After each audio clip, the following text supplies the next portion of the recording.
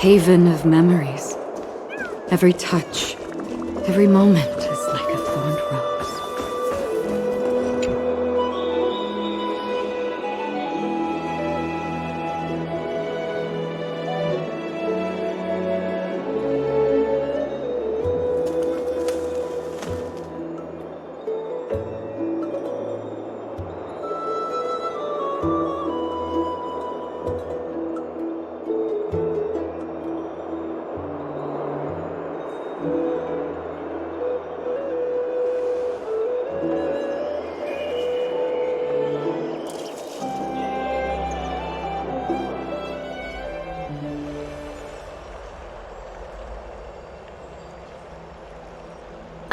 It's you, Cass.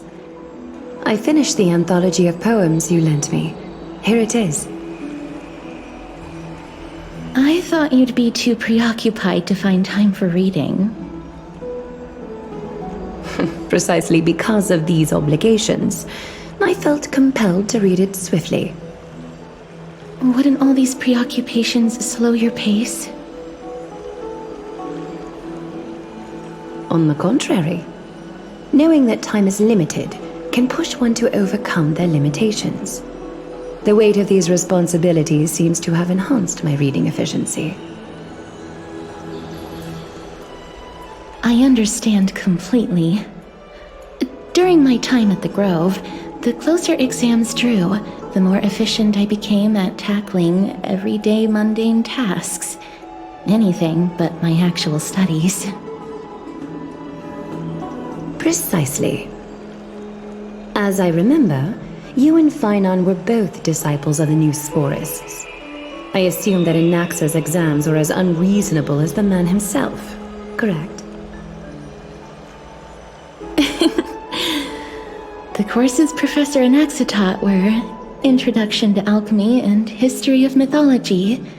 And to be perfectly honest, those two courses were the students' greatest nightmares. The history of mythology, taught by the blasphemous great performer himself. I can imagine their fear. Now that I think about it, students would often rush to the podium during class to challenge him on those blasphemous ideas.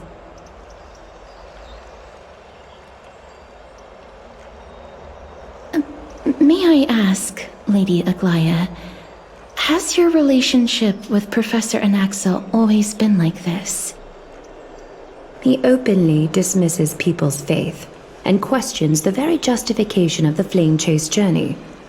Our positions have been destined to be at odds. While you were studying there, I assume you must have heard of his nickname. A Dromus draped in finery? As I see it, this nickname is more of an insult to the Dromas.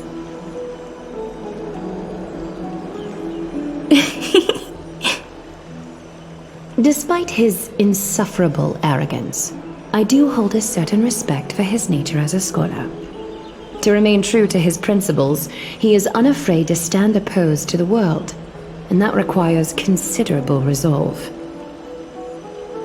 Anaxagoras' life is almost like a satire. As a Chrysos heir, he refuses to heed the prophecy, while he disrespects the gods.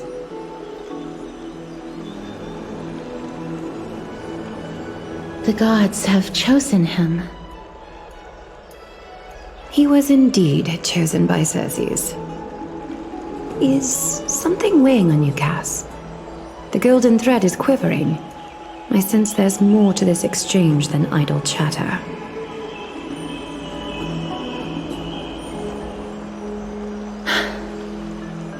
With all due respect, I'd like to know what you plan to do with him. In light of his assistance in the battle against the Flame Reaver, I am willing to grant him some time to find a way to remove the core flame.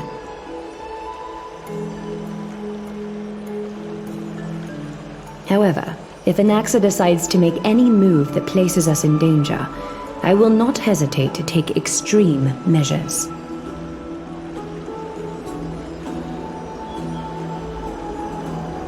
Just as I feared. The flame chase journey is the destined path for the Chrysos heirs. Yet he now seems more like an empty shell. Given his strong sense of self-respect, I trust that Anaxagoras will make the right decision. Still, I can't help but hope for another possibility. Perhaps Anaxa will also overcome his limitations, now that he knows time is limited.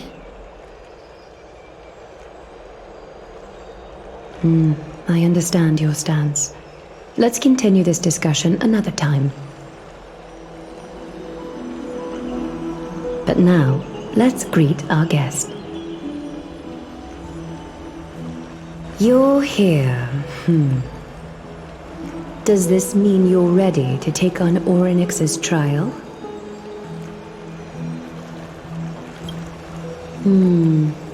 It seems that this sacred beast is just as indispensable, given their intricate ties to the Titan. Memmy mem, memmy mem mem mem mem, memmy mem memmy mem. Surrendering the core flame is a Chrysos heir's duty. Your selfless assistance is deeply appreciated. However, I urge you to carefully consider the risks of accepting the trial. Becoming a demigod means forsaking your humanity. You will inherit Orynyx's divinity and bear the time of Amphoreus, all on your own. From that point onward, your fate will be forever intertwined with ours, never to be separated again, until the end of Genesis. On the contrary, you are the only one who qualifies to attain divinity. Yet, for that very reason, I do not wish to pressure you.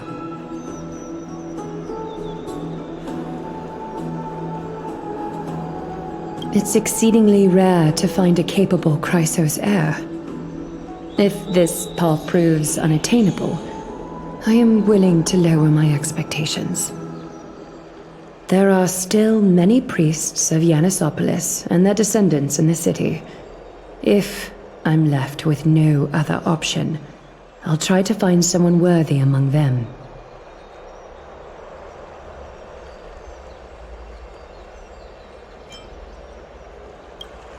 Mem worry. Memmy memmy mem, memmy mem mem mem, memmy mem mem mem. Mem memmy mem.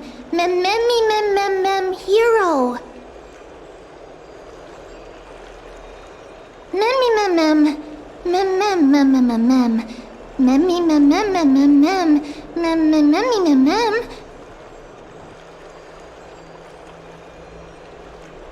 Mem memmy mem mem mem mem mem mem mem mem mem memmy mem mem mem mem.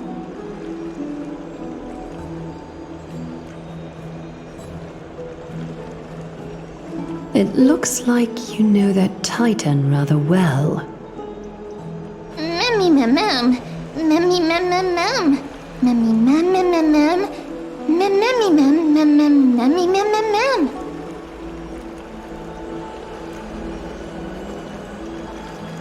Memories that exist outside of your own experiences. I can't explain why, but I can vouch for Mem's words. When I was in the abyss, I heard the Titan's groans, full of pain and grievances, yet without any ill will.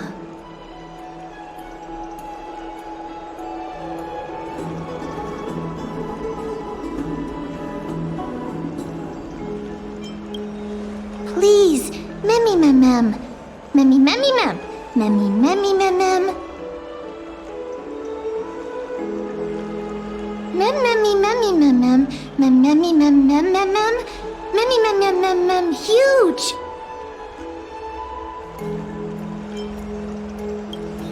Since you've made your decision, go back to the bath chamber and get some rest. Trinem will call for you when the ceremony is ready.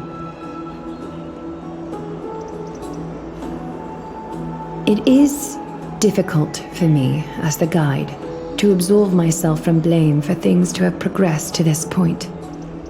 Time and again, you have risen to the occasion for Akima. Nearly rewarding you with some honeydew is no longer able to express the extent of our gratitude. When the dust settles, I hope that we'll have the chance to have a long chat regarding your return journey and the curse of the sky. It's about time that we lift the taboo and discuss things openly.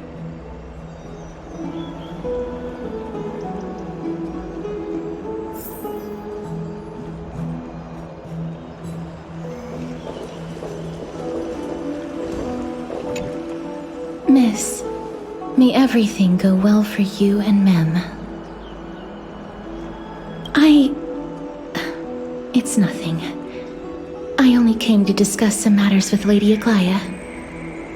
Previously, I lent her an anthology of poems that Lady Trianne had gifted to me. Tracing back, this anthology was something left for Lady Trianne by a bard before their passing. Although personal properties should be cleared out once their owner has passed on, Lady Trianne gave this book to me since she knew how much I liked to read.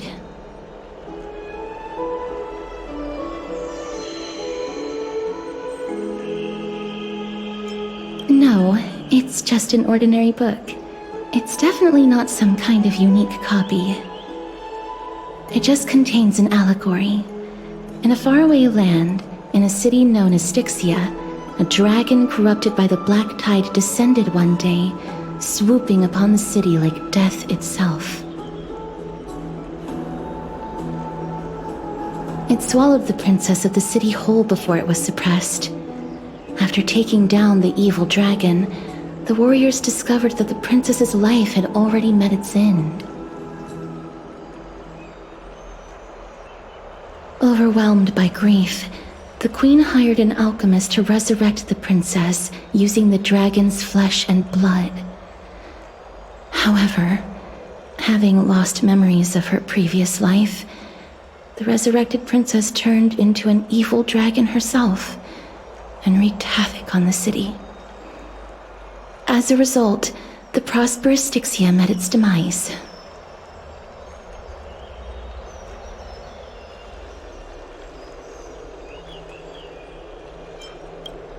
Mem?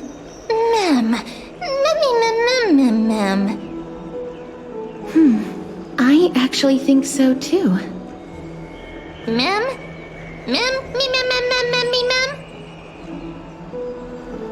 The author of this book is Archepia, a wandering bard who traveled to many cities. Among the things she left behind are poems, dictionaries, and many tragicomedy scripts. She even clearly underlined and took notes in books that covered myths with her elegant handwriting. While flipping through these books, I felt like I was afforded a glimpse into the life of Archepia. It felt just like I was traveling with someone that I'd never met before. It was as if she had yet to pass on and was still alive.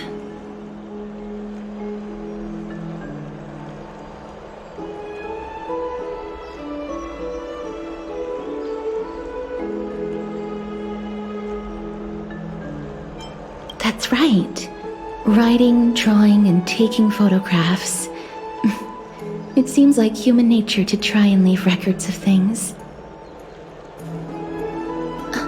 Speaking of taking photographs, when I was helping you to take the photo previously, I did not look through the photos in your photo stone out of courtesy. But I'm also very curious about the story of the rosy celestial maiden. Despite having visited many cities in Amphoreus, I still understand nothing about the world beyond the sky. If there is an opportunity... Forget it. Let's talk about this in the future. For now, I only hope that you'll be able to complete the trial safely and obtain Orynyx's blessing.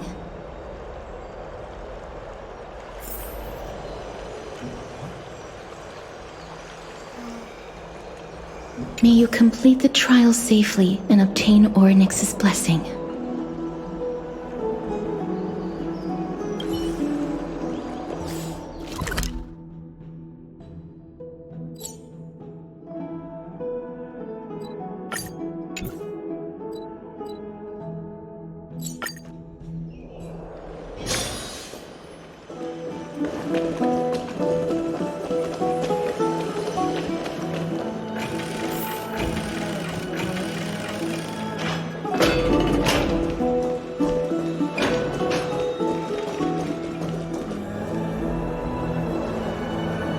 That's right. Oh, partner, you're back just in time. This is something that the both of you should probably know. I wouldn't call it trouble. I just think it will be favorable if the both of you understand the situation in Akima better.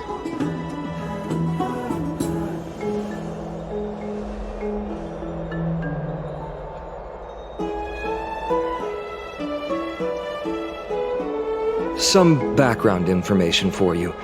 The Council of Elders is an authoritative body in Amphoreus, made up of different city representatives.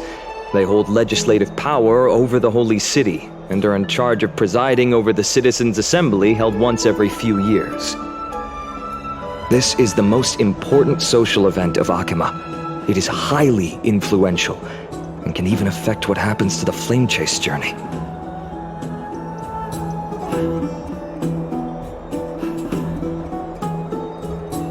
Despite her vision and wisdom that spans across thousands of years, even she cannot win over the hearts of everyone.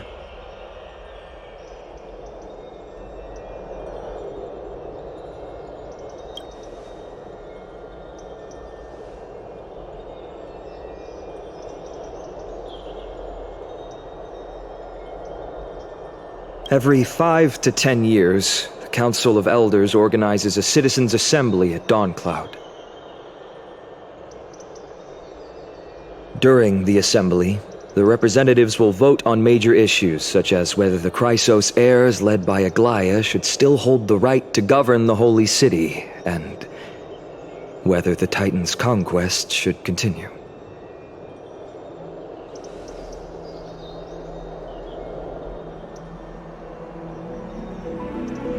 That is correct.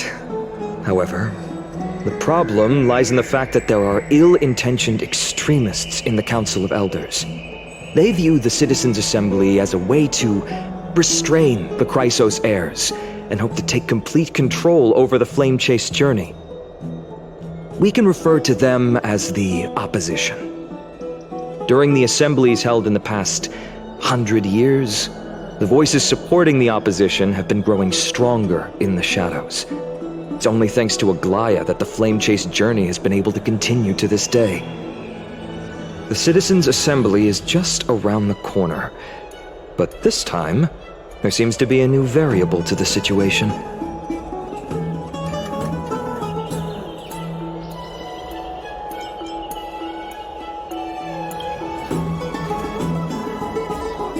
I'm afraid that the Council of Elders might want to take advantage of Professor Anaxa. Aglaia will surely take back Circe's core flame, but with Anaxa's current condition, it's so unique that nobody knows how taking the core flame away from him will affect him. He has always been someone that is only concerned about his own research. I'm certain that he must want to escape from the monitoring of the Golden Thread and protect himself. If the opposition were to offer an olive branch at this time...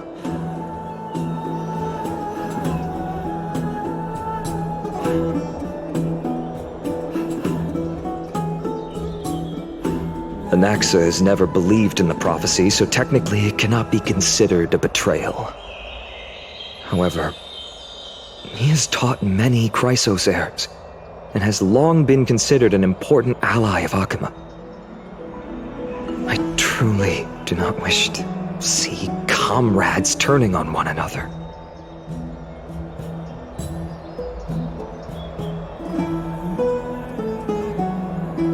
As I believe in his character, I plan to plead with Aglaia and try to buy more time for him. Then, The greatest way in which you can help is for you to know what I am fighting for.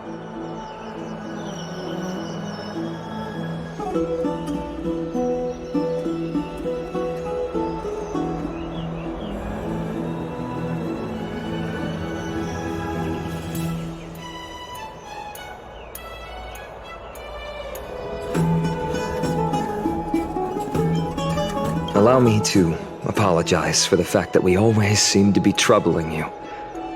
I hope that Orynyx will show more benevolence and be more accommodating. I remember that they seemed quite fond of you back in the Abyss. Go and rest and regain your strength. We'll meet at the Vortex in a few days. Oh, right. You can read this scroll if you want to find out more about the Council of Elders and the Citizens' Assembly.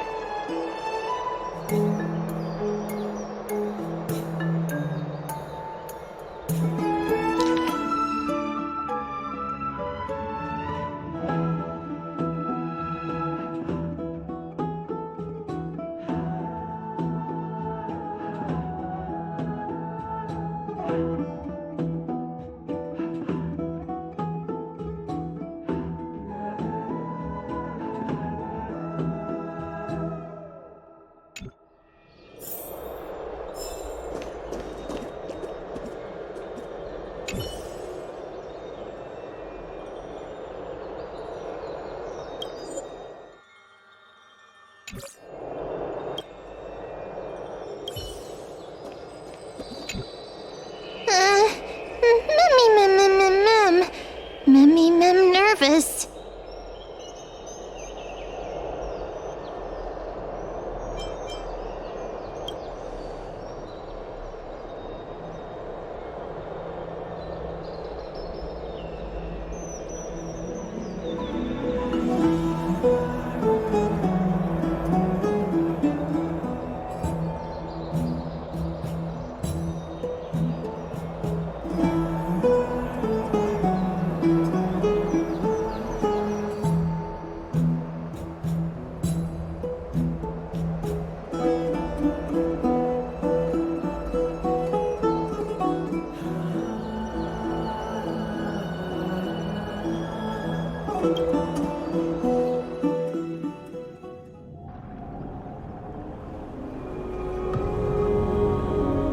Esteemed one, Orynyx's vacant totem awaits. If you have already made your preparations to become a pillar of Amphoreus, please, step forward.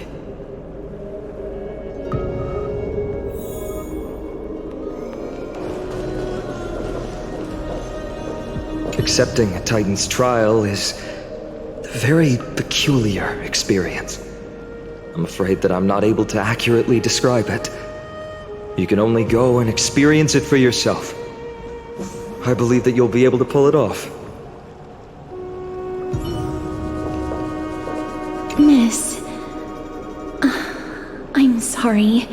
I'm not sure what I should say to help calm your nerves.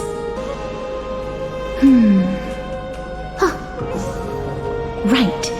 Perhaps something like, as long as you can successfully complete this trial, the rest of the flame chase journey will be smooth sailing? No, that sounds a little strange. Don't worry. It won't take up too much of your time. Don't worry. You'll definitely make it back alive? Oh. Sorry. It seems like I've made the mood even heavier.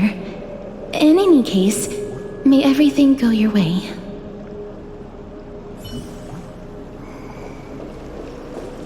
I can still vividly recall when you entered the vortex of Genesis for the first time. At that time, I could never have imagined that a guest from beyond the sky would shoulder the fate of Amphoreus. Don't feel burdened. Just like during the trial of strife, Trinan and Finan will be waiting for you outside. If something unforeseen were to occur, they will intervene in the trial and rescue you. May Kefili bless you.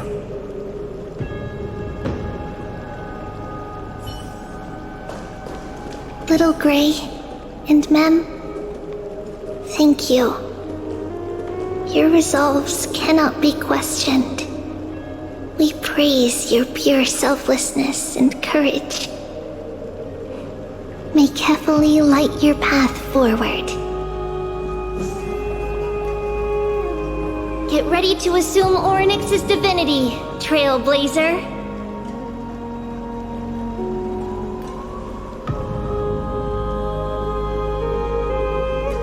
The divine position of Orynyx has already been vacant for some time. We can feel the space of the trial closing. As there isn't much of their soul left, we'll have to complete the ceremony before their soul completely dissipates.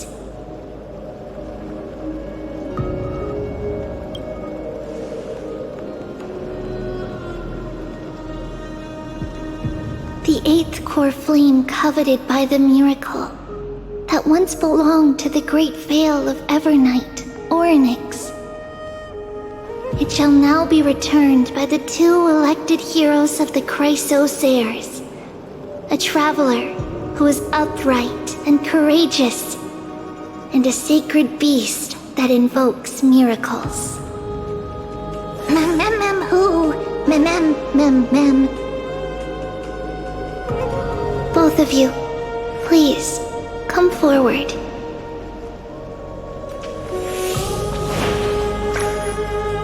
Recite along with us. O Majesty of the 12 Titans, pillars of the world, we seek your divinity to mend the rifts of the world. Fill our bodies with blood of gold, till we wither in willing service to the prophecy.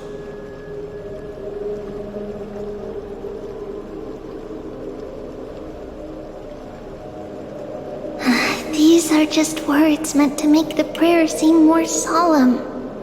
Please, focus.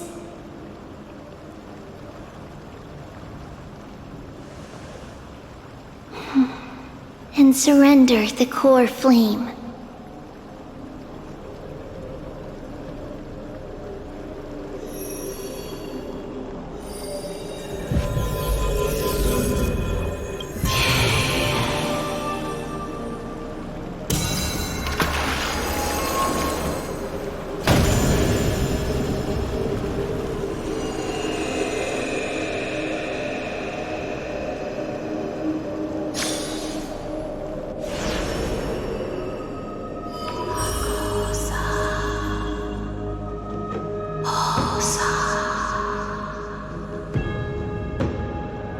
Orynyx. Their soul has been waiting for a long time. Perhaps they're also quietly waiting for the arrival of their successor.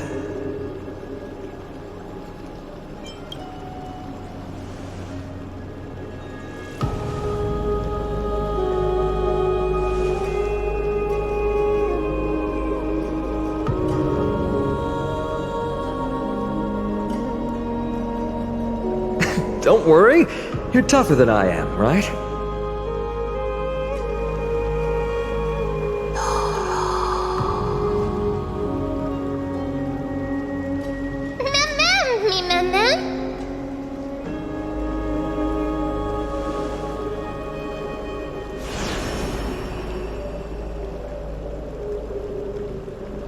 Traveler from beyond the sky, let us pray that the Titan acknowledges your worthiness.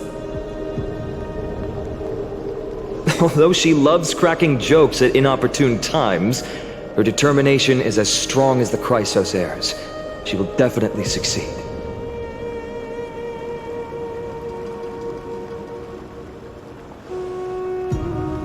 While she's away, I would like to have a chat with you, Maglaya.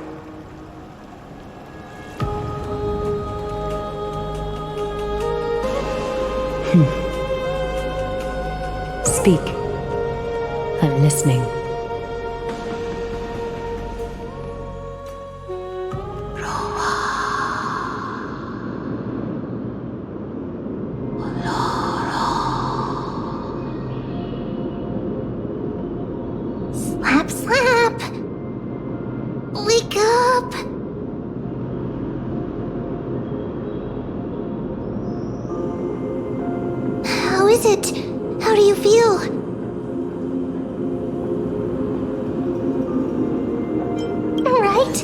I think that it's amazing too. Testing, testing, 1, 2, 3. Testing, testing, 1, 2, 3. I have such a cute voice. It must be because of all the memories that I collected. They allowed me to grow beyond expectations. Also, listen. The words of the Titan are becoming clearer. Mother.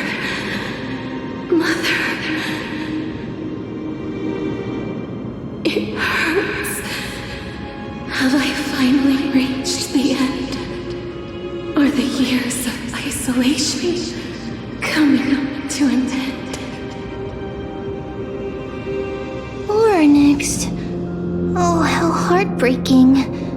Ever since the figure draped in the black cloak robbed them of their core flame, they have been relegated to waiting in isolation in such a confined space. We are going to help alleviate their pain, right? Memories broken. Mother, where?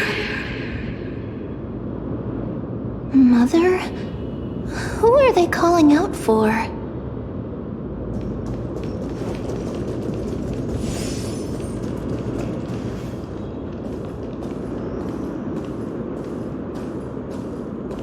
You. It's you. I remember you. Skyfather has gazed upon you. Mother is calling for you.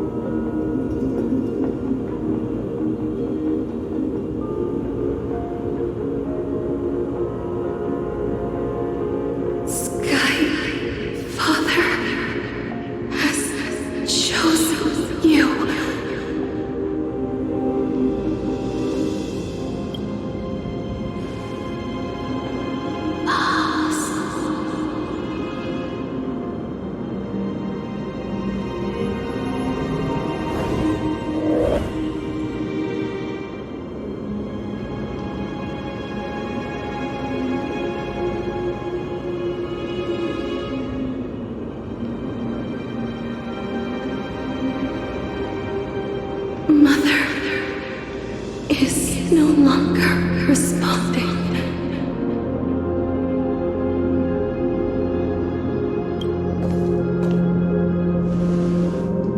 Something important. An important matter. Oryx, listen to me. Aren't you tired? Throughout the long years, you have always been protecting the fate of Amphoreus. Each time people draw strength from within their memories, every single ripple falls onto your shoulders. There's no need for you to bear this any longer, Oryx. From today onwards, someone else will bear time on your behalf. This is why we have come.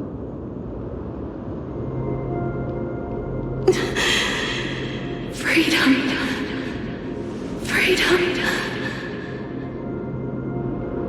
I want freedom. Oh, poor child. Everything will be fine. Let us help you. You can have a good rest now.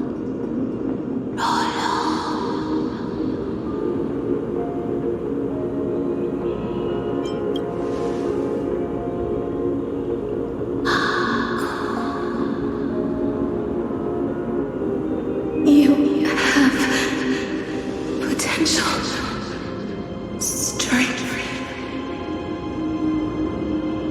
willpower, power. and tenacious. But you lack something. Just one thing. Lacking something? What is it?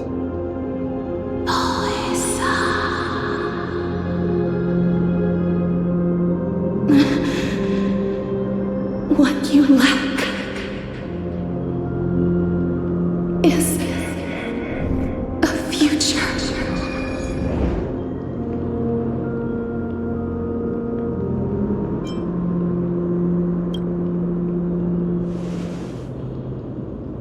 Future? Traveler from the sky, you should have dissipated already. The gaze from Sky Father stabilize your form. Because from the moment you crossed the sky, your life was cast away. Right now, you are simply a collection of walking memories. What? How is that possible?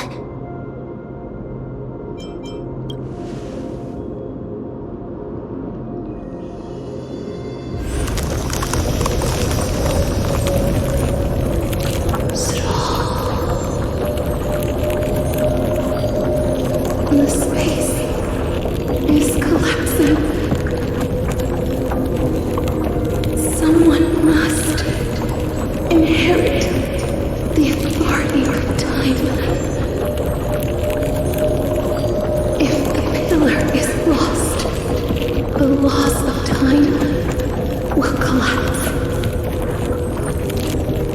Amphoreus will succumb to eternal disorder.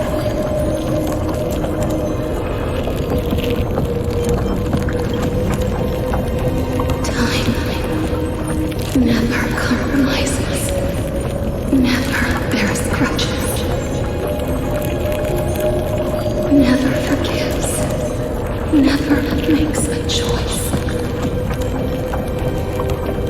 Child of humanity, Titans, Mother, Sky Father.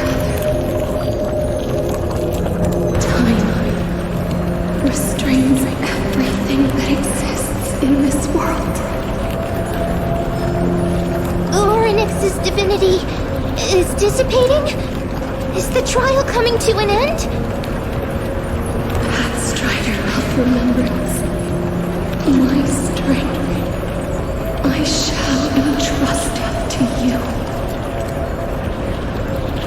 The fate of the world, if you wish to save it. Go and find your future that has been stolen. Even if that means you'll have to cheat death. You'll have to challenge that hand of shadow clasped with unyielding fingers.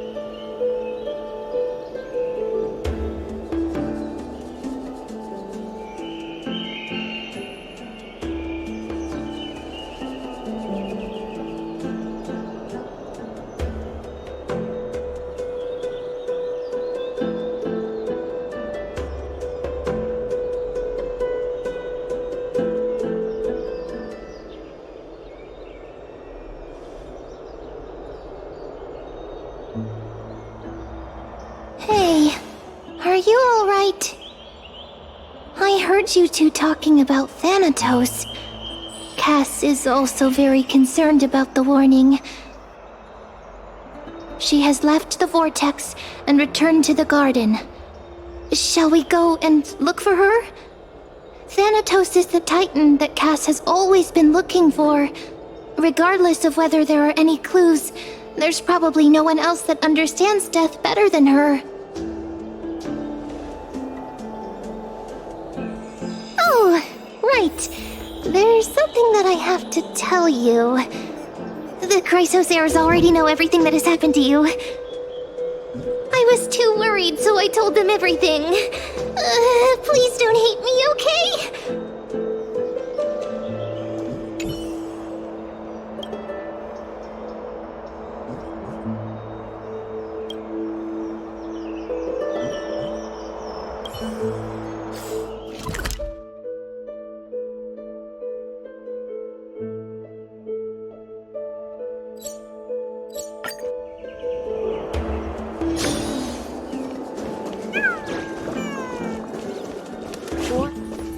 Miss, I'm right here.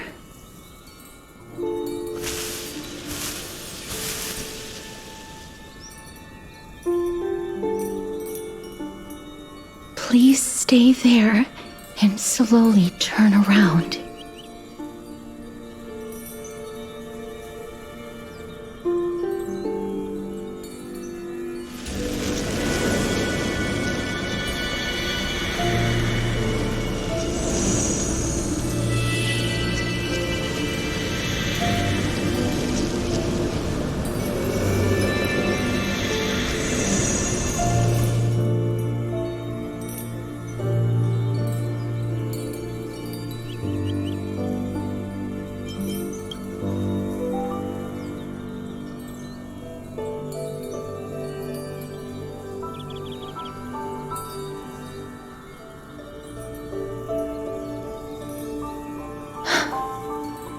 Please pardon me.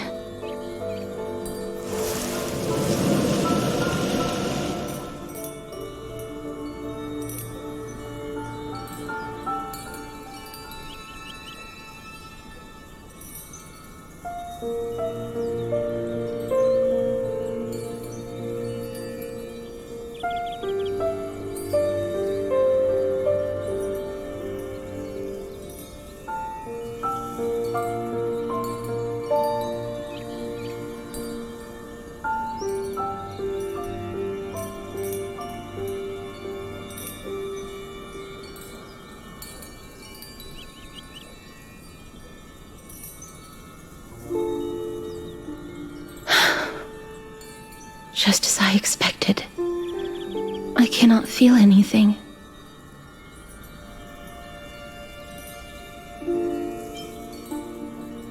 Back at the grove, I was puzzled as to why you were not affected by my curse.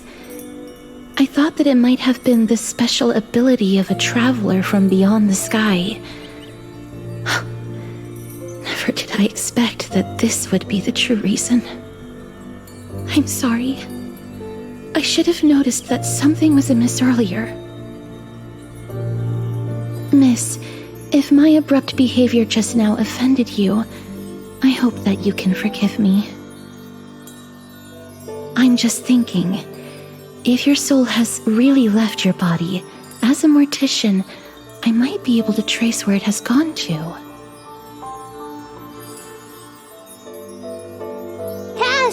Did you find anything? My apologies. Not as of yet. Perhaps I have overestimated my capabilities. But, Miss, would you be willing to let me try again? This time, I'll increase the area of contact slightly. Perhaps the result might be different this time.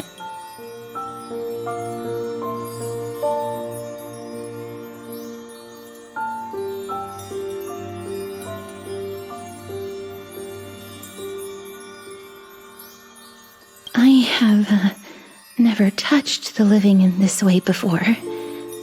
If my actions are in any way disrespectful, I hope that you can forgive me.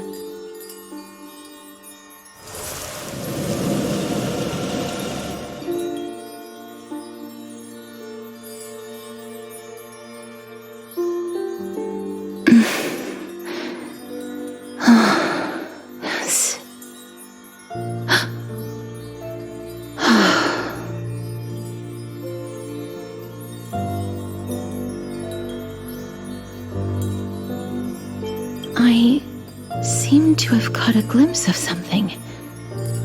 Your soul is currently roaming someplace and cannot find a way to escape.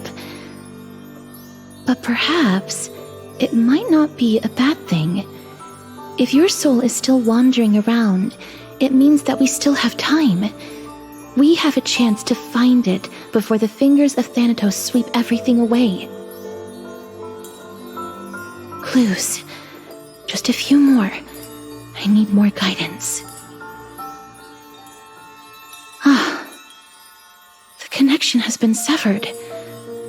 With my strength, I'm not able to trace it. It was me. I was a little too hasty. Don't worry, miss. Although we currently have no leads, I will do my best to search for the whereabouts of Thanatos, bring back their core flame, and personally return to you the life that you have lost too soon. I know that I'm lacking in confidence, but I hope that you can keep this promise of mine in mind. Before I manage to deliver on this promise, please do your best to hang on. Amphoreus needs you.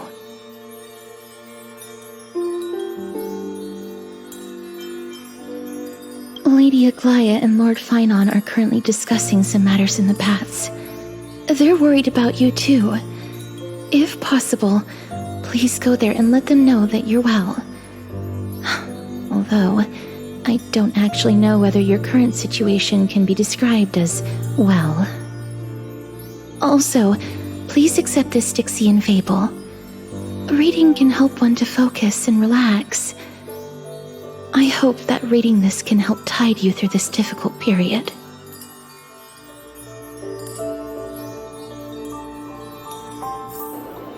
More and more species are disappearing.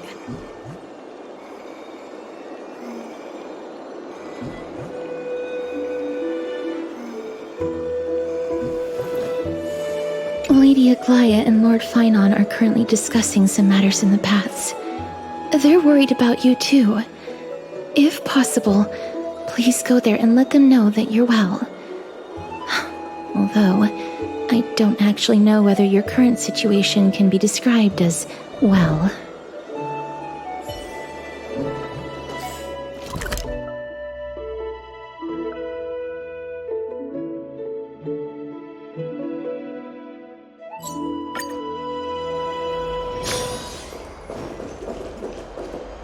They're here. That partner! Hyacinth said you definitely wake up. How do you feel?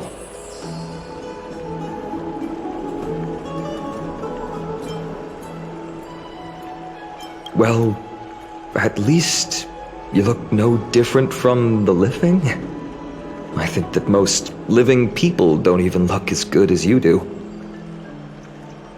You've completed the trial of time, and I have to admit that the process went better than I expected. Even in the end, that Titan's heart still showed a soft spot for humankind.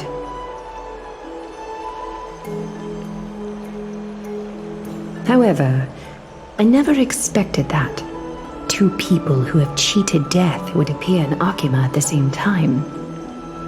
That's what we have been talking about. Mighty has been in Akima for such a long time, but has no one thought to study his indestructible body? If there were even any minor breakthroughs, we wouldn't be as clueless as we are right now.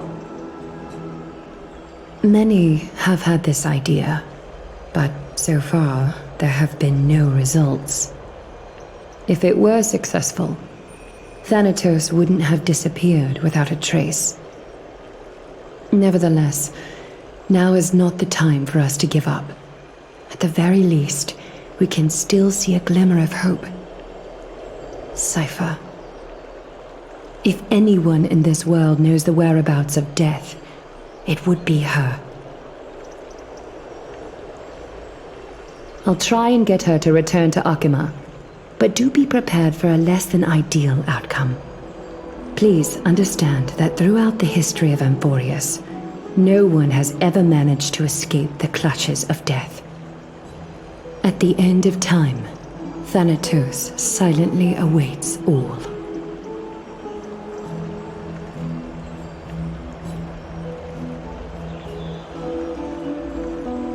Don't take it to heart, partner. After all, you've already created countless miracles along the way, right?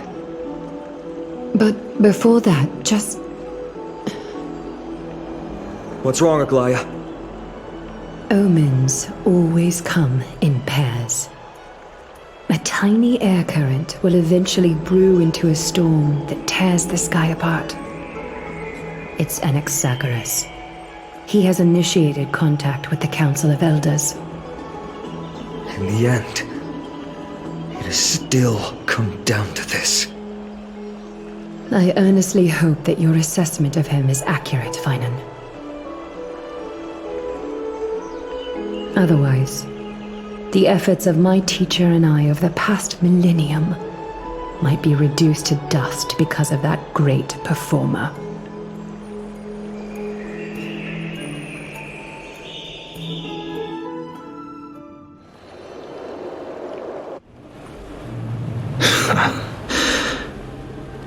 I'm back here again.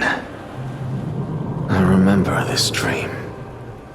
This realm is covered in a silk-like fog, and the land is barren and harsh. The crowd of travelers leaves tracks everywhere. Hey! Excuse me! What is this place? Where in Amphoreus are we?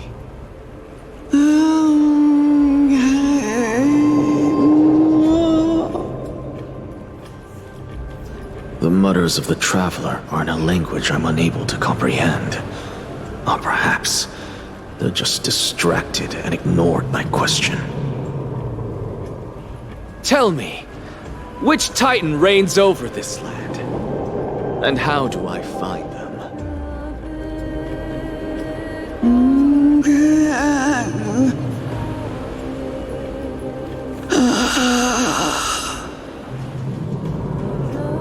Hand of Shadow. Hand of Shadow Thanatos. Could this possibly be the Netherrealm? Not Netherrealm. Then where is this? River of Souls? The outskirts of the Netherrealm? Are you heading downstream toward the Netherrealm? The Netherrealm. Nothing but an illusion. Titan rejects you, me. Listen. What? The traveler lifts their wrinkled fingers and remains silent. I look in the direction they are pointing and listen closely. There. A massive shadow brought the sound of rushing tides. The sound of tides. I can hear it.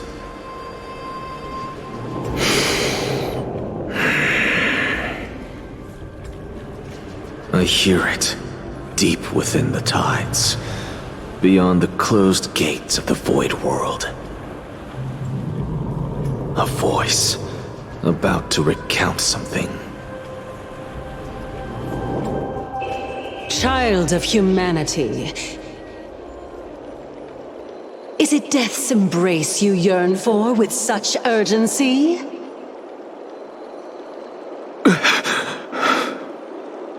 Oh, you have awoken. Welcome back to the mortal realm.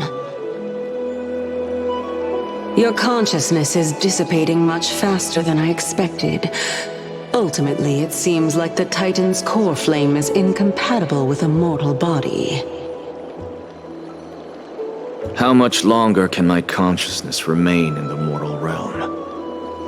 In my estimation, at best, you'll see 15 more entry hours. 15 days and nights. What is it? Are you finally starting to become attached to the mortal world now? On the contrary, 15 days feels a little too long for solving a singular problem.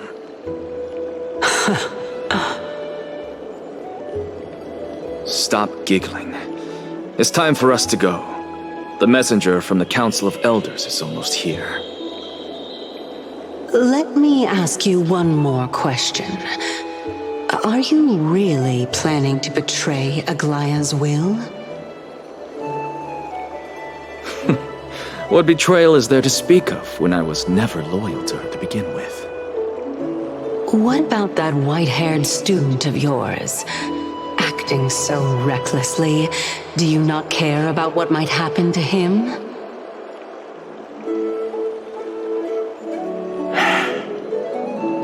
There will be a price to pay for blind faith.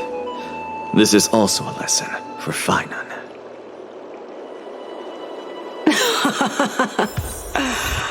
You truly are a strict teacher. Of course. This is how I've always been.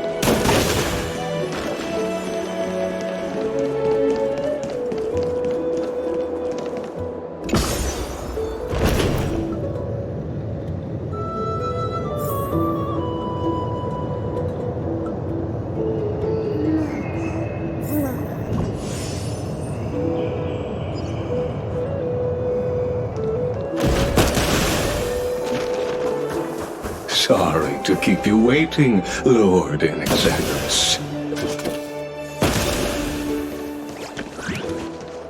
It's been a while, Lord Inexagerous.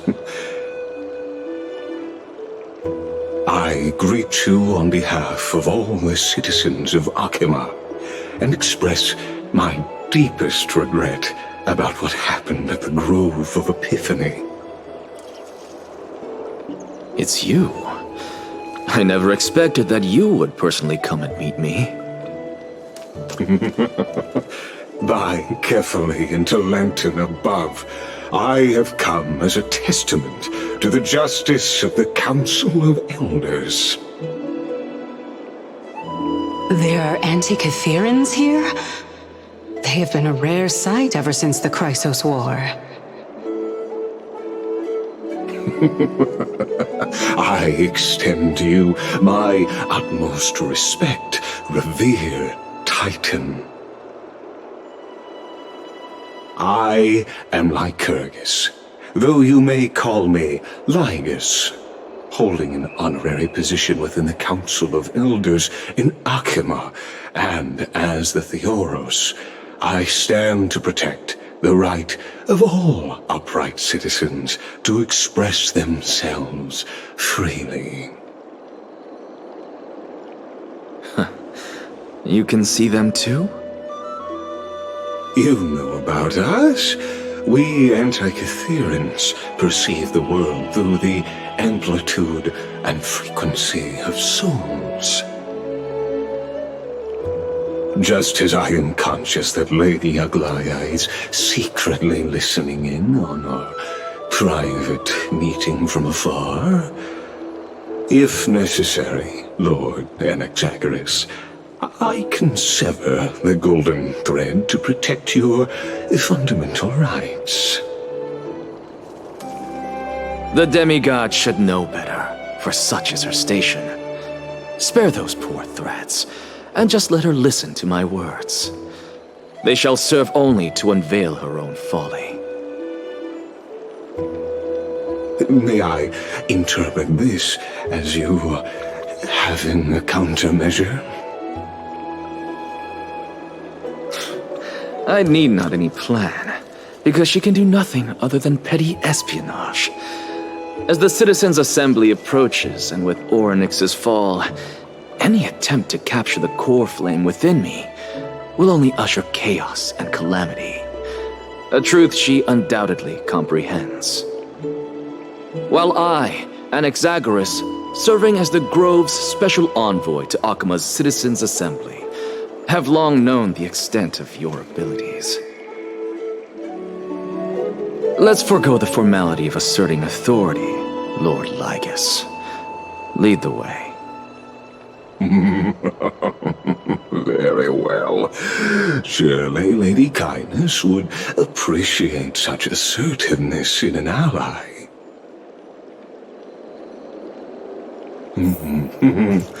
She's been waiting. Follow me, please.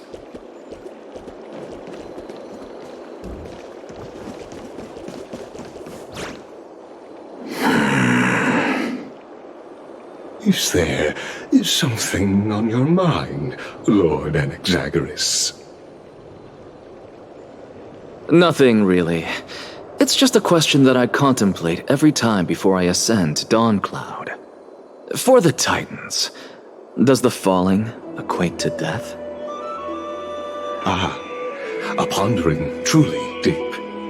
Time is on our side. Do you mind sharing your reflections with me? While all living beings must ultimately face their demise, Kefali has yet to meet theirs. Their journey continues unhurriedly along this long path. Are you suggesting that Kefali may not have truly passed? Yes. For dying implies an ongoing process, an action, whereas death signifies a static state, a definitive termination. In contrast to mortals, Titans exist on a grander scale of space and time, thus elongating their passage into death. The notion of their fall is but a misinterpretation born of mortal ignorance. An intriguing concept, albeit challenging to substantiate. After all, Kefali has maintained a profound silence ever since the era Arasa, while scholars and priests alike have conveyed the message of the gods' imminent fall. Perhaps the gods, in their arrogance, deemed it beneath them to reveal their perspectives to mortals. Could you elaborate on your statement? Circes, the kin of the Sky Father as recounted in myths, now resides within my brain. Were I to inquire, Kefali would have no cause to refuse. Oh. That very well could be true. But what if the world-bearing Titan still chooses to remain silent? In that case, The myths crafted by the people of Amphoreus are nothing more than pitiful jests. It's worth a try. I believe, and I'd love to witness the fruits of your theory and the change it may bring to this imperiled world. Because I completely concur with you on this aspect. If the Titan has indeed met their end, any response from them would be impossible.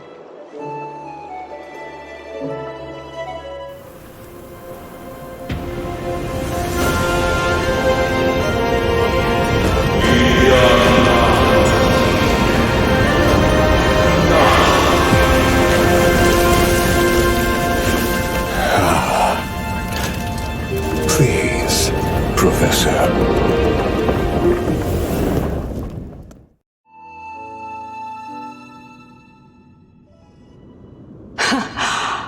The children of humanity have indeed created a spectacle.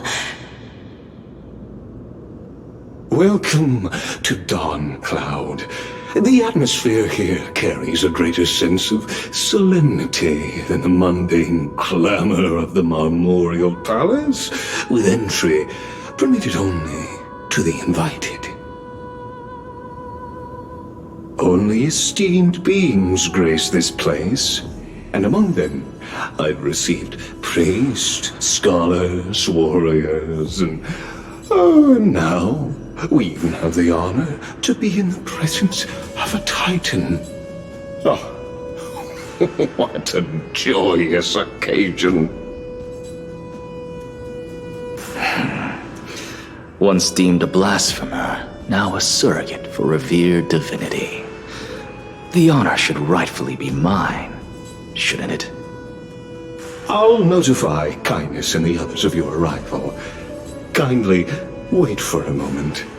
A soldier will be here to guide you shortly. In the meanwhile, you are welcome to explore the vicinity, but kindly remain within the guard's view. Delaying the crucial meeting is something none of us wish to see, I presume. I'm well aware of Kindness's methods.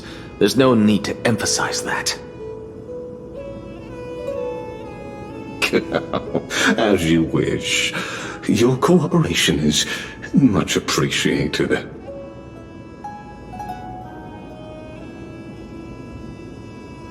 Alas, I had hoped for a brilliant plan from you, but it turns out you just left one cage to enter another.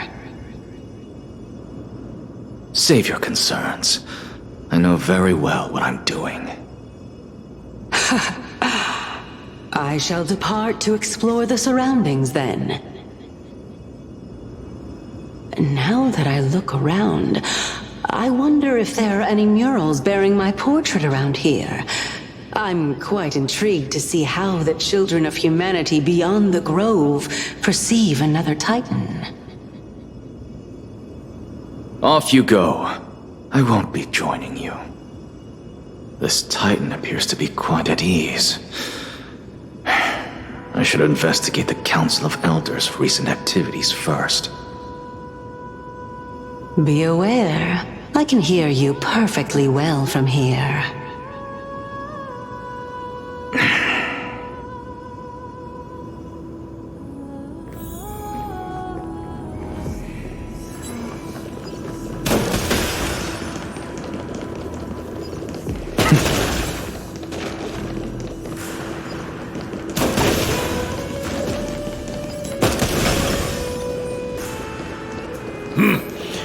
Even blasphemous scholars can come here, it seems. Looks like my presence here is quite unwelcome. Go melt it down.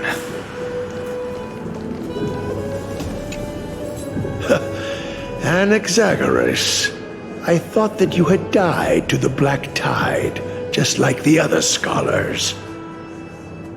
As Kephales's priest, Are you not aware of the decorum of respecting the dead? Surely you jest. You blasphemous heretics are not worthy of respect from the Supreme Being.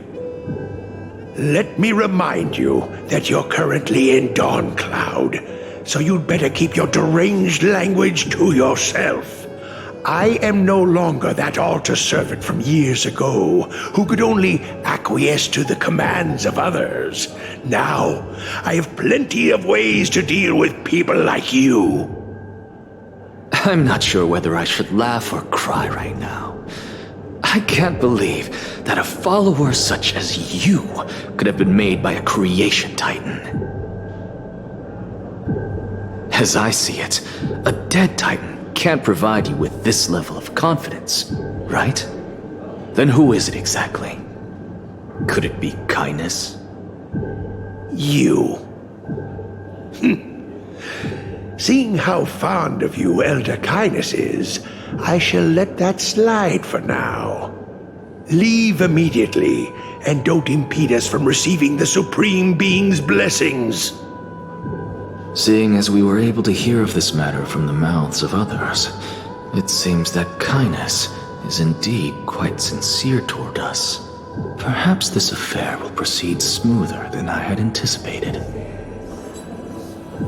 Oh my, what a thrilling confrontation. As expected of one of Kefali's followers. Are you praising or insulting him? Praising him, of course. As a believer of the God of Deliverance, it is only natural that he detests evil. Didn't you hear me? I asked you to leave. Go as far away from here as possible. Don't mutter to yourself like some sort of madman and disturb my meditation.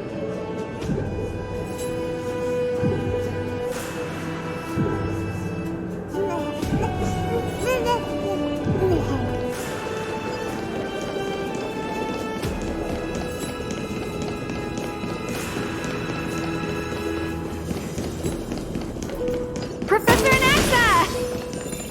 Over here! Professor Anaxa? Word has it that the scholars of the Grove valiantly perished resisting the Black Tide. To find you here safe and sound, thank the fates. You could say it's the fates toying with us. It's only the Cremnoans and Idonians who chase glory through death.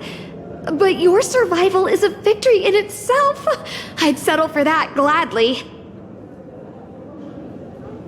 So, are you here to report the incident to the Council? I heard that after the Black Tide devoured the Grove, Akama would be next in line, even with the demigod of strife standing alongside humankind.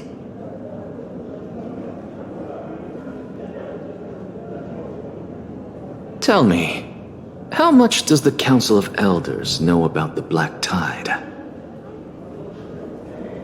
Once Kindness and her followers learned of Circe's and Orynyx's fall, they proclaimed in the council that the Flame Chasers could no longer stand against the calamity alone.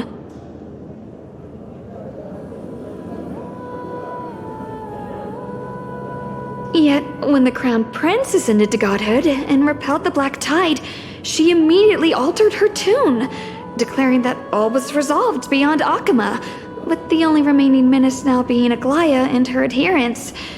They might well make their move at the upcoming Citizens' Assembly. No surprises there, those shifty opportunists. Thank you for your honesty, virtuous student.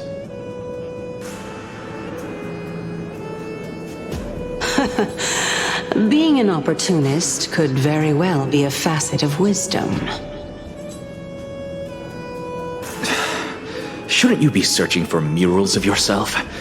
I've had enough of your prattling. I was really curious to see how you would find the middle ground between both factions, so I came to listen in.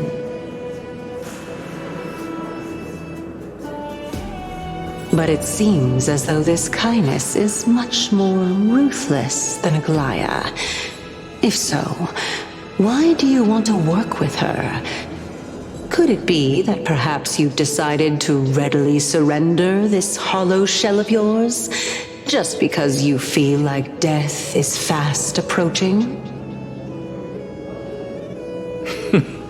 I'm afraid you'll be sorely disappointed if that's what you truly think. I've had enough of this. Could the 15th entry hour arrive any faster?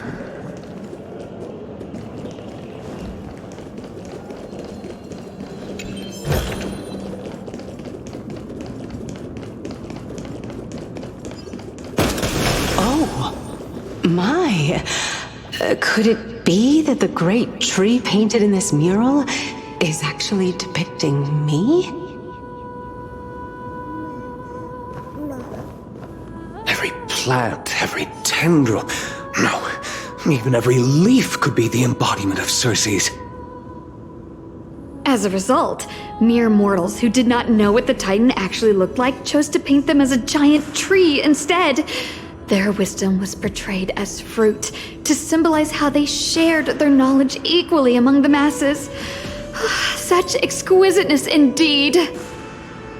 This mural is quite abstract. I really can't tell whether you are praising or demeaning yourself. Now I'm quite curious whether the Reason Titan has studied figures of speech before. Of course I find such stylistic devices interesting. For all we know, this could be the answer to the question, what exactly are we? I, for one, am not willing to admit that I could look this ugly.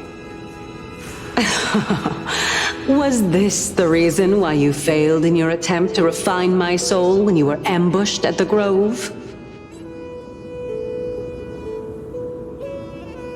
Since you are aware of this, why did you save me back then? From my perspective, this point alone was enough to separate you from the average person. How do two lunatics coexist in the same brain?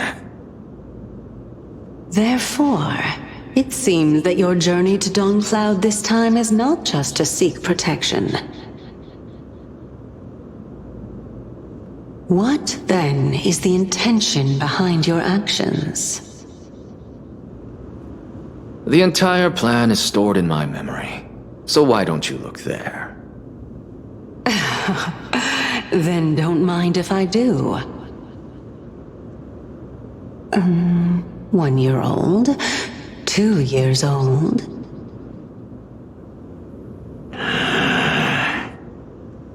Oh my! Even a member of the preeminent 7 sages must hug his dromostal to sleep?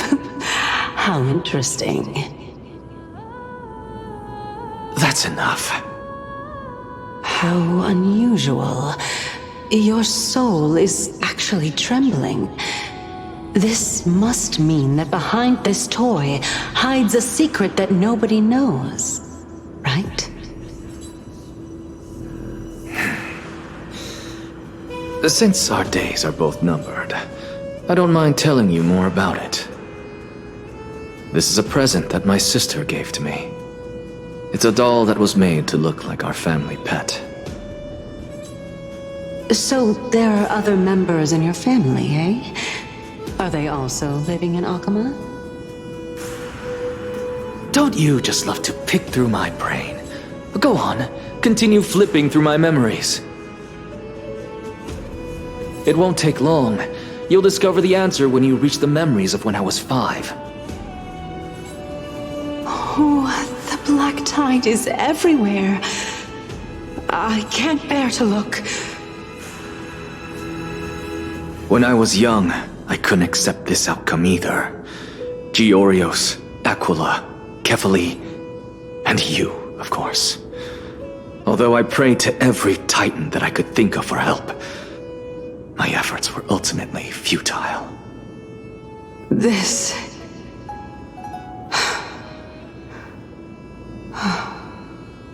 Could this be the inception of your research into alchemy? Indeed it was. Everything started from that verdant courtyard of yours. When I was pursuing my education there, I naturally also came to learn of Thelesis' theory as well.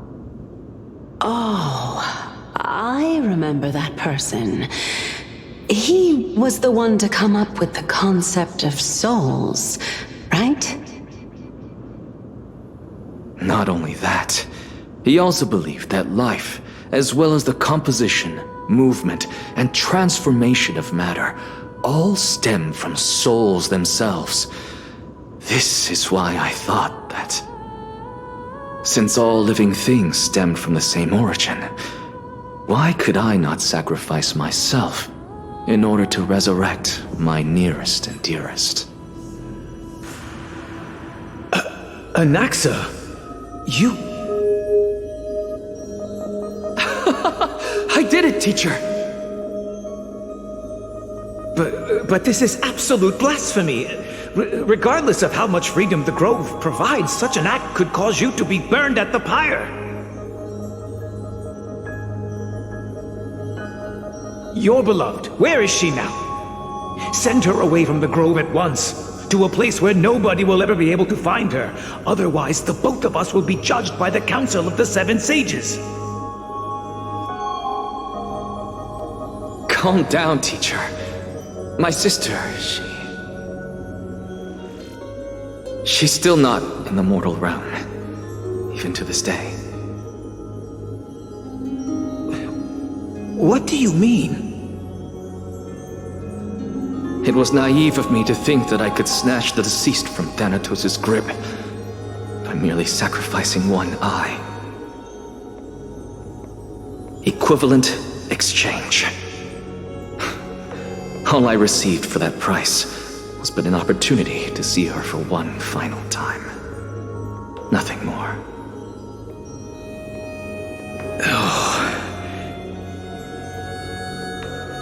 Let it go, Anaxa.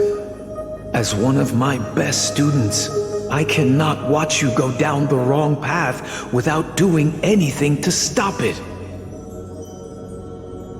Never do something taboo ever again. Don't disappoint the deceased, and never harm yourself.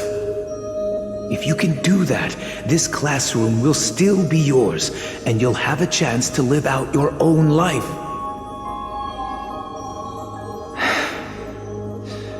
Since I was able to see her one last time, I have no other desires. You're right, teacher. It's time for me to start a new life. I am sincerely glad for you, child. Now then, what topic would you like to study? I wish to continue Thelesis' research. Continue the research into souls, but you know that the Grove has long since understood his philosophy like the back of their hands. Even if you continue digging into this subject, your efforts will likely be futile. No, teacher. After my fleeting glimpse of the deathly fog, I finally understood a single truth. Since ancient days, our understanding of the souls is but the tip of the iceberg. I may have lost an eye, but my view of the world has become clearer than ever. I have grasped the truth with my bare hands. Watch as I turn this farcical world upside down.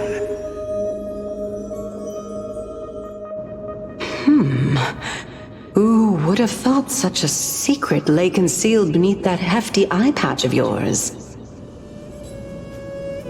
However, this story doesn't seem to be connected to your plan. In fact, I'd say that they aren't related at all. The answer lies within the tale. If even you cannot understand it, Perhaps you should relinquish the divinity of reason to me. After all, it'd be a waste for you to hold on to it. My story ends here. Now it's time for you to tell me your secret. After all, this is what equivalent exchange means, correct? As expected, you laid a trap for me to step into. Unfortunately, even if I was willing to talk about my past, I may not know more about it than you do. Oh? Are you saying that the renowned Reason Titan is now admitting a lack of wisdom? Your followers are going to be sorely disappointed by this. Child of humanity, remember this. Being cognizant of one's ignorance is the greatest wisdom of all. Now I understand. No wonder you asked me to answer your random, nonsensical questions. Not only that, you're the only one who can shed light on my query. As the saying goes, onlookers see most clearly. Is that so? Lord Anaxa. I saw you muttering to yourself and was wondering whether you were caught in a delirium of reflective thought. I'm sorry to interrupt you, but time is of the essence. I have a message from Lord Lygus. Lady Kindness has met up with the Council of Elders and is awaiting your arrival, so please depart forthwith.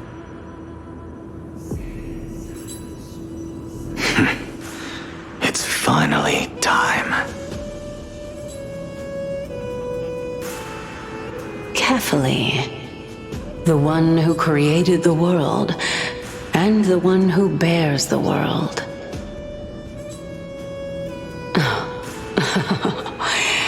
If you truly have not met your end, how will you answer the challenges of those who defy you? I didn't expect you to agree to Lady Kindness's invitation. What a wonderful turn of events. To tell you the truth, there are many people who hold grudges against that Lady Goldweaver.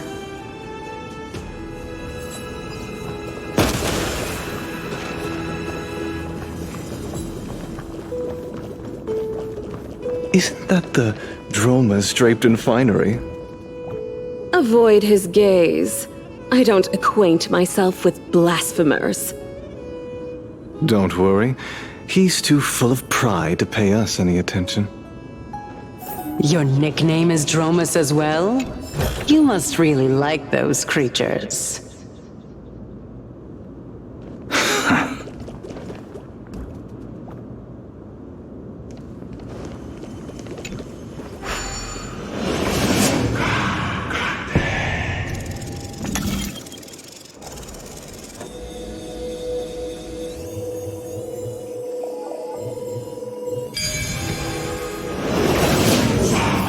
A student of Empedocles? I hear that his views run counter to the Venerationists. This is what being a scholar is about. A collision of ideas only occurs when there are differences in beliefs, and it is such collisions that lead to progress. Yet, in my view, there are only right and wrong perspectives, neither of which can coexist with the other. What radical thinking. I guess this is why the children of humanity always squabble with each other. How boring. You seem to be avoiding that Goldweaver person. Why don't you address her face to face? I have nothing to talk about with her. Since you're in my brain, you can look for the reason yourself. Oh, the leader of the Flame Chase journey and a demigod of Nestia. You're really searching through my brain. What are you treating it as? Some sort of toy? Regardless, you think quite highly of her, no? That's because I'm a teacher who grades everyone fairly.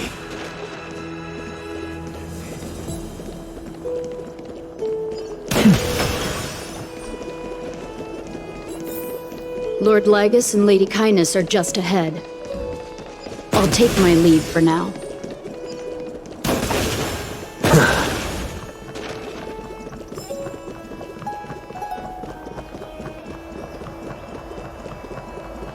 Welcome to the Demigod Council, esteemed guests.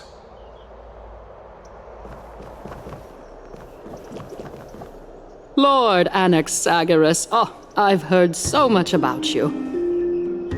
Head of the Nusporists of the Grove of Epiphany, notorious blasphemer, a Chrysos heir who bears Circe's core flame, a survivor of the Grove calamity.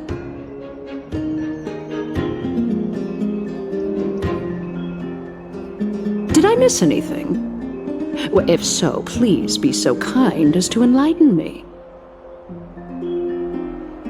Since Lady Kindness is already well acquainted with me, I won't waste any effort introducing myself again. But then again, perhaps the customs are different here.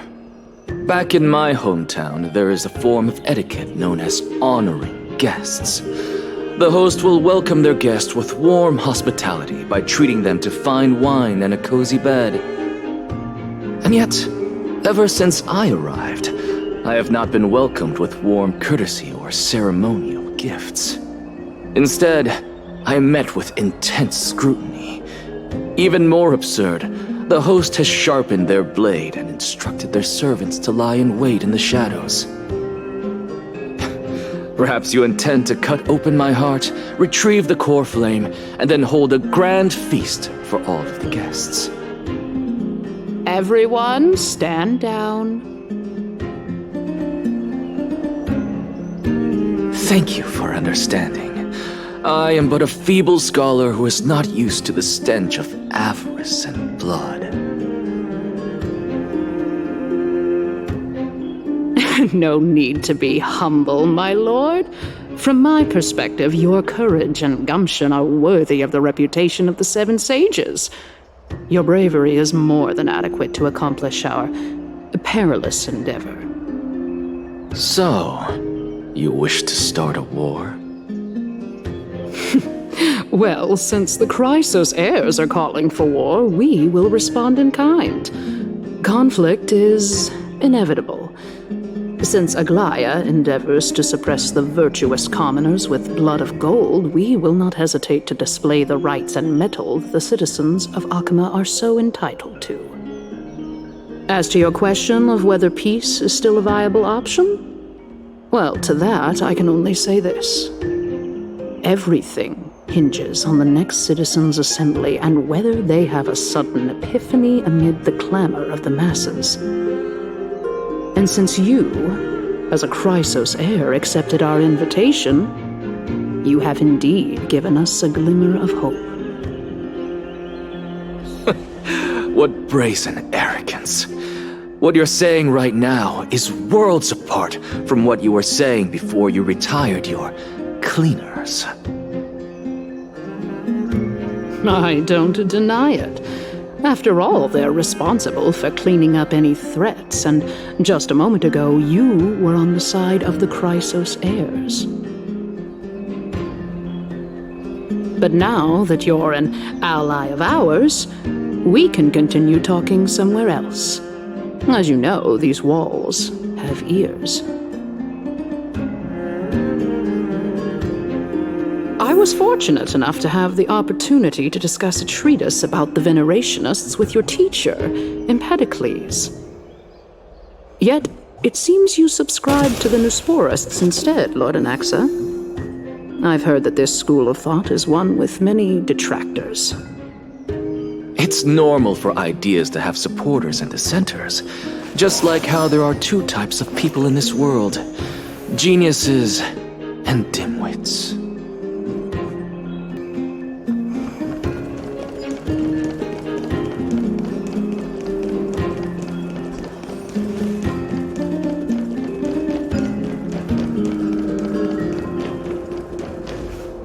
Welcome back to the hub of the Demigod Council, Lord Anaxagoras.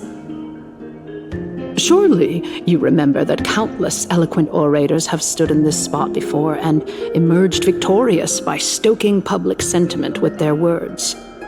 And yet there have also been innumerable blasphemous philosophers who set themselves up for failure because they refused to defend their actions. This tiny stage is the most profound embodiment of Akama in centuries. In 15 days, this site shall also become the most important, as well as the final turning point in Akama's history.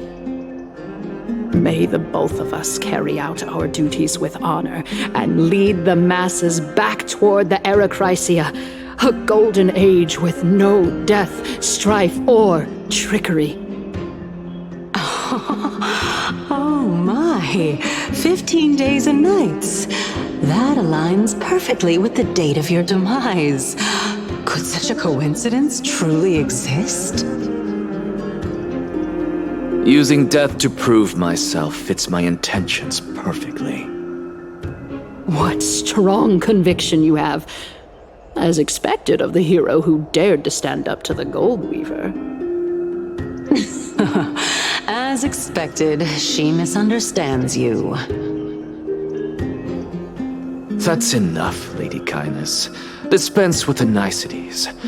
I only accepted your invitation so that I can serve the commoners alongside the members of the Council of Elders. Don't test my patience with such superfluous formalities. Well, you say that now, but surely you also require my aid as well, so that you can stay alive even when being pursued by the Golden Thread? You worry too much. She won't show her hand too freely, as she still needs to garner support from the masses at the Citizens' Assembly. Even someone like me can tell that only a sliver of her humanity remains. Surely you're not asserting that she will definitely act in a rational manner. As you're no doubt aware, Aglaia covets the core flame that I possess, which makes it the bargaining chip that allows me and the rest of you to negotiate with her. However, in return, I'll need the Council of Elders to support me as much as possible. Naturally, this includes the guards as well. You're well aware how valuable Circe's core flame will be in the Erechrysia that you are desperately pursuing.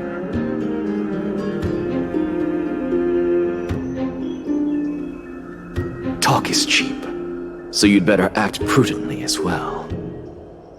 I understand. After all, this battle of wits is just a means for each party to acquire what they need. As long as your request is reasonable, the Council of Elders never shortchanges its allies. Since we're both intent on mutual cooperation, let's not mince words and just speak plainly to each other. Let us decide how much we can secure for ourselves and how much we're willing to sacrifice, like true philosophers, with our words and wisdom.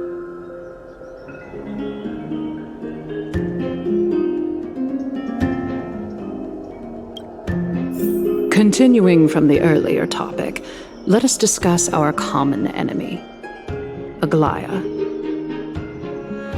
She is the second most experienced Chrysos heir across the whole of Akama, who has gradually lost her humanity to the ravages of time and the ablation of the core flame. A formidable opponent indeed. Admittedly, there is ample reason for her to take your life. Yet your previous reasoning is quite sound. As a seasoned political animal, it's unclear whether she will actually cross that irreversible boundary. Moreover, she still needs you alive so that the Titan's trial can be completed. Is there anyone present who can swear by the sacred vow of Kefali and guarantee that you weren't in league with that woman before coming here?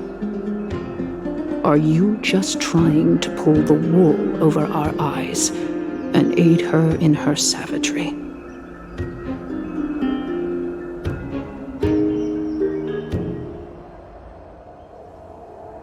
I believe you're aware of Castorus the Executioner. Long before I returned to Akama, Aglaia had already dispatched her to monitor me. If I weren't able to reach this place in time, I would have been forced to meet Thanatos first. As compared to a comprehensive plan with uncertain results, if you decide to cut open my chest and remove the core flame, wouldn't that settle her nerves even more? Everything is in place.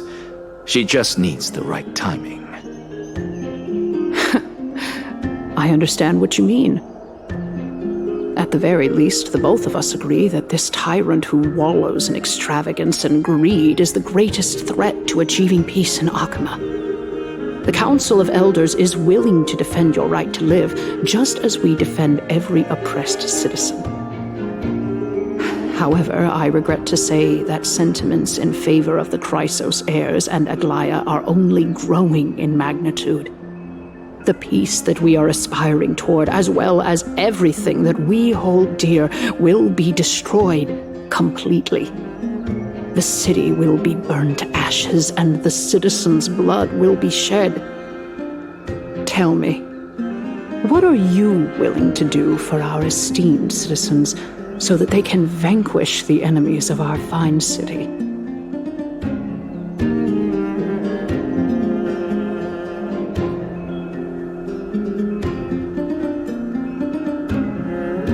Although the circumstances are rather unfortunate from an objective point of view, it is an undeniable fact that ever since the Grove was attacked, I have become the de facto leader of the Grove. The Council of Elders needs more backing if it wishes to topple Aglaia, and it's evident that the Academy wields considerable influence. At the very least, I have served as the Grove's special envoy to Akama for a significant amount of time. Of course, this also means that I will hold a crucial vote at the Citizens' Assembly. In the name of Kefali, Akama thanks you for your sincere and valuable thoughts. At this stage, it's clear that you and I understand the benefits to be won from this discussion. Let me put it plainly. The Council of Elders has always been renowned for its fairness, and that fairness is built on a foundation of sincerity. The Council of Elders has vowed to all citizens of Akaba that it will always remain loyal to them. As for you, my lord, how will you guarantee that you will be able to live up to such earnestness and will not betray Akama's indomitable citizens when the opportunity presents itself? Just as you now betray Aglaia when it suits you. Surely you jest. My loyalty does not need to be proven. The fact that the Council of Elders is asking for proof of my loyalty is itself akin to a form of betrayal. I am incredibly honored to have witnessed the both of you bury the hatchet in a civilized manner. However, I am afraid that I must interrupt for a brief moment. As the Theoros, I have observed the following.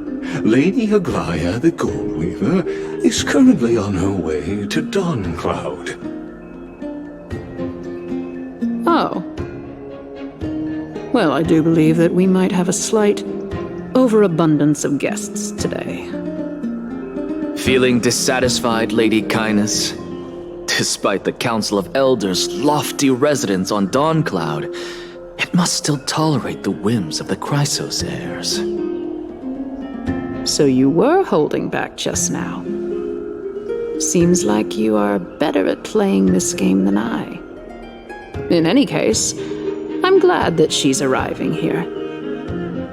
So tell me, Anaxagoras, now that you're an ally of mine, if Aglaia were to demand that I hand you over, what should I do?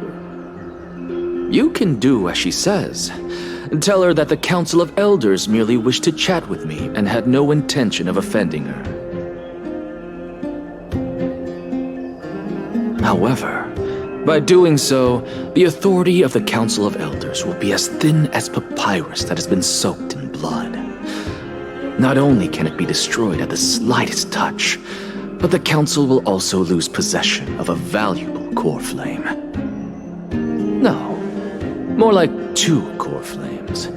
After all, at the next Citizens' Assembly, that young lady who is synonymous with death will also be standing on our side.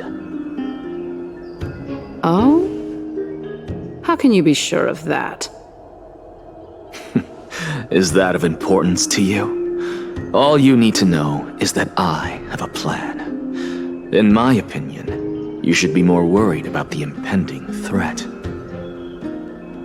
If Aglaia sees me in full view of the masses today, she could also dismiss the entire Council of Elders in one fell swoop tomorrow. If that happens, the discussion that we've just had will turn into an utter joke instead. Is this the outcome that you wish to see, Lady Kindness? Fine. I will handle this matter appropriately. But you do best to remember this. Fool the people and karma will be on your tail. I'll overlook it this time, but don't count on there being a next time. Unless, of course, you crave cruel punishment and consider suffering the perfect state to ponder the true nature of souls. Well, what do you know? That happens to be one of my rare talents. We shall see then.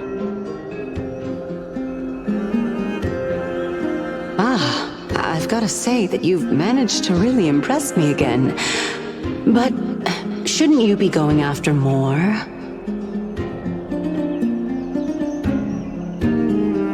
Dying to know what I'm after,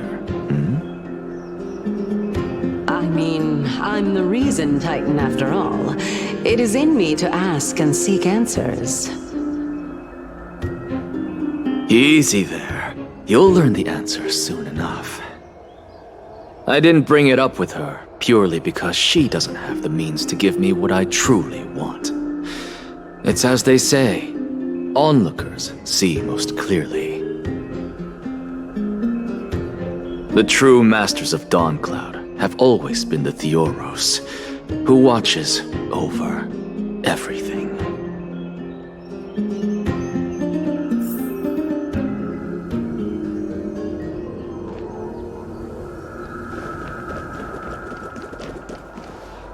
Unexpected visitor.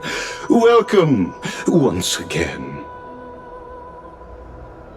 You know, you could actually skip all the pointless debate and come straight to me to seek an audience with Kefali. I have no reason to refuse you, do I? You may not, but Kindness has. Whoever gets hold of Kefali's core flame will get to rule over Akama.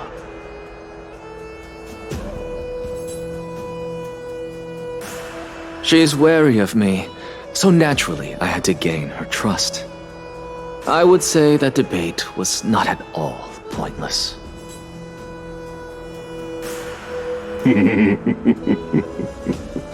Very true. In my view, this individual has gone to great lengths to get close to Kefali. He might very well be plotting something nefarious against the Titan. Are you still willing to let him pass, knowing this? Yes, very much so. All living creations are always free to visit Kefali's transcendent vessel. This comes with being the World-Bearer. How convenient it is to be able to hear what they say. It is truly my honor to speak to a venerated Titan in person. Please, go ahead. Let me join you both on this journey. A bygone myth tells of an occasion where Carefully once answered their followers' questions on the peak of the holy mountain. Their followers have since believed that scaling this Titan cliff is one way of being with the god. Hear that? It's not every day that you get to climb a mountain with Circes. You should sing me a hymn of praise. Titan hymns are beyond me.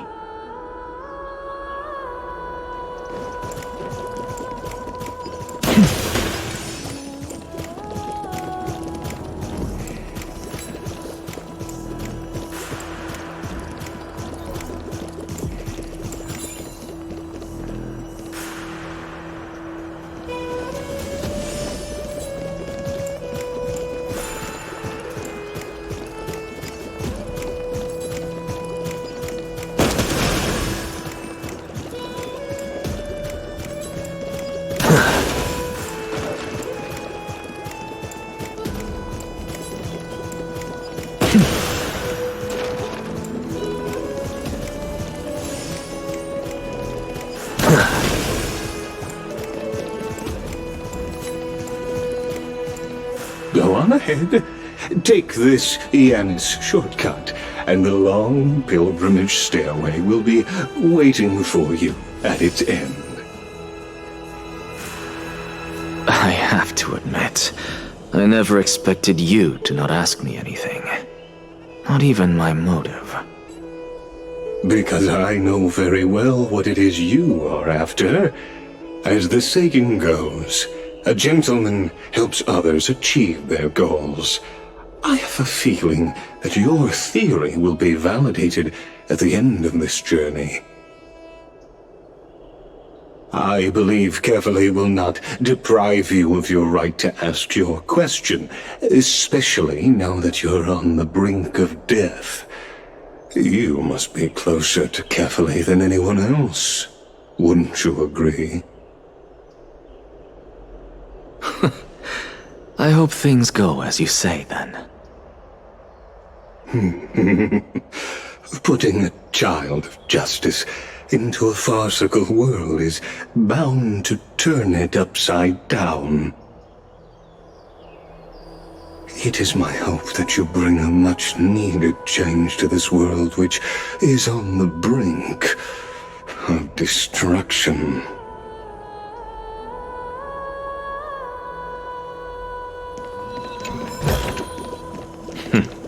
Go melt it down.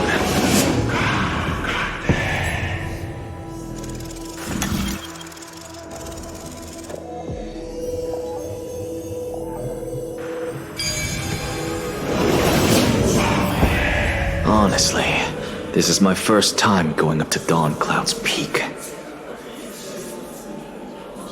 What a splendid view. Isn't it about time you recognize the magnificence of us Titans? Well, I don't see how this place is different from those temples in the city. All they have are magnificent facades. And even though I've come this far, I'm still doubtful about getting useful clues from him.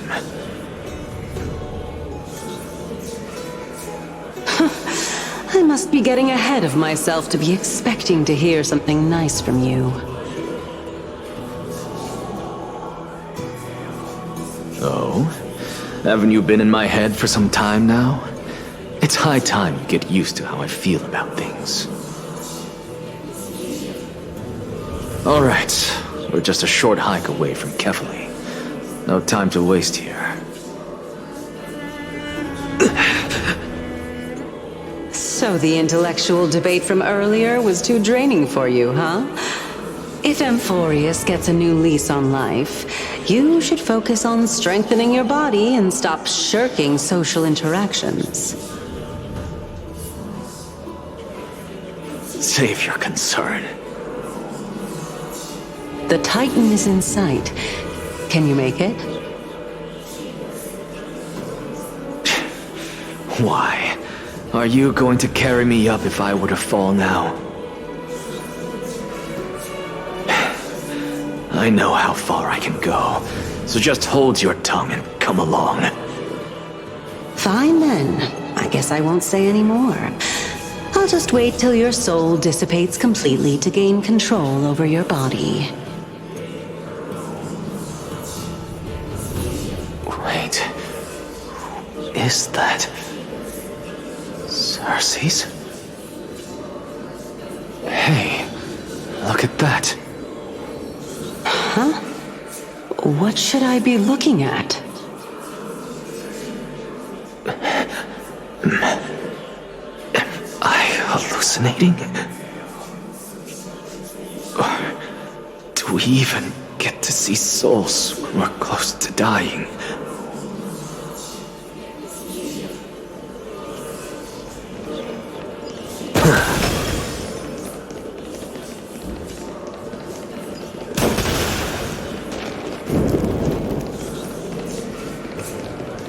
Oh? Why didn't you bring your favorite spear with you on this trip, Nias?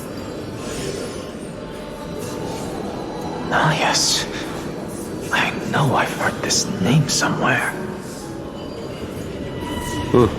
It's unfortunate.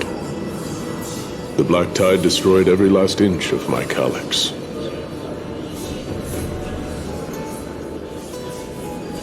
How could that be? Even a creation of Georios, from their prized ores and molten fire, couldn't escape the fate of destruction? Hey, Cersei's. Do you know a certain Nias? Nias? No, not that I remember. How did you even think up such a strange name? I just saw him. Nias. A warrior-like figure who was just chatting with you here. No, I have no such memory. Could you be hallucinating?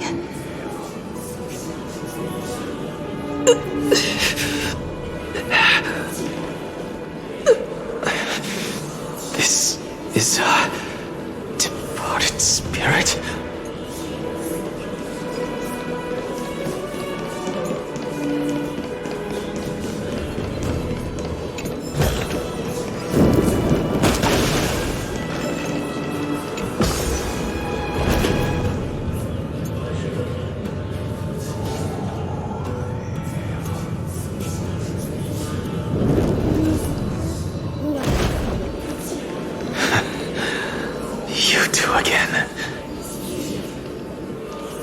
Enough about me. Did Kaos ever reply to you? Well, regrettably. Seems like the price of becoming a demigod is a lot heftier than we thought. Kaos. Demigod. I've never heard of this person. Which Titan's authority did he inherit? Look on the bright side, Nias. Since we've come all this way, I doubt he'd snub his old friends, would he? Let's just hope we mean as much as the world to him. Hey! Are you seeing that same hallucination again? Yes. It's still you and Nias, but you're now talking about a certain Kaos. I'm guessing he's one of your companions? Kaos? This name sounds just as strange to me.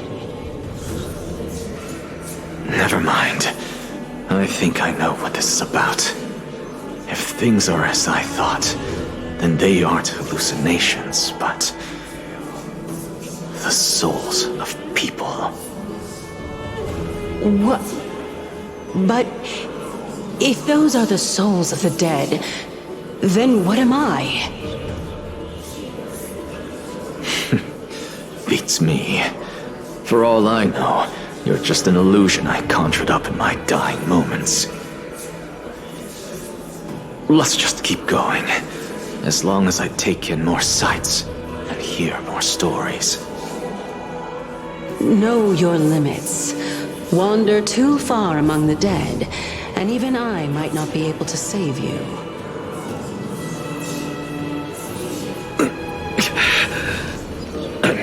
Fine. If this is indeed as I thought, then this will be very amusing.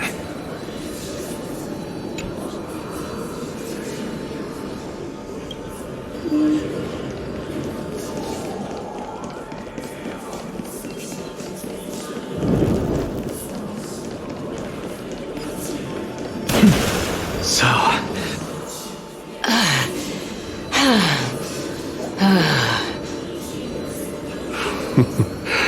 Can you keep going? Of course. I'm just... If I knew we had to climb a mountain, I wouldn't have come along with you.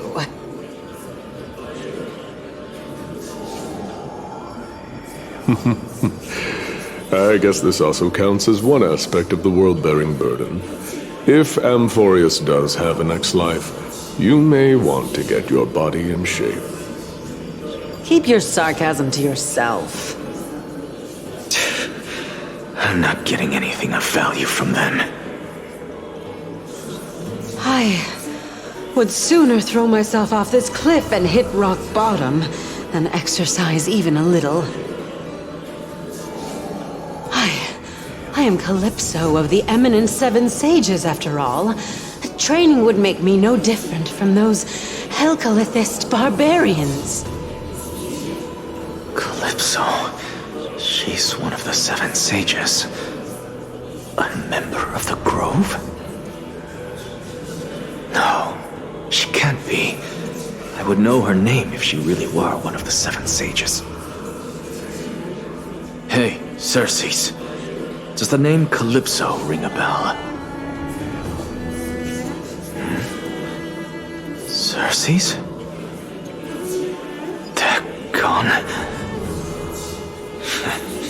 Doesn't matter. I can do this myself. Looks like I'm nearly there now. The land of the dead.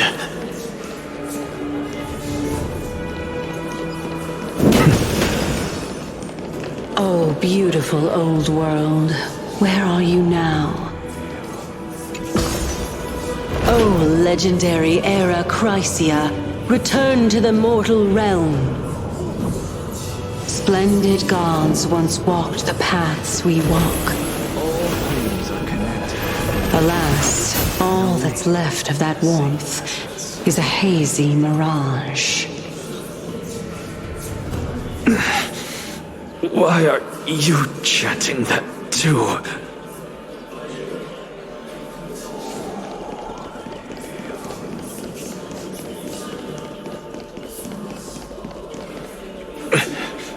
We're here, finally. So, I don't get to ask the Titan my question, but all of you make for a pleasant surprise, nonetheless. Very well then. Let me uncover the truth for myself.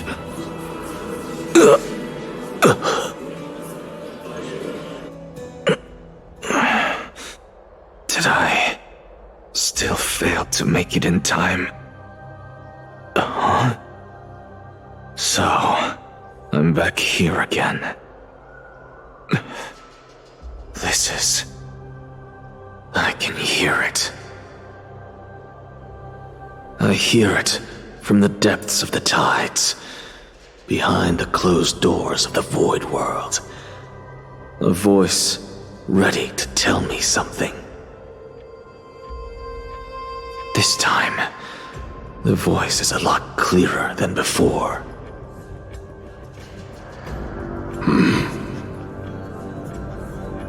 Since we've come this far, let's just wait.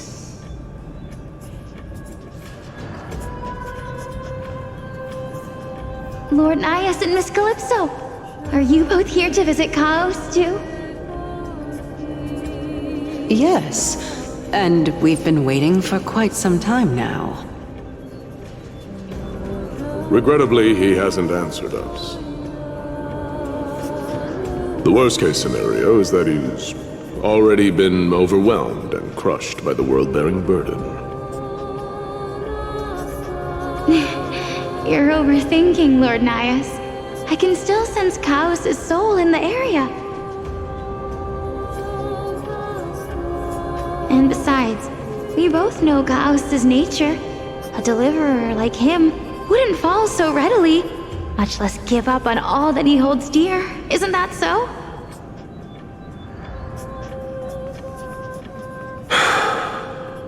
Yes, I have faith in him. That reminds me. Why are you making this trip alone, Polixia? Oh, my sister needs more time to make sure the flowers are fine.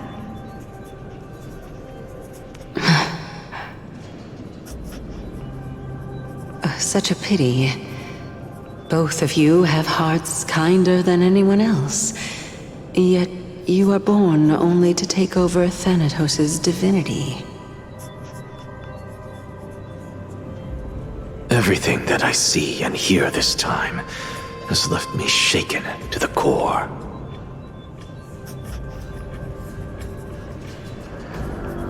What may seem like a mundane conversation is in truth a once-in-a-lifetime exchange that has revealed the ultimate answer to Circe's question.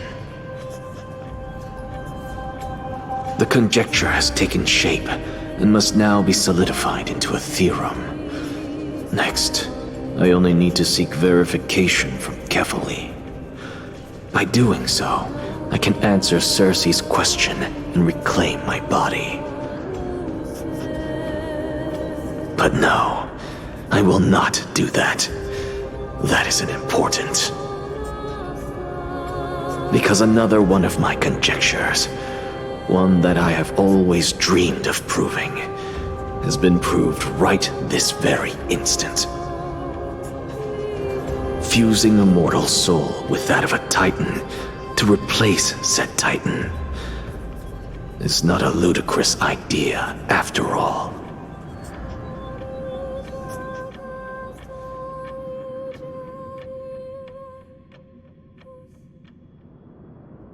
What are you thinking about?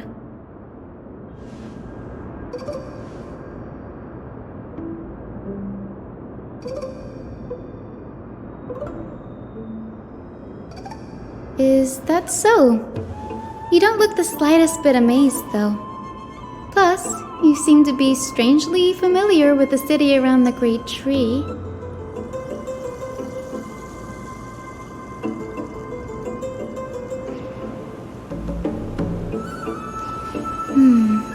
Events of the past, huh? I was also a child when I looked up at Circe's. Their leaves and branches reflected the sparkling stars, and their trunk was like a pillar that supported the sky and ground. I stood at this very spot back then, imagining the day when I could climb to the top of this tree, because I would be the closest I can be to the sky at that spot.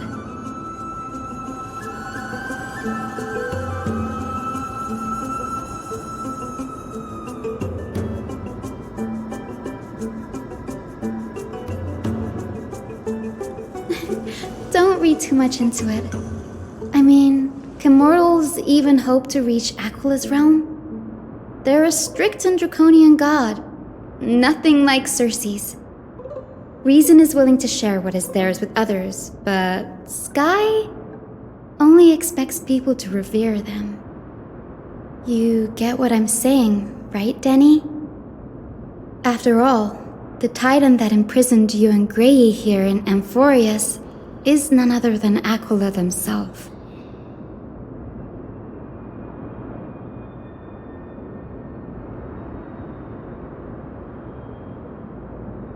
But there will always be people who dream of soaring towards the sky. The Grove has a wealth of research on Aquila, and that is exactly what we are here for. It's just... I never thought Gray would meet with something like that before we set off. As a physician, I should have been there by his side.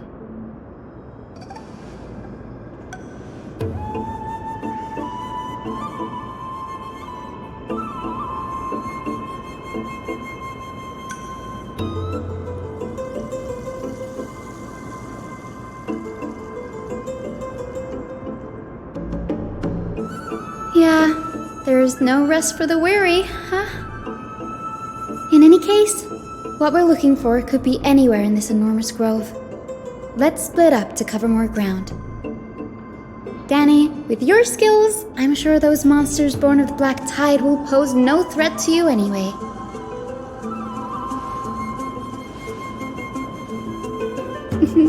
Have you forgotten that you're talking to the chief physician of the Twilight Courtyard? Have more faith in me. I'll be just fine.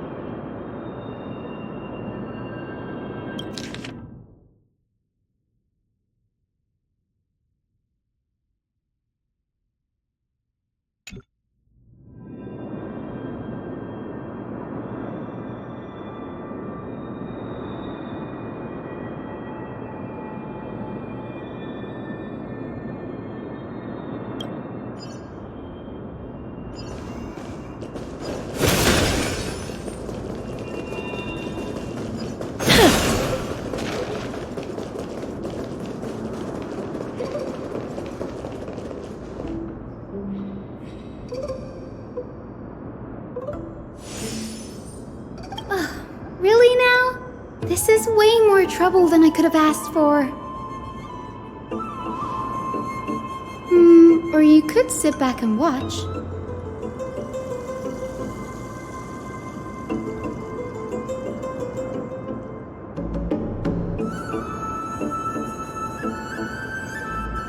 I'm kidding, Danny.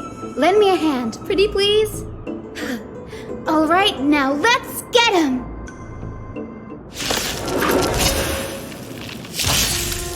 Eternal. As you wish.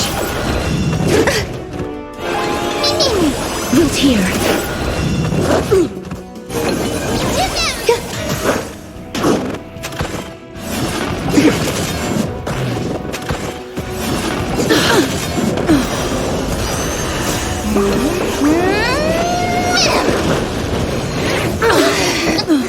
My friends, indulge yourselves! Embrace a new life.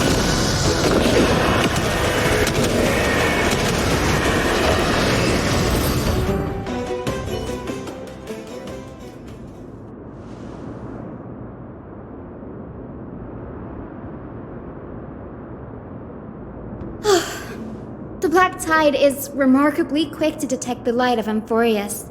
So or rather, the blessings of the Sky Priest in me, might have unknowingly called them to me. Anyway, never mind that for now.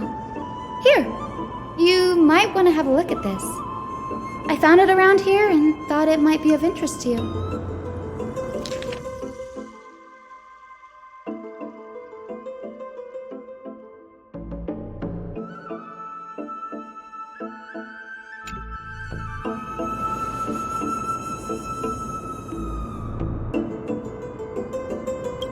This is new. I didn't know Professor Anaxa was researching the sky. He's never mentioned anything about it.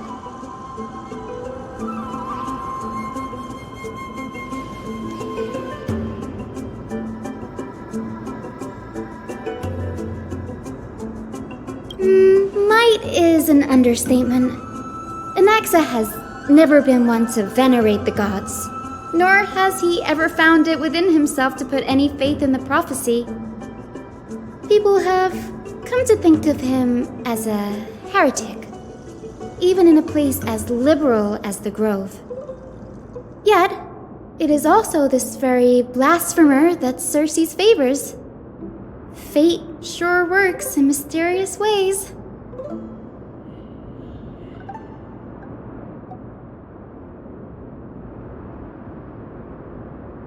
Oh, let me have a look.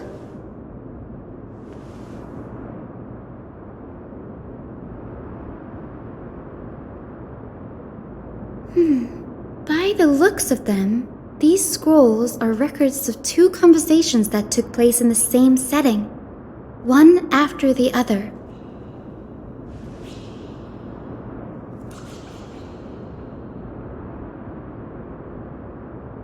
Sure, go ahead.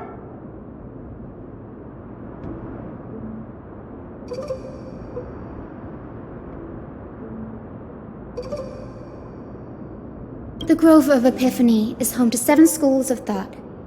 While all 7 schools are founded on the ideologies of Thalesis, the first scholar, each is unique in its own way.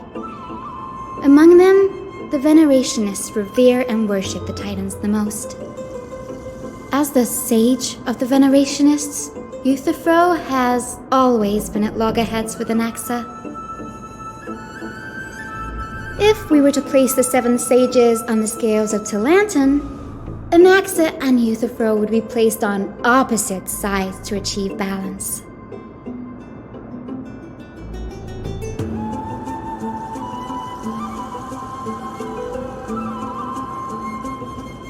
Nearly everyone in Amphoreus has heard the story of the skyships by now. Aquila's stature is loftier than the heavens, and their divine retribution is merciless. That's why it's no use building giant skyfaring ships. Oh, but I do wonder if a supercharged mini Treaty cannon could slip past their watch.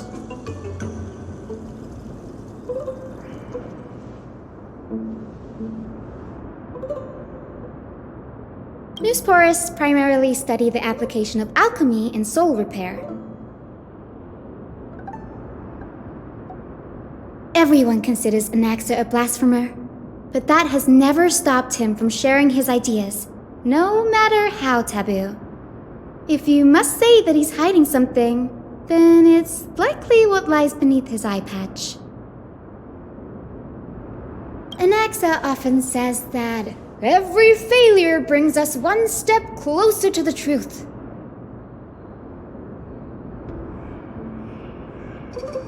Perhaps, to him, the crash of the skyship carries a different interpretation. The firmament is not impenetrable. On the contrary, it was precisely because the skyship represented the first step toward breaking free from the shackles of the earth that it provoked the wrath of the Sky Titan and brought divine punishment upon itself. It's a shame that the majority of the Grove's research on Aquila was headed by the Venerationists, with sacrificial rituals making up a predominant part of their findings. Discourse about more esoteric subject matters in relation to Aquila dwindled even further after the skyship incident. So much so that even this scroll is completely new to me.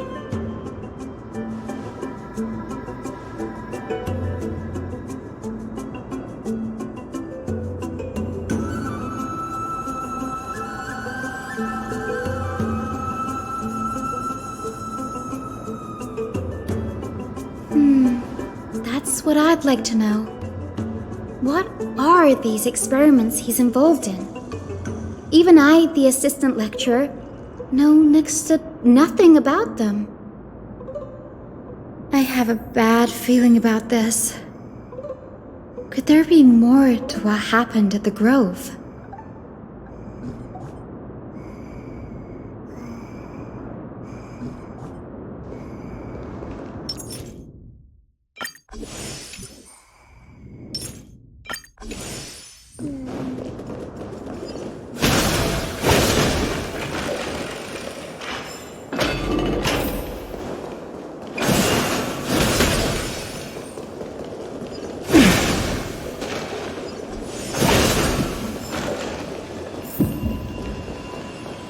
This is the Library of Philia, a place where the Grove stores its collection of tomes.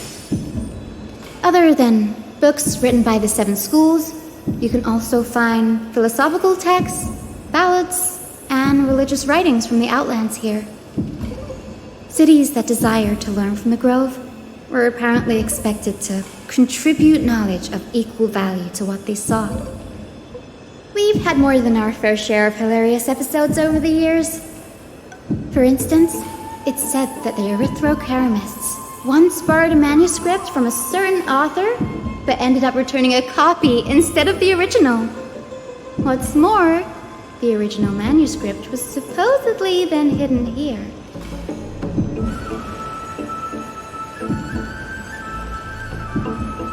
Nice? No need to hold yourself back, Danny. You can just tell it like it is. Their behavior was no different from bandits.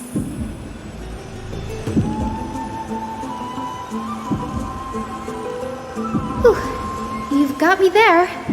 Some said you couldn't even find a dictionary in Castrum Kremnos, so I guess they were spared. There are too many books in the Library of Philia. Flipping through them all will take too long. Why don't we use the biblioslate to search for the texts we need? We can bring them back to Akama for reading after that.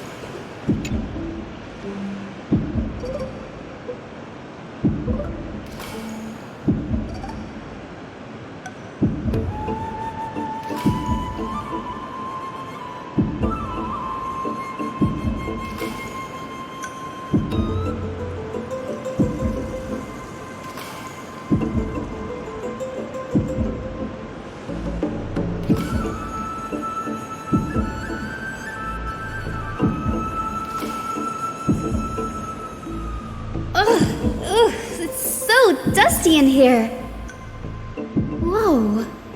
Are these all complaints about him? I can already see what they must have written. Anaxa has no respect for the gods. His very existence undermines order in our society. They're probably all things like that.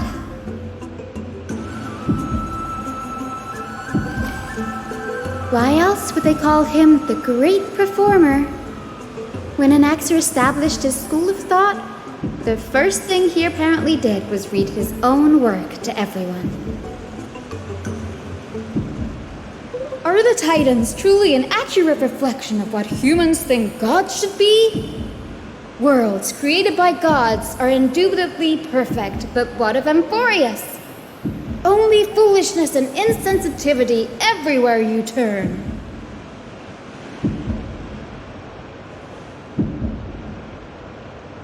They marched him straight to the seat of judgment before he could finish. Though what he took on in the end was more of a debate than an actual trial. He had to address every one of the scholar's allegations, or face expulsion from the grove.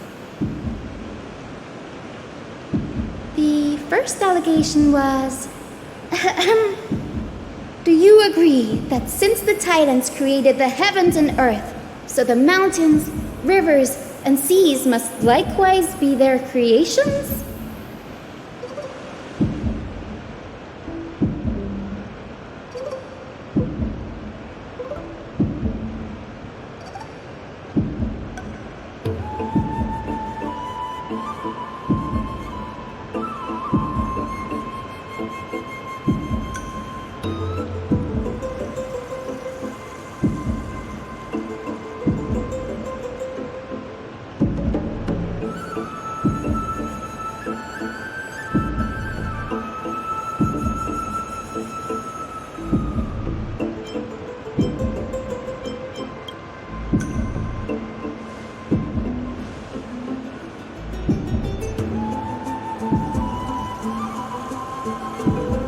Anaxa would have probably been spared a lot of trouble if he had answered this way.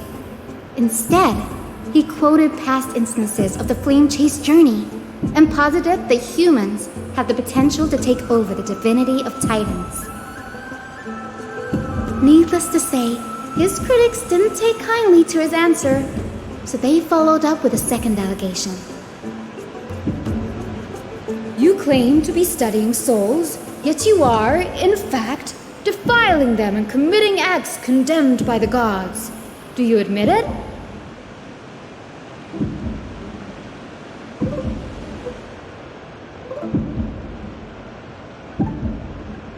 Anaxa always wears an eye patch, never removing it, even when alone. Some say he used one of his eyes as an alchemical ingredient. Every being in the world owes their safekeeping to Kifili, and this is even more so for the Chrysos heirs who have divine blood coursing through them. If he has really done something of that nature, then it'd indeed be sacrilegious. Thankfully, they had no way to prove it, so it amounted to nothing more than an allegation in the end. One by one, Anaxa engaged in wars of words against those who would challenge him.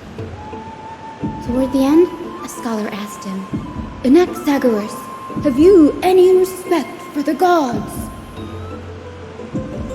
It was only after a brief silence that he answered, I have never denied that Titans are meant to be noble constructs.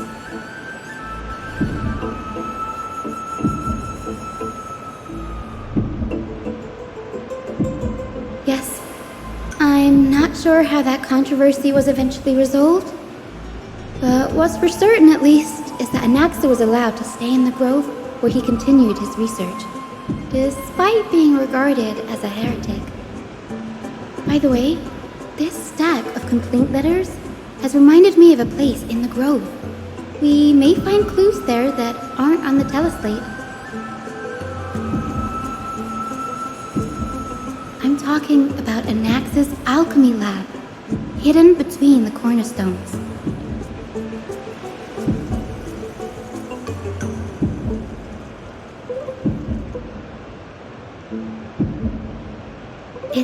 well-kept secret.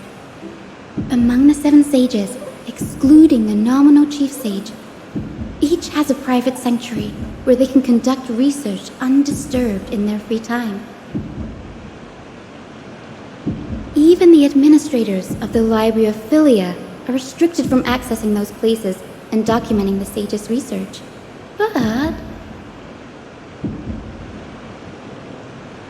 with the grove in this state, I'm sure Anaxa won't be mad even if we sneak into the lab for a short while, right?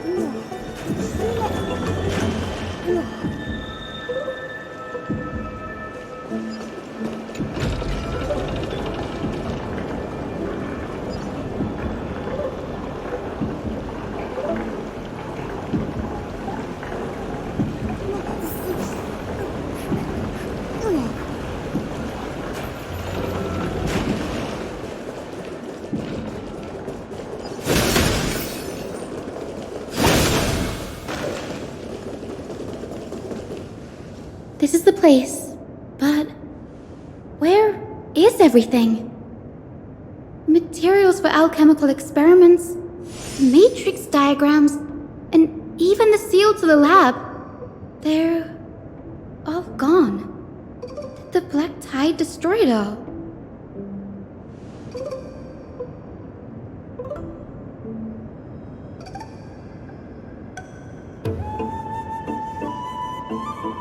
No, not even close. Not only are alchemy experiments high-risk activities, but Professor Anaxa also has a penchant for using bizarre materials. Students often saw him walk in looking bright as rain, but come out covered in soot with his hair singed. Naturally, no one dared to come near this place. Huh? That bookshelf over there seems to be the only thing still intact.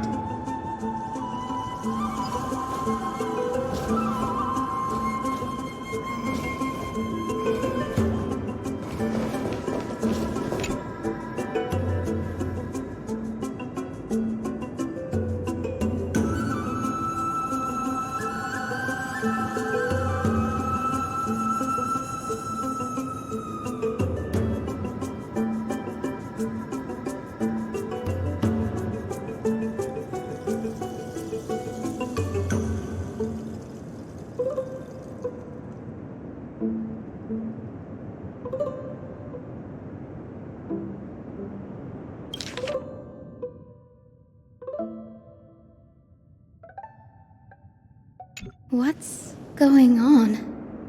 Anaxa is conducting research on our friends in Akama and me?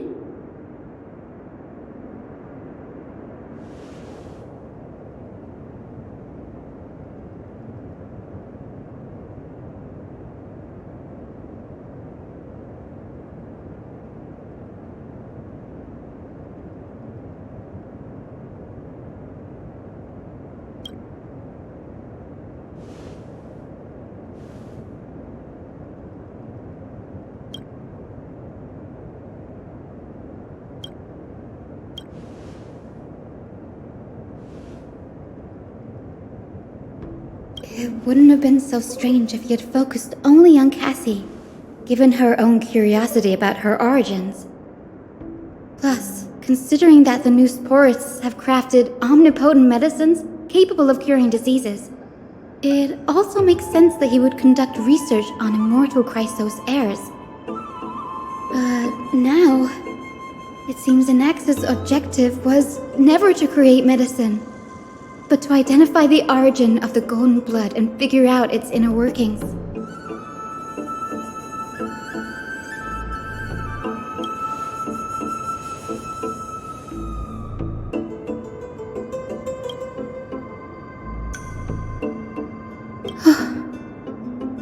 Honey, look at this. I have a bad feeling about this.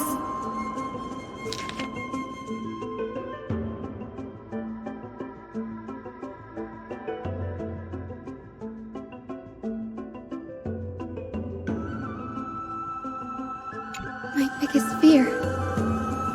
It's come true. After going through his notes, I think I can piece it all together now. The Naxa was carrying out experiments on soul transmutation.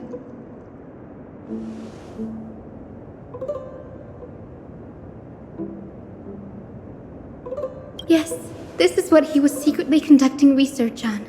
Something he had to keep hidden from others. Compared to his public speeches, this is the real blasphemy.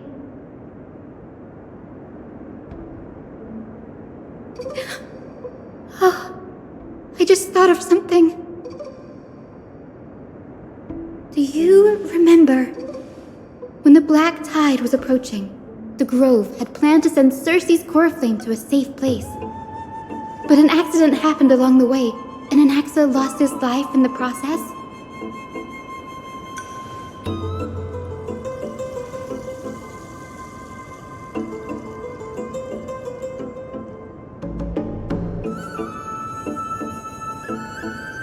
That's right.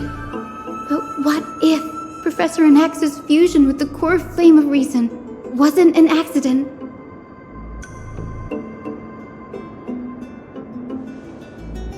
Put yourself in his shoes. Knowing that the black tide was closing in and your time was running out, what would you have done?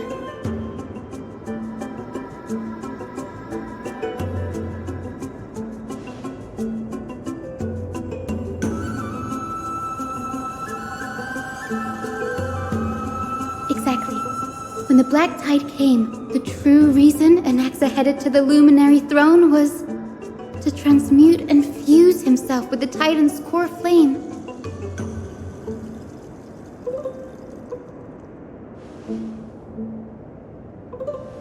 No. Judging from how he reacted after the event, the results came as a surprise. Maybe he failed to consider the possibility that Circe would make a similar decision. The manuscripts detailing all the alchemical formulae have been taken away. His research is still ongoing. Like what? There's only one Titan left in the world now. No. No way.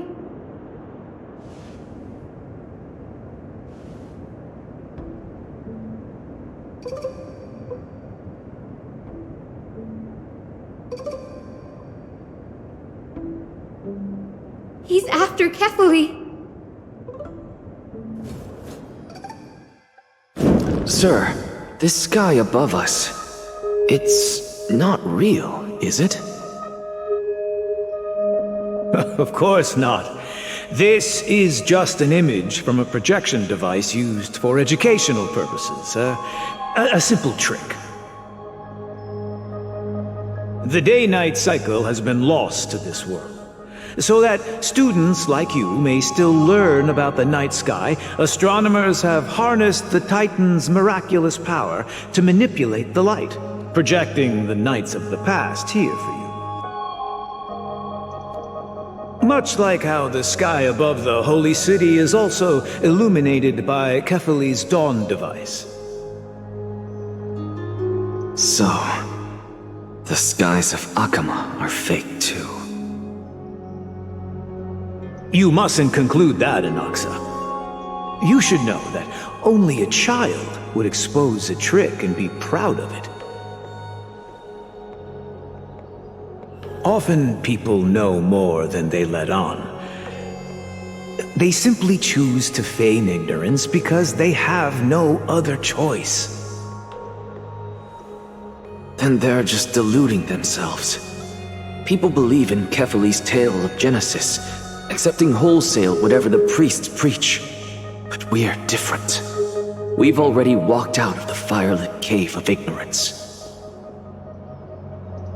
We have already realized that we live in a world where titans make the rules. Even when we look at the sky, we're only seeing what they allow us to see, rather than gazing at this mockery of a night sky fabricated by them for the rest of my life. Why shouldn't I be the one to take control of the projection device instead? So much time has passed since you sowed the seeds of doubt in my heart, child. Many a night, I find myself penning down all my theories and wild ideas, only to burn them to ashes when I open my eyes in the day. Why? Because we'll face death by burning if word gets out? As a sage of the Venerationists, my soul has already become inextricably linked to the great tree. Every word I say and every move I make is certain to influence every leaf, every branch, even the tree itself. But above all else, my days are numbered. Instinctively, I have my doubts about the golden blood and the human soul, yet I have no means of verifying them. The golden blood in my veins is woefully thin, and I am loath to waste what little time I have left obsessing over a hypothesis that cannot even be proven in the first place. But I can, sir. I can do it for us. The time is right. Give me all that I need, and I shall accomplish this grand feat on your behalf.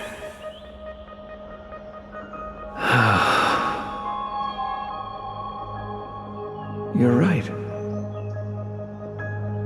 I shall do just that. In the next meeting of the sages, I will spare no efforts fighting for the rights you deserve. Go.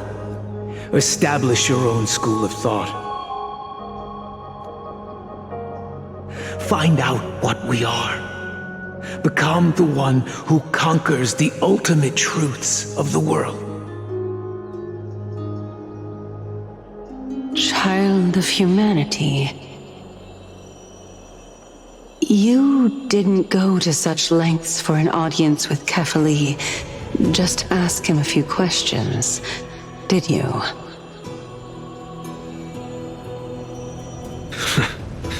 So, you figured it out.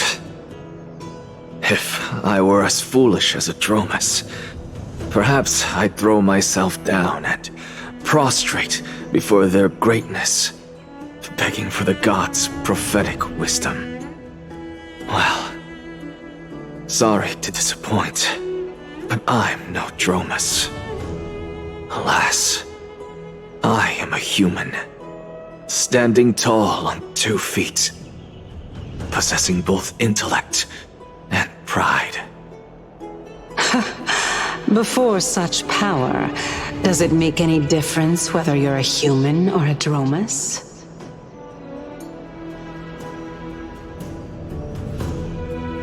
I'm sure you're familiar with the story of the Styxians.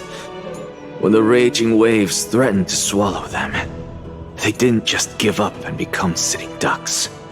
No. They constructed a dam that kept the roaring tide at bay, chaining down the mad Fagusa. They call me a blasphemer, Circes, but that doesn't mean I deny the existence of gods. It's just...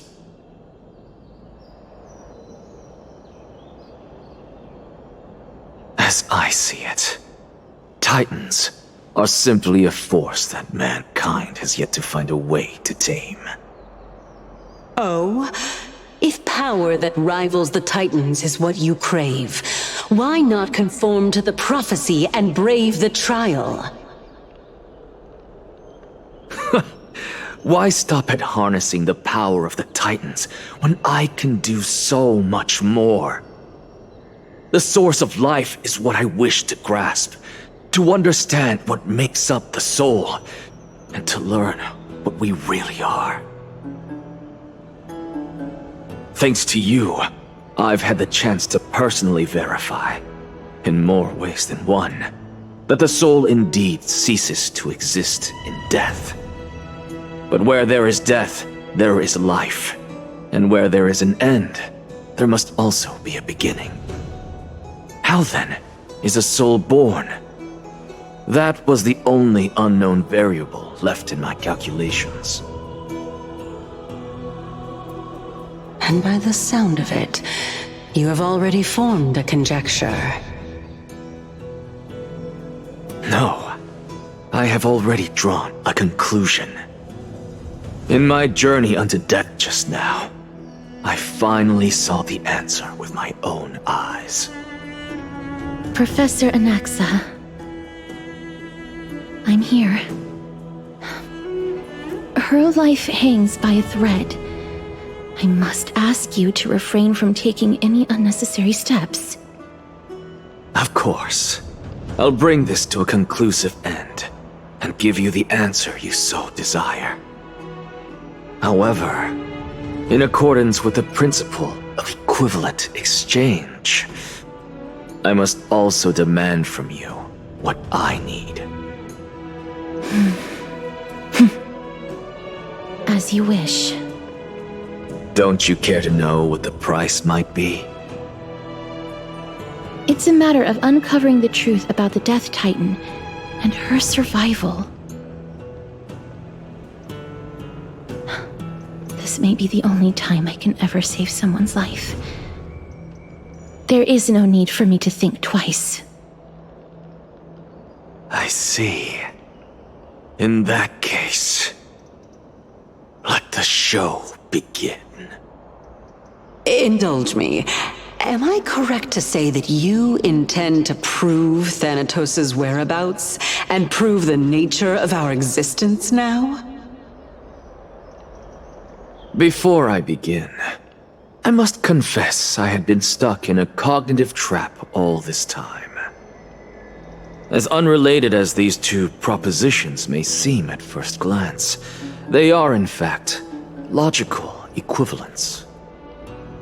They are merely two different ways of telling us about what the soul is at its core. The reason I say this is, as I've mentioned earlier, the answer was hidden in my journey unto death. Anaxa, you were in the Netherrealm? Yes, I am but a living dead man now, but that's not important. What truly matters is, I overheard a conversation between heroes. That's not all. Remember how I said you were a part of that conversation too, Circes?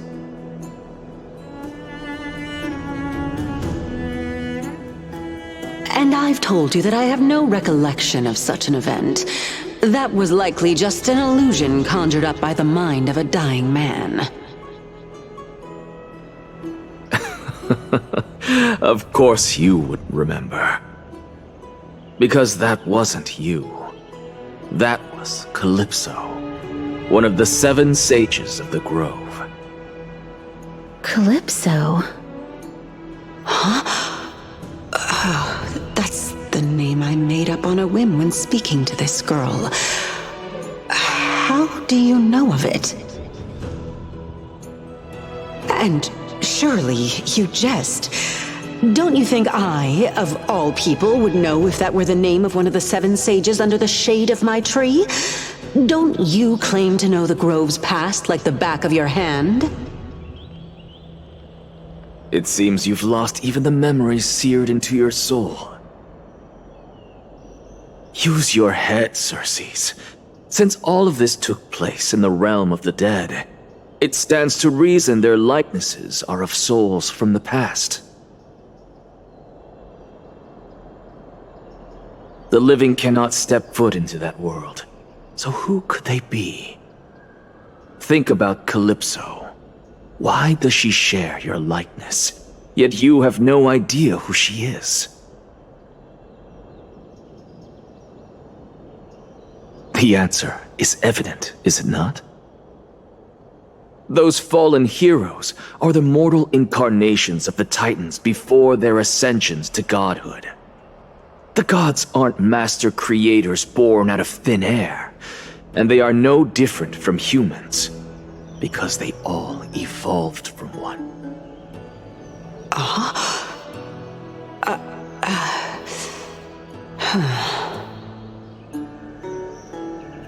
Does this answer disappoint you?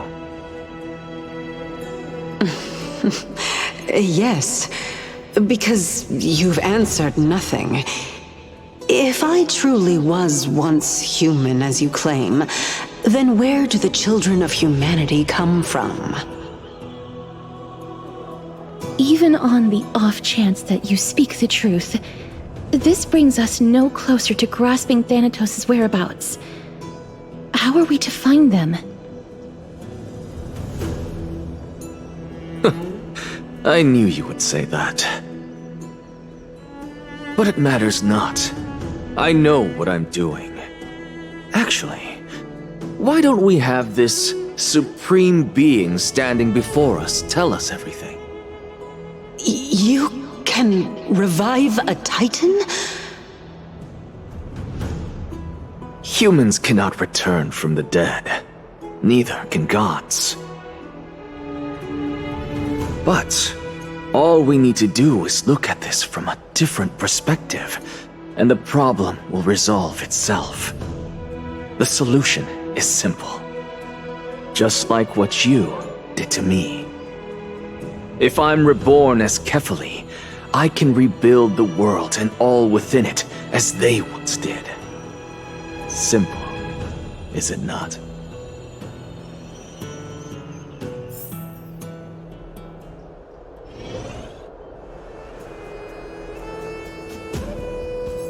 I have news from Hyacinth and Danhung. Anaxa might be trying to do something with Kefali's divine body. Kefali? But what could Anaxa want? Is the Council of Elders going to sit around and let such a sacrilegious act unfold? That is not possible. He is indeed the great performer, capable of fooling anyone and everyone with his tricks.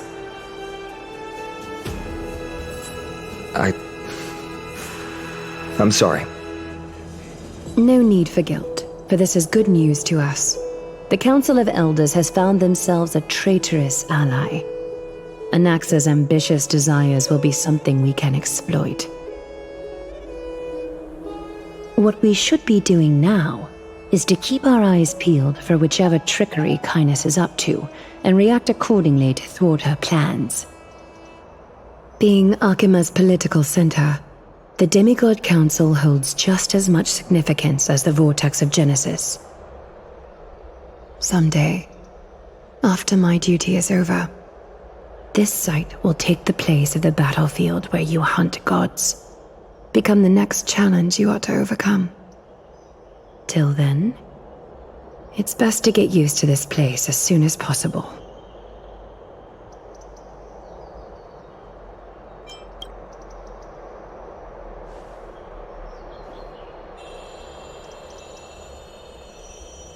Preposterous!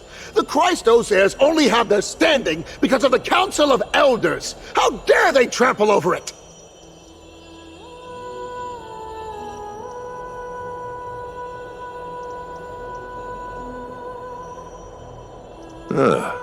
It's been a while.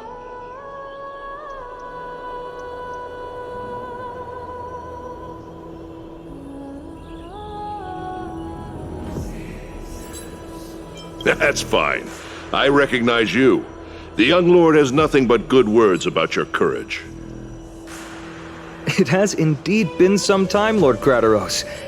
What brings you here in such haste? Shh. Keep it down. Be more vigilant. See those duplicitous dogs over there? They do the dirty work for Kynus.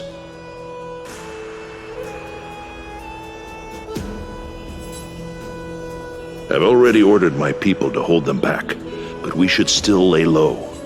Unless you're itching for a bloody fight to get a workout in.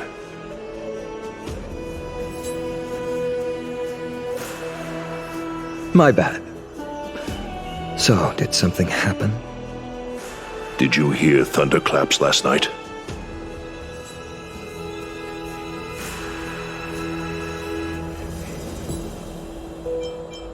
Hacker, what? She's been through a lot lately. Please pardon her. Can you tell us more about these thunderclaps? Thunderclaps are beacon signals of strife. They are a message from the young lord. He threw a spear bearing several words at Akama.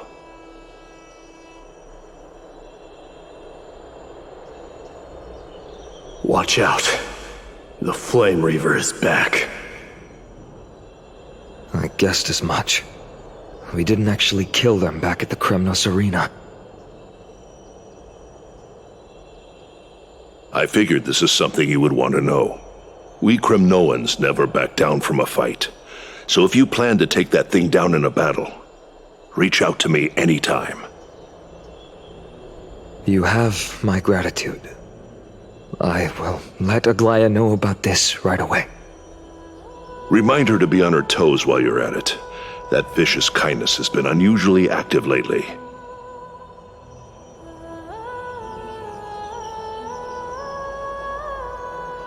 Those lackeys she keeps undercover have been going in and out of the city a lot more frequently these days. Some even seem to be getting Kremnoans to defect to the council.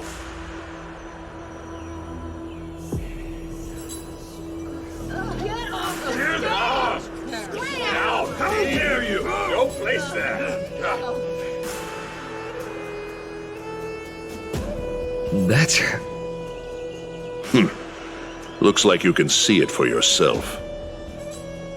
We should get back. Thank you for the intel, Lord Krateros.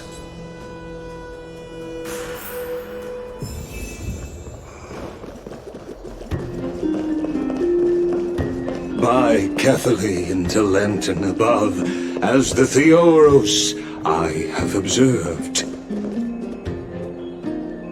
Virtuous citizens of Akama, fine Vides, Elysiae, and the Outlander are heading toward us. Aglaya, what happened here? I know about the poisonous fangs of that king snake through the golden threads. In the past, I would be confident about keeping her in check, but I admit I am now unable to do so. What do you mean? It is no longer about eloquence or arguments. I have been a demigod for far too long that I hardly have any humanity left. Before I realized it, I have become no different from these hypocrites, no longer capable of relating to the people. This has come a lot sooner than I expected. But perhaps it is time. I need you to step up, Finan, in order for me to retreat behind the scenes. Yes, this is my duty, but it is far easier for the Council of Elders to fool many than just fool one person.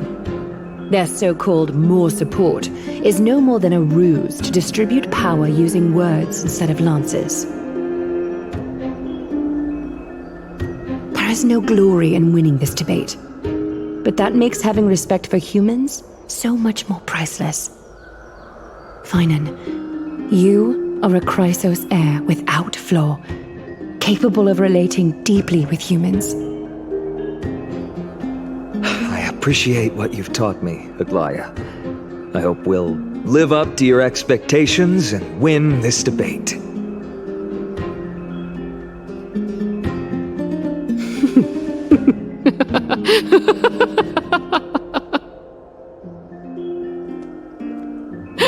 Oh, you've done well, Lord Calictus. Let me take over and personally close this debate for today.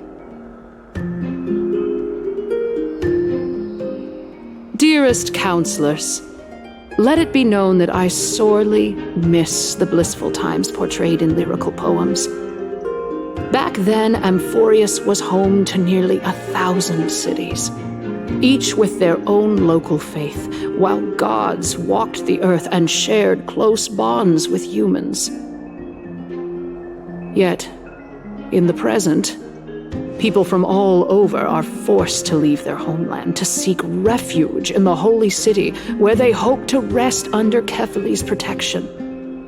All of us have long been in the same boat, with no way out of this plight. We didn't have a choice in the past, but now, the Council of Elders brings to the table a new possibility.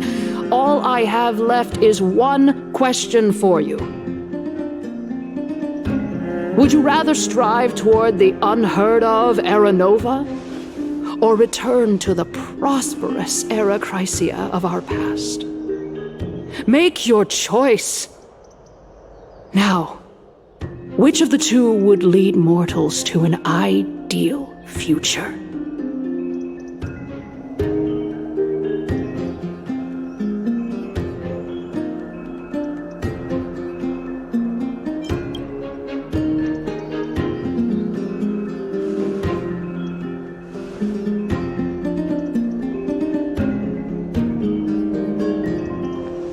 We all know that Era Chrysia is a thing of the past, Lady Kindness. Please, enlighten me. How does the Council of Elders plan to turn back time? Let the three titans of calamity be born, and Era Chrysia is nevermore. But bring demise to those titans, and Era Chrysia will descend upon us again.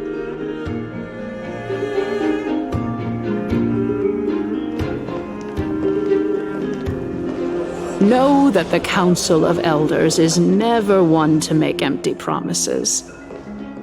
Look at who we have on our side. Anaxagoras, one of the Grove's 7 sages, and Castorus, Idonia's goddess of death. With the help of these 2 heroes, I can promise all of you that Era Chrysia will exist once more. Aren't they Chrysos heirs? They're supporting the Council of Elders instead? It's clear from the start that these heroes do not get along well in their group. All the more proof that Aglaia is unfit to speak on behalf of every Chrysos heir. I am in favor of Era Chrysia. Era Chrysia! Era Chrysia! Era Chrysia! Era Chrysia! Era Chrysia! Era Chrysia! Era Chrysia!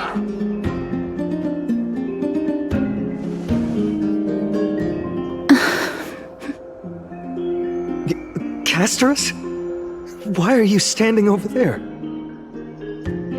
You finally arrived, Naxa. So have you, Kaz. Don't worry, Aglaia. Well, I know that you have many queries. Could you continue to converse like how the citizens normally do? Tell me, dear citizens, if we successfully retrieve and return Thanatos' core flame without anyone passing the Death Titan's trial, what would happen next? The answer is simple. We will have a chance to rid the world of death and bring Amphoreus back to an era when all beings live forever. We'll usher in a new future that will be entirely different from the flame chase journey. He's one of the 7 sages. That's impossible. I really don't believe Your proposal is much too idealistic. As long as the Black Tide still exists, how can we go back to the old days? Remember what I previously said? Kefali's core flame is guarded by the secret power of the Council of Elders. Plus, Fagusa's water curtain will be able to block out any external perceptions. Tell me, dear citizens, have any of you ever seen even a glimpse of the threat that this person is talking about anywhere within the walls of this majestic holy city?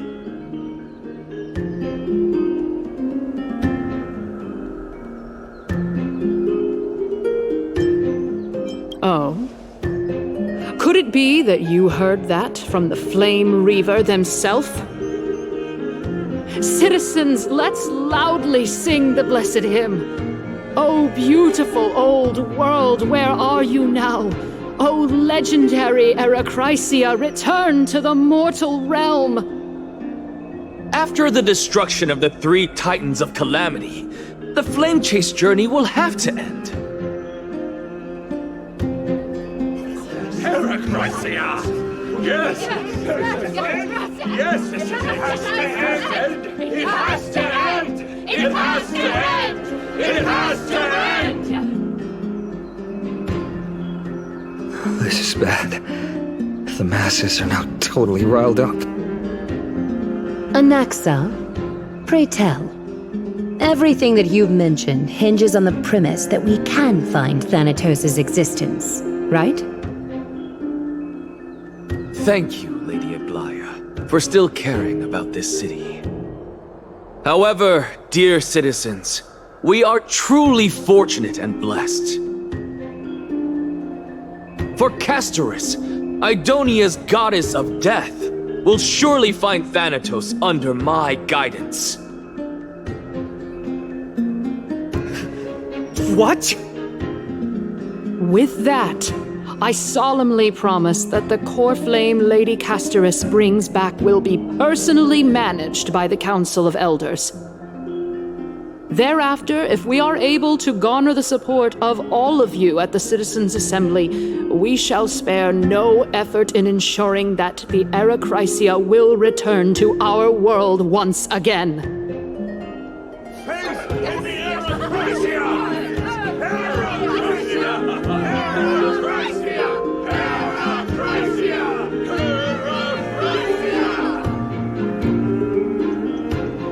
With the balance shattered, the result is clear.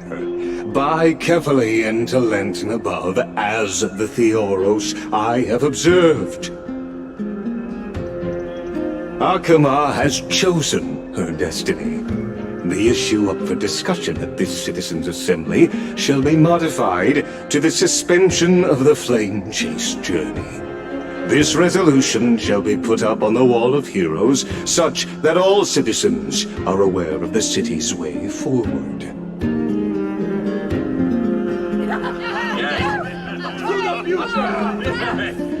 Yeah, I like this. Fantastic. Yes. Aglaya, dear Aglaya, what has caused your heart to soften? You also don't seem to be as quick-witted as before. Wag your tongue as much as you like.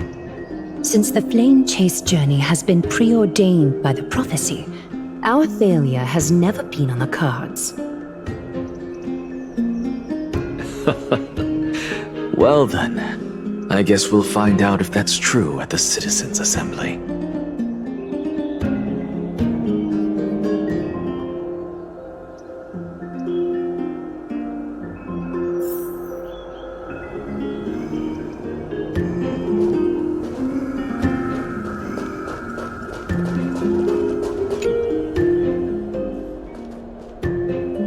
Well, it seems that when I sent you to look for Anaxa, I unintentionally facilitated your partnership with him instead. My apologies, everyone. I know that you have many questions to ask me. I will answer them to the best of my knowledge.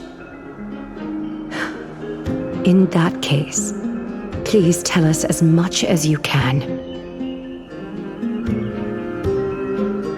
In actuality, he showed me a past that was both long and heavy. The reason I say this is as I've mentioned earlier. The answer was hidden in my journey unto death. Anaxa, you were in the Netherrealm? Yes, I am but a living dead man now. But that's not important. What truly matters is, I overheard a conversation between heroes.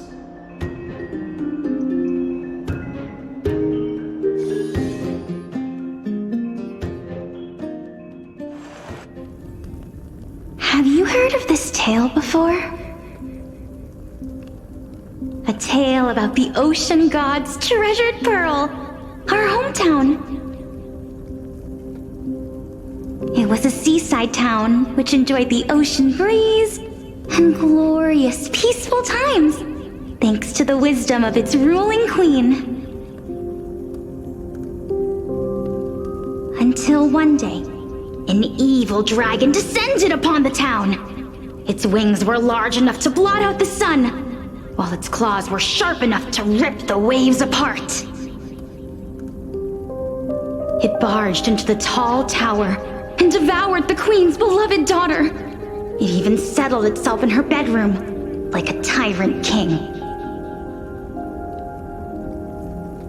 The queen assembled 300 warriors who managed to subdue the evil dragon by chaining it up.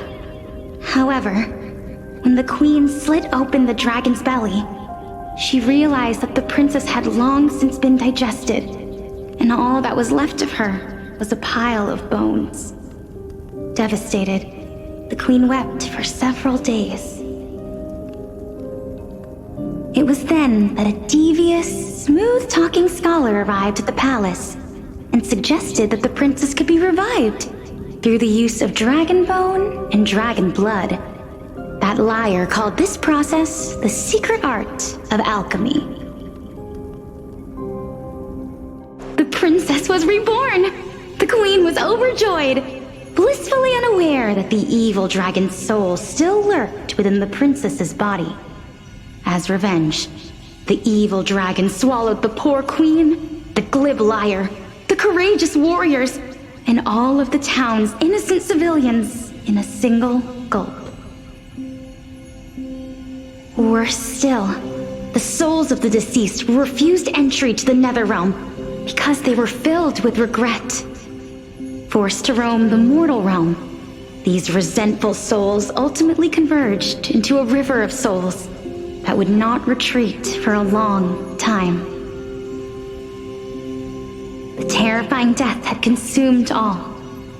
Thereafter, our hometown fell into ruin as well. Until...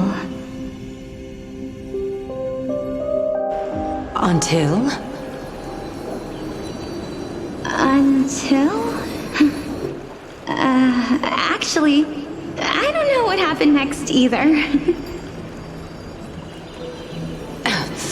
Oh, my... It seems that you still like to whet people's appetites even after all this time, Pelixia. So, according to your story, this is how I used to look? It's practically a mirror image. And yet, what exactly is this? A miracle that I created with alchemy. As for what it is and how I was able to accomplish it, I'll keep the answers to myself for now. Oh, my goodness. Is this cliffhanger really necessary?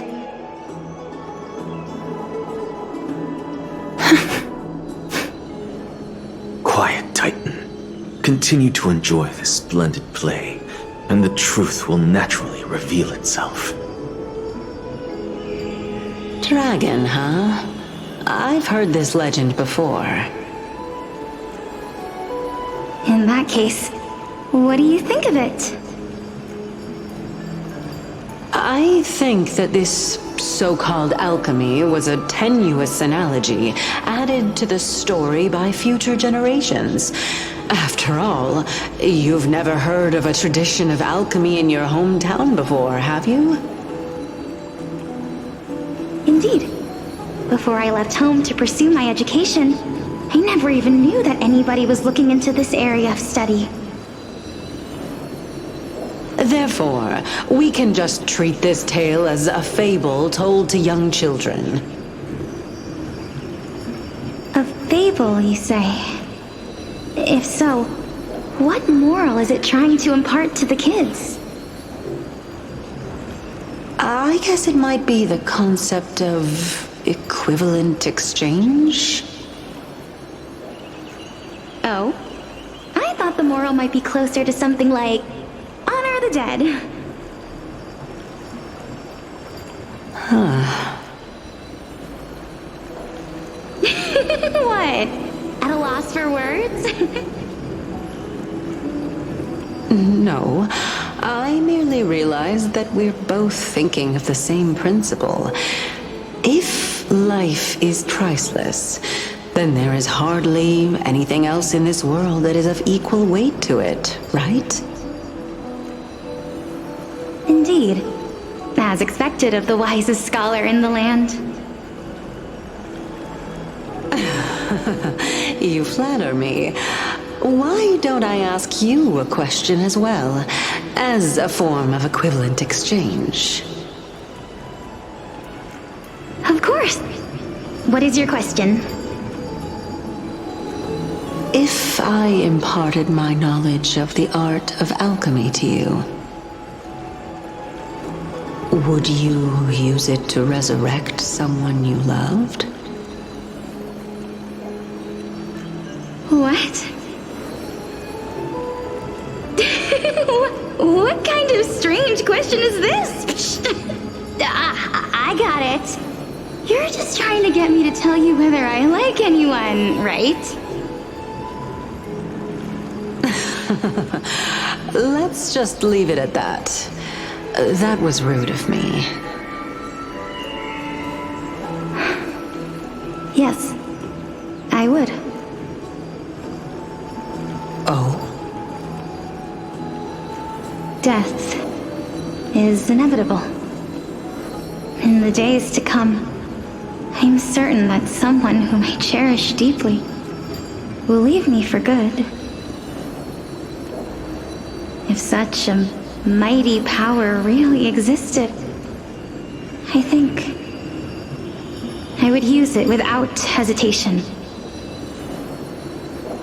After all, you, me, and the rest will all have to face that fateful moment eventually.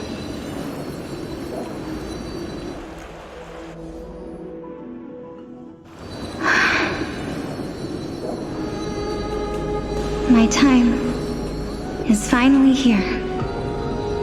However, perhaps because of my firm belief in the immeasurable value of life,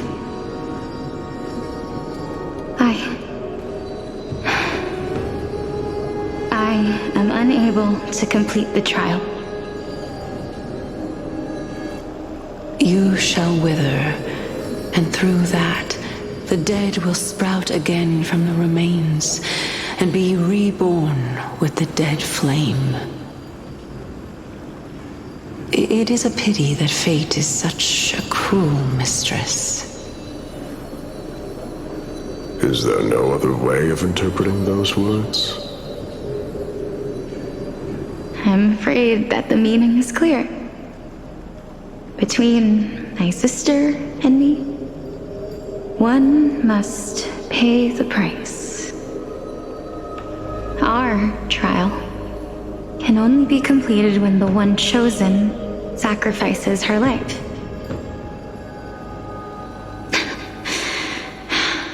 I'm afraid that the prophecy might even have selected a pair of twins for this exact purpose.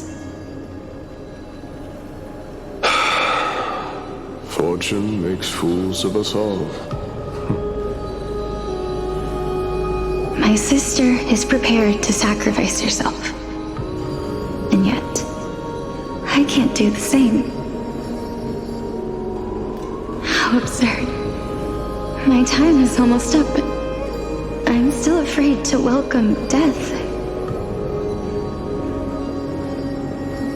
What should we do?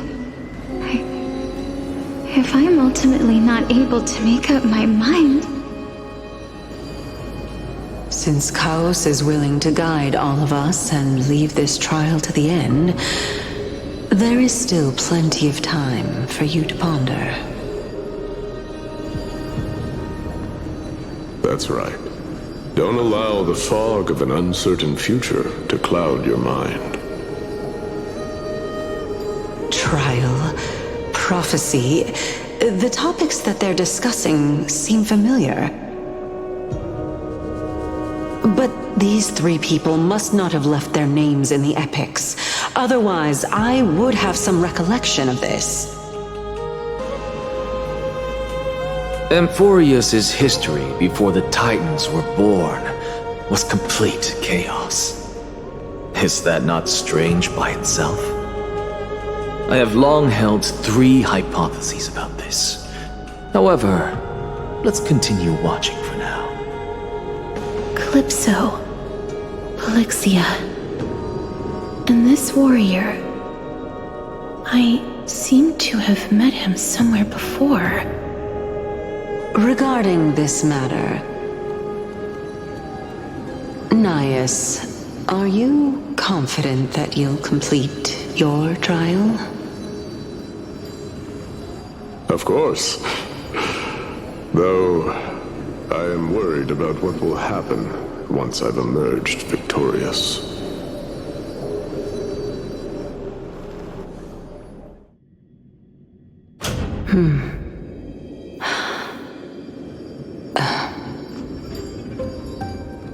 Looks like you have made up your mind. Yes, this is the safest course of action. Completely separating courage, honor, tenacity, sacrifice, and reason. You really know how to make things difficult.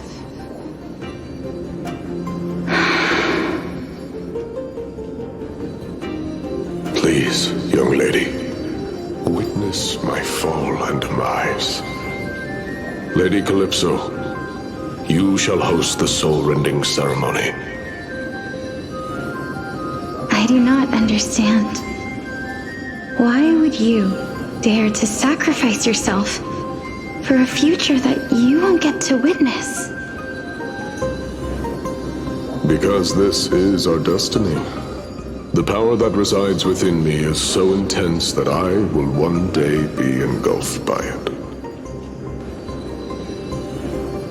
Furthermore, a valorous death before glorious return has always been the path I chose to walk. A journey I began long ago. If your sister or Chaos were in my position, I believe they would make the same choice as well.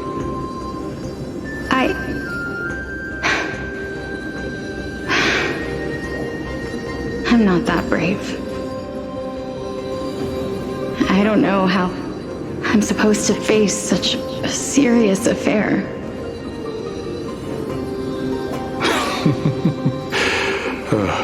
Despite being Death's chosen one, it seems you still don't know how to face it.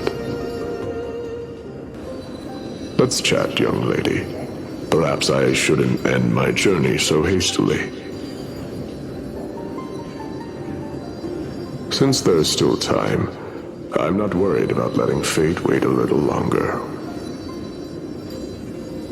Of course. This warrior is Lord Nias. As the embodiment of Nikador's divinity, he entrusted his life to us and allowed humankind to end his madness.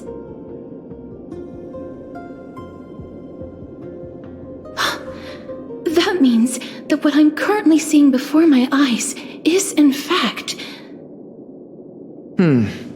Looks like one hypothesis of mine has already been proven true. These heroes are the true forms of the Titans, before they attained their divinity. If so, the chosen one of death that he speaks of is actually... Polixia! Is the previous form of Thanatos? But her appearance... If this is true, as long as we can find out where she went, we'll naturally be able to figure out the location of the Death Titan.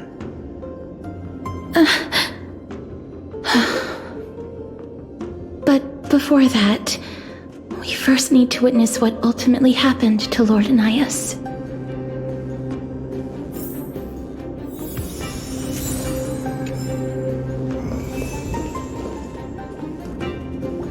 Nikador's courage is a testament that they have never once retreated from a battle. I've heard that these words are still engraved in Castrum Kremnos even today. It didn't occur to me that they were actually part of an alchemical formula.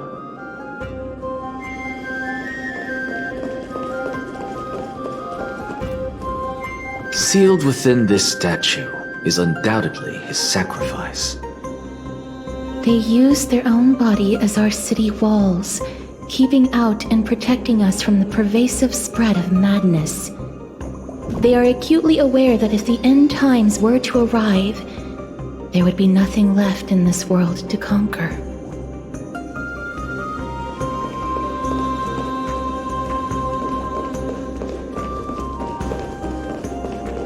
Lord Nias's honor is sealed here. Incredible.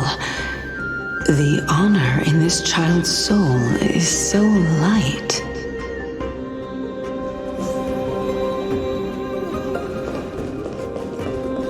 I believe that his tenacity is sealed within this statue.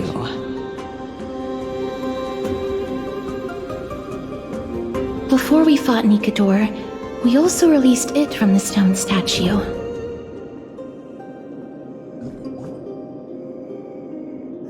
Sound lingers. Honor, courage, tenacity, sacrifice. And finally, the only thing that remains, his reason. Cheer up, young lady. There is no need to shed tears over a glorious death. All farewells in this world are sorrowful, Lord Nias. No, young lady. As a warrior, I have witnessed too many bitter deaths. But now, all I feel is peace.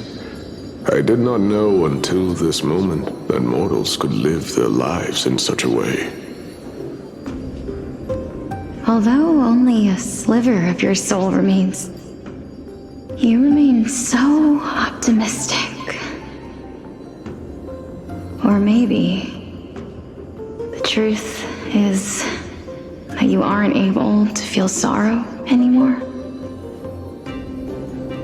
To be honest, I don't know either. But I am certain of one thing. This is not an acceptance of death nor apathy toward it. It's not even a feeling of despair.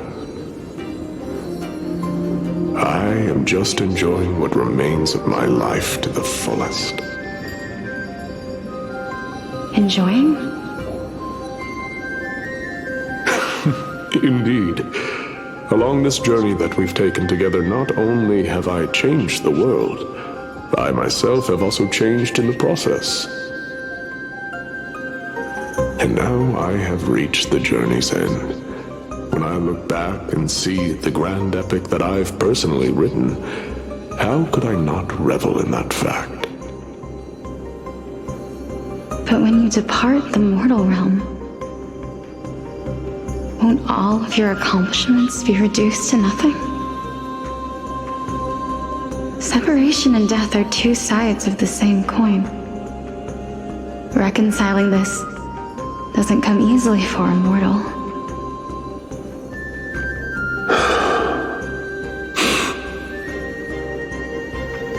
Finally, let me recount to you a story of mine, young lady. The first time I returned from the battlefield, I felt extremely hollow. The calamity had devoured everybody on the battlefield but me. When I returned to the city alone, the citizens held a banquet for me that was far from pleasant. I felt as though I was still on the battlefield, and the person who had returned was nothing but an empty shell. It was late into the night by the time the banquet ended. My head still reeling, I returned alone to the barracks. On the way back, I encountered someone. It was a crazed scholar looking at the night sky and muttering to himself by the side of the road. Although I tripped over him and fell, I wasn't angry in the slightest. And maybe because I saw myself in him, I inexplicably asked him a question. Do you think that it'd be better if we just died on the roadside like a couple of stray dogs? To my surprise, he shrugged his shoulders and sighed. How does someone who is currently experiencing death, dying and living, afford the same amount of bliss? Now please go away and don't block my starlight. Are you trying to say that there is no difference between living and dying? For they are both journeys that lead toward death? That's exactly what life is, and death is, but a scale to measure how valuable the journey was.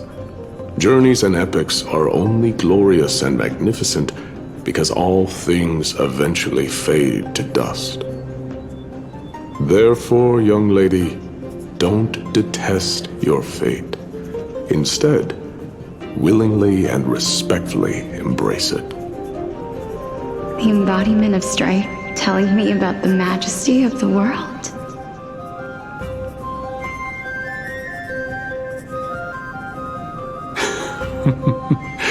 Indeed. I believe that when the fated moment eventually arrives, you will be able to understand my words. It is time for me to knock on death's door. I will set up a long table at the end of the road and humbly await your arrival. When that moment finally comes, let us drink and be merry then.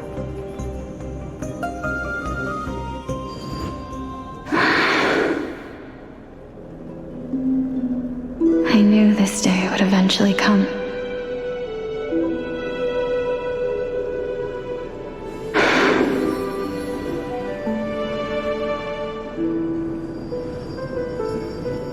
Are the both of you ready?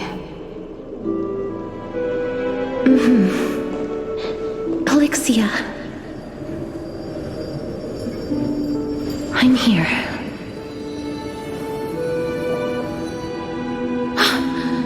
What? This... This is quite interesting indeed. Is this... Alexia's sister? Is it... me? Now, it's time for us to fulfill our promises.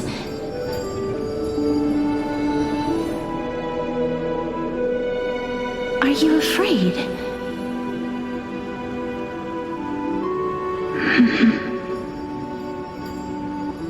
What are you afraid of? That I won't be able to do it.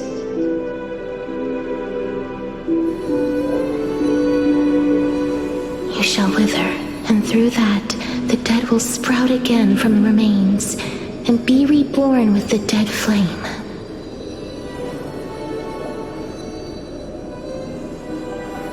As foretold in the prophecy, and according to our vows, once it all ends, we must face our fated moment head-on.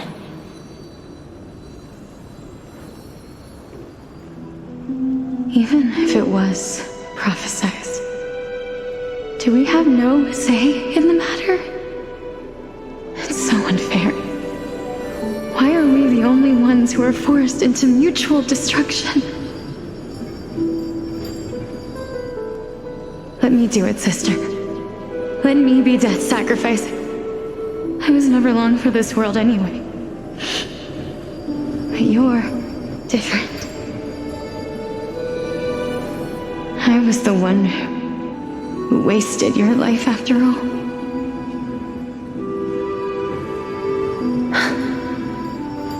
You're wrong, Polixia.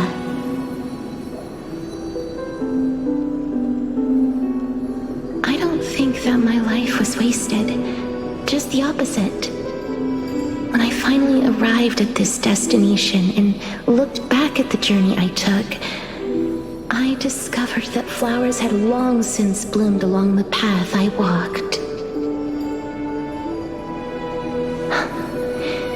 It was you who sowed the seeds for this sea of flowers, one that is more beautiful than the promised land at the end of the world. Besides, I have lived a fulfilling life. Even though I was fated for sacrifice, none of the things that I've experienced will dissipate. Instead, they'll forever live on as memories inside your head. Will they not? How could my memories of you ever compare to the actual you? Well then, tell me. What exactly are we?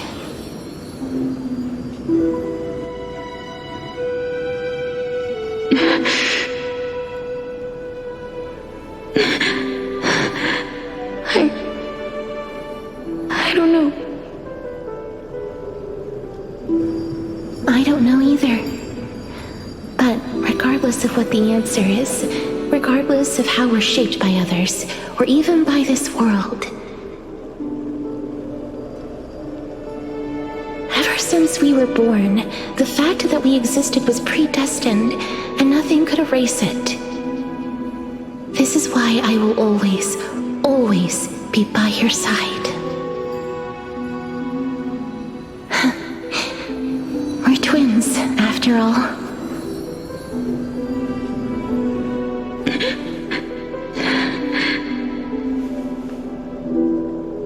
All right, my dear Polixia.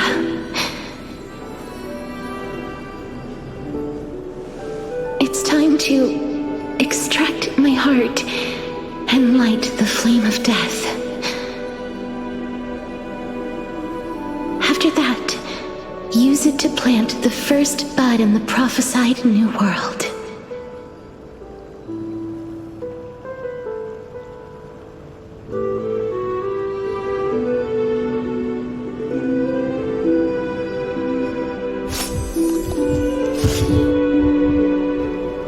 If I imparted my knowledge of the art of alchemy to you, would you use it to resurrect someone you loved?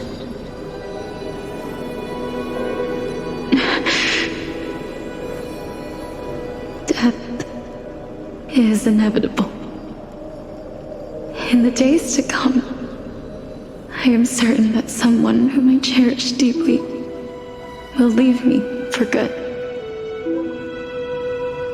If such a mighty power really existed, I think I would use it without hesitation. Even now, my answer remains the same. This is why, sister, I promise you, in the prophesied new world, I shall plant the first bud on your behalf. Go now. Return to the ocean god's treasured pearl, our hometown. I shall open wide the entrance to the nether realm and grant you a second life. the living beings on this earth shall respond to my call and lead you to the sacred daylight. Remember, do not look back on the land of the dead, and do not stop moving. In the new world promised by the prophecy, march toward your new life. As for the price of our equivalent exchange, let me be the one to pay it.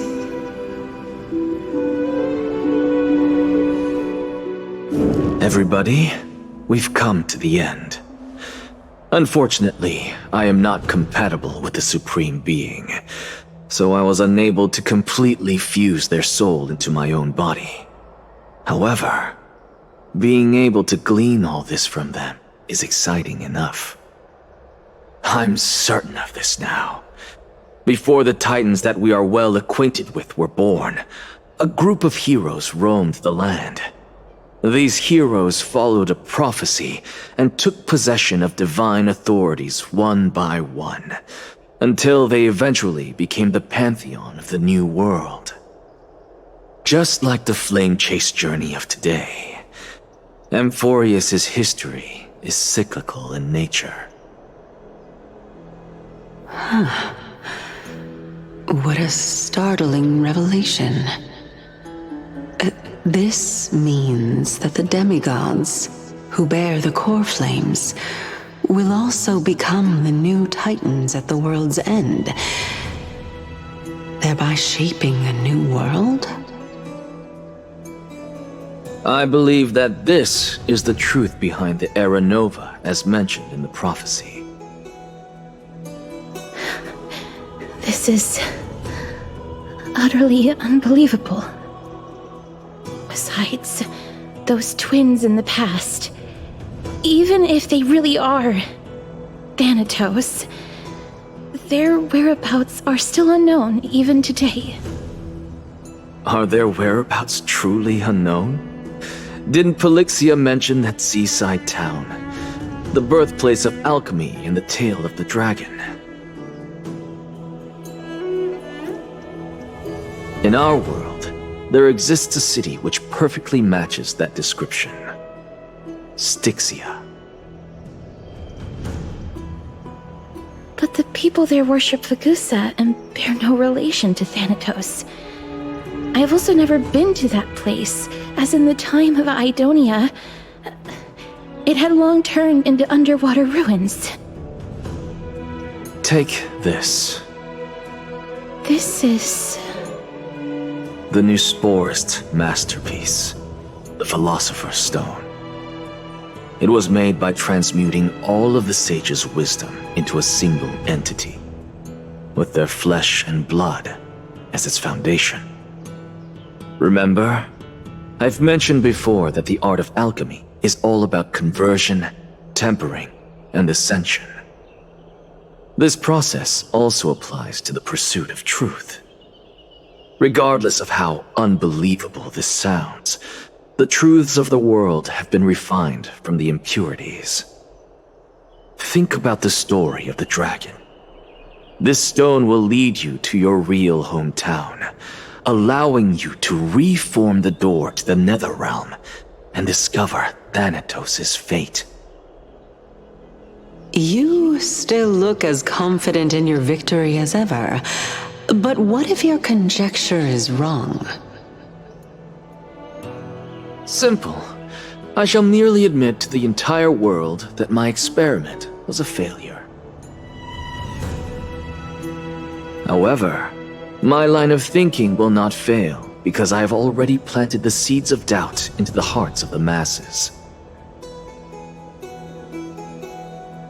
Actions speak louder than words, Castorus.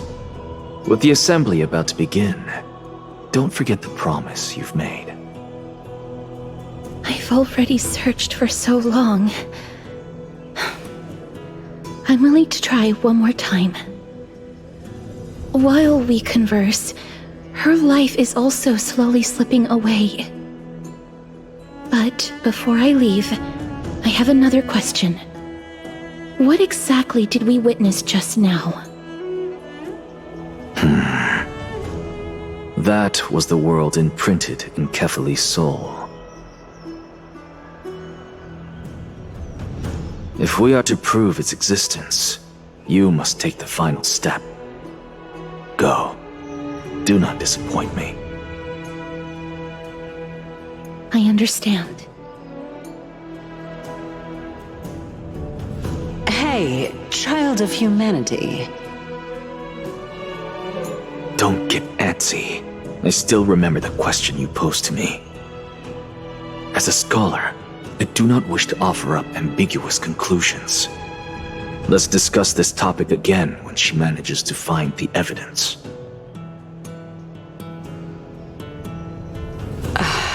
I merely wanted to ask, was that stone transmuted from your heart? If so, rebirth is no longer an option for you. Why not? When I was a child, I lost someone dear to me. When I was a teenager, I lost my faith. A while back, although you saved my life, I also lost my soul in the process. Now I'm merely forsaking my body. What's the big deal? Why are you always finding ways to die? Isn't it good to be alive? This is but a necessary sacrifice on my path to transform into the purest of them all. Can someone who's dead even claim to be the purest of them all? Furthermore, if your hypothesis is proven correct, does it not just confirm that the myths are true, and thereby invalidate all your theories? No, it's just the opposite. If my hypothesis is correct, it means that I can actually ascend to godhood and reshape this absurd world that you all have created.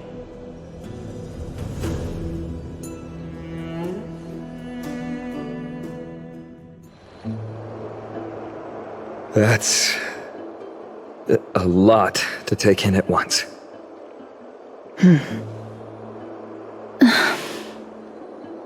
Lady Aglaia, please, let me explain. Go on. You know that the core flame of death has always been the greatest unknown regarding the Era Nova, which is why both you and Kindness desire to gain the power to control that core flame in the approaching Citizens' Assembly. Professor Anaxa has come to a consensus with Kindness. They want to suspend the trial once Thanatos' core flame is reclaimed, hoping thus to eradicate death from this world. If they're successful, then the flame chase journey will cease, and Akama can enjoy everlasting peace. But I know this runs counter to your wishes. So long as we do not usher in Era Nova, the Black Tide will never be eradicated. Even with Lord Mighty on the front line, and the Black Tide not posing an immediate risk, the danger nevertheless remains. Honestly, it's difficult for me to assess the pros and cons in this decision. But someone must bring the core flame before we can begin negotiations over it. The Titan could be very near. I cannot let this chance slip by. Besides, someone has to make this trip to bring back Mrs. Soul. Well said.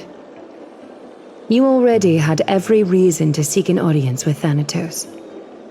It's that great performer who has weaponized your wishes and placed us in this difficult situation.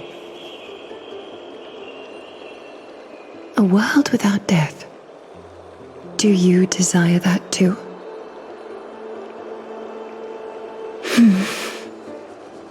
If fate dictates that my path must oppose yours, I will do all I can to resist it. and protect what I aspire to achieve.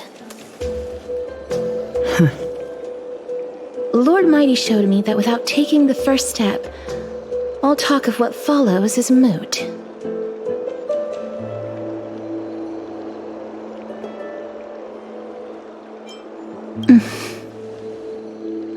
I have always hoped to hear you speak your mind, Cass, and I am glad to have heard your true thoughts. Styxia. I visited that place in the past. Though it is now an island surrounded by the river of Souls torrents, it's not hard to see its former splendor. Go. I will not stand in your way. As for you, you are someone who has cheated death. I believe you have more than enough reason to make the trip with Casterus and meet the god of death himself. Casterus, I too look forward to your journey. I wonder what kinds of new interpretations your completed story will bring to the Flame Chase journey. Thank you, Lady Aglaia.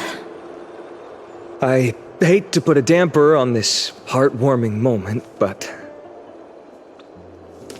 if Styxia is now an island surrounded by the river of Souls torrents, then how do we find a way in?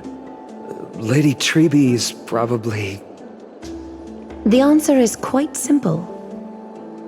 In the myths, Zagreus once made the domain of the dead their treasure vault.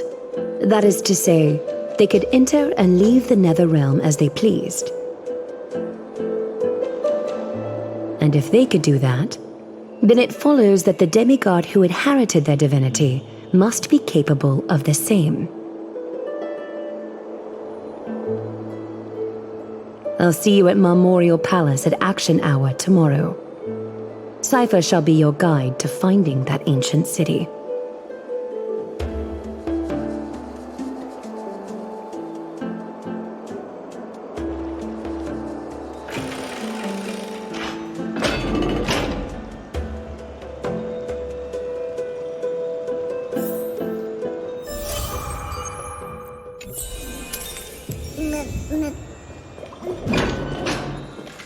Hey, friend! Is the debate finally over? Did you win?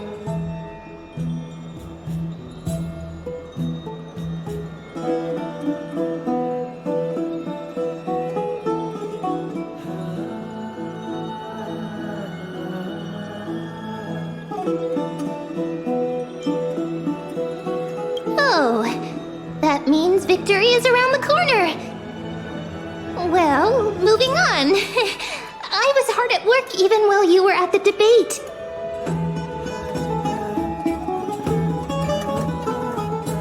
I borrowed a mountain of books from Cass to see if I could find a way to solve your problem. Let's see. I still have... only 32 books to go. Really? Oh, that's fantastic news. I knew it. Hard work always pays off. Especially if you're as diligent as Ma'am. I feel like a huge burden has finally been lifted off my shoulders.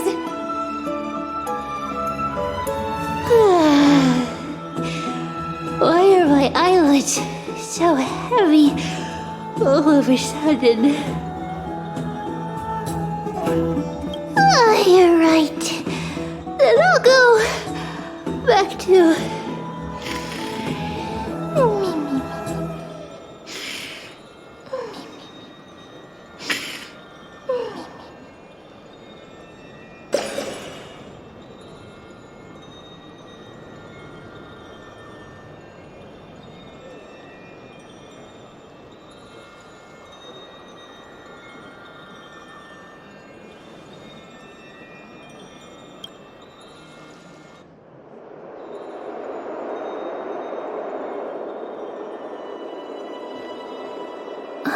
Cass? What a surprise. Lady Treeby. Is something troubling you? just wanted to speak to Lady Trian for a bit before I set off. No matter how breathtakingly beautiful Styxia once was, the place is now the domain of the departed. There is no telling what we'll encounter there. I don't want to have any regrets. Has anyone told you that your eyes are sparkling today? Is that a figure of speech?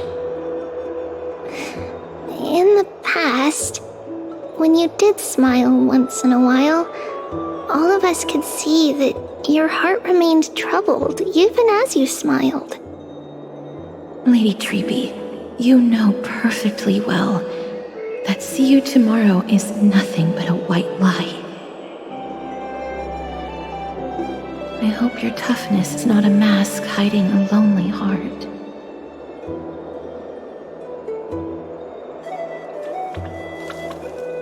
Cass, you hardly ever talked of your past. None of us knows what you went through, apart from Maggie. But we know it must have been filled with pain and hardships, as it is the fate every Chrysosaur is destined to live out. We are just happy for you that the core flame you're meant to inherit has finally surfaced. Isn't it a little too soon to say that? But you already know where tomorrow is, don't you? There is no need to rely on anyone else. Just give it your all and leave no regrets. We have always believed that your embrace is just as warm as everyone else's. Because we embrace others to comfort them. And Cass, you're the kindest Chrysosaur we know. Thank you, Lady Treeby. This feeling, it's hard to put into words. I suddenly found myself with so many wishes. So much I want to accomplish before setting off. Then go do it, Cass. Trian was actually working on a surprise gift for you. It's a pity she didn't get to finish it. But now Trinan and I are working on it, and we'll make sure to give it to you. So, let's meet back here when you return from Styxia. Safe travels. See you tomorrow!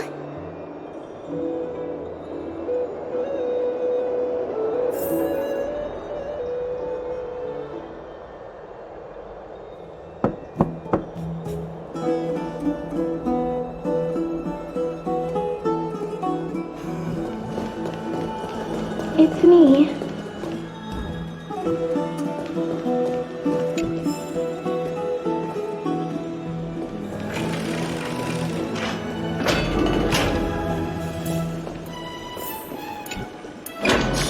I hope I didn't wake you. I'm glad to see you're as full of life as ever.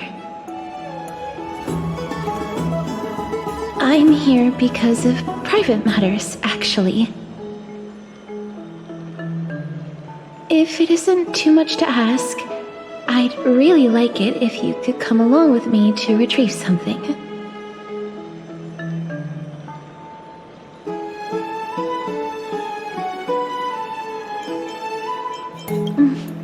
Aren't you going to ask me what it is? It isn't a long way from here. Shall we?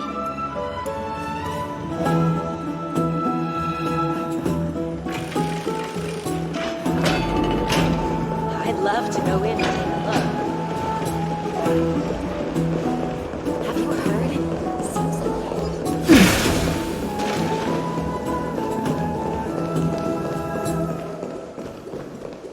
Faith can dispel the black tide. The streets are packed. It seems the vote to pause the flame chase journey has begun.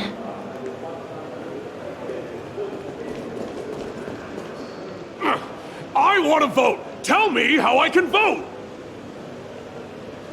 Take your ceramic shard engraved with the Kefali rune, select the Council of Elders in your heart, and pray silently until the shard registers your choice. Then toss it into the dolium.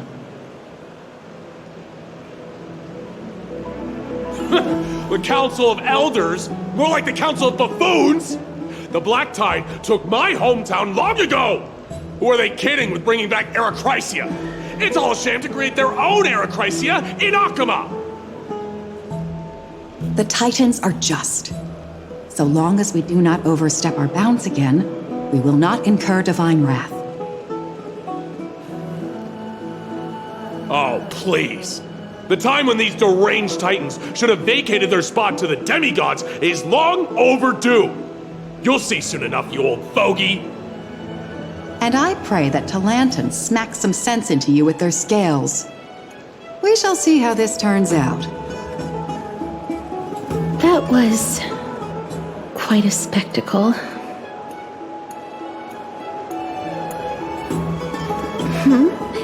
You're interested in that? Well, you'll feel right at home in Akama then.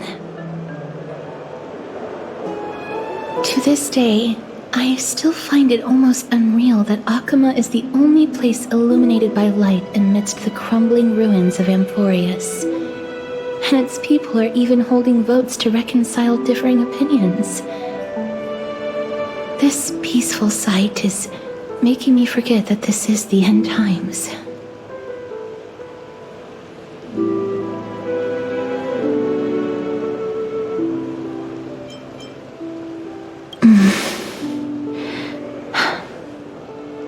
Before coming here, I had lived for many years in Idonia, a city of rime and frost. The people there were devotees of Thanatos, and were well known for their unique burial rites and traditions. Traditions that I played a major role in.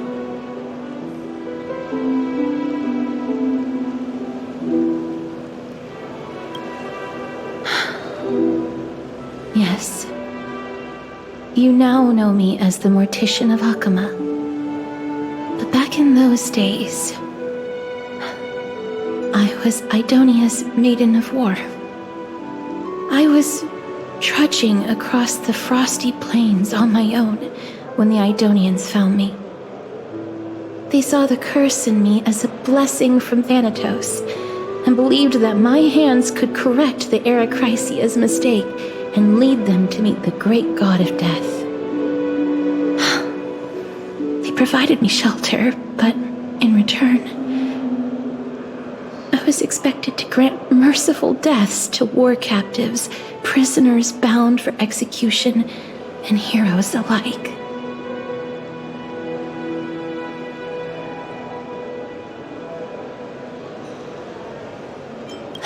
Yes. No matter how kind or cruel the means, nothing can change the essence of death. Taking away someone's life is never worthy of religious worship.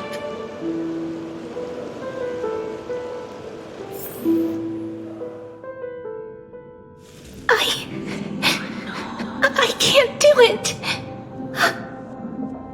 Their voices... they pierce my ears. The bleeding. The thanks.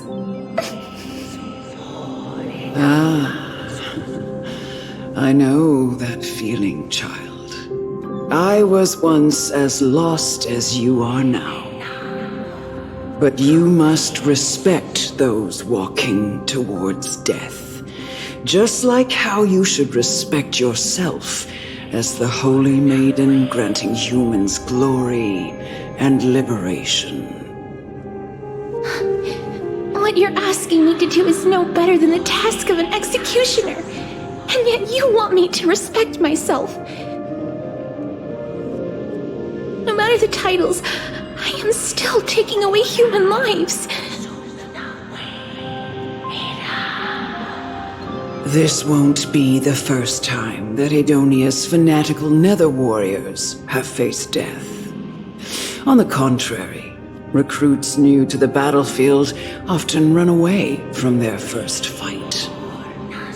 Death is the mightiest and gravest power in this world. The fact that you can wield it means you are deserving of respect. That's such a twisted reason.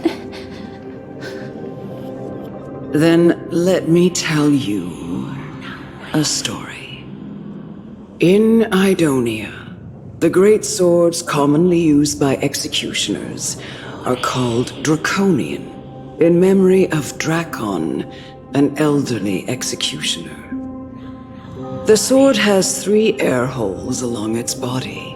If the sword is swung down swiftly and accurately, the holes would make no sound, and the executed would also depart this world quickly and painlessly. But should the executioner have any hesitation, the holes would produce a piercing whistle. On that cue, the screams of the executed are sure to follow. Every executioner after Drakon is to hone their sword skills every day in preparation of future executions. Every swing of their blade must be more resolute than the last, for failing to do so will bring pain. Pain for the dying, as well as pain for themselves. No. I can never get used to this. You misunderstand, child. I am not telling you to get used to it. I'm asking you to consider the source of the dead's suffering and use that knowledge to fortify your future touches with more and more determination. Go, walk with the dead and love them as you love life. Then you'll no longer hear those noises.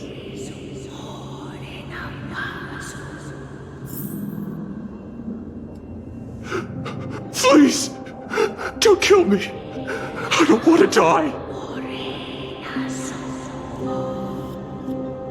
This is your duty. Remember, consider the source of the dead's suffering, then give them the respect they deserve. Thank you. I beg you, don't listen to her. If you cannot learn to accept death, then Idonia has no place for you. This is your last chance. Do it. No! Please! I don't want to die! Please! I'm begging you!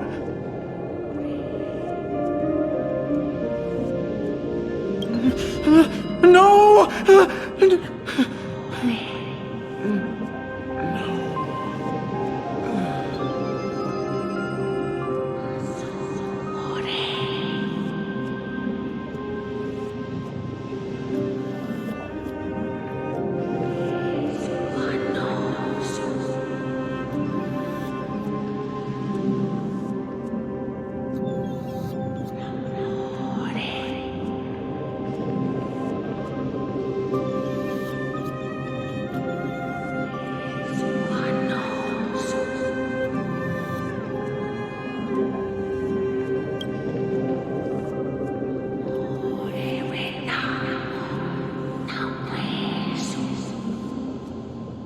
May you gain some insights through his sacrifice.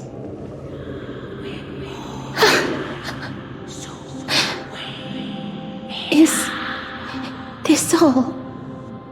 No. Come with me. This is just the beginning of your life as the Maiden of War. You executioner!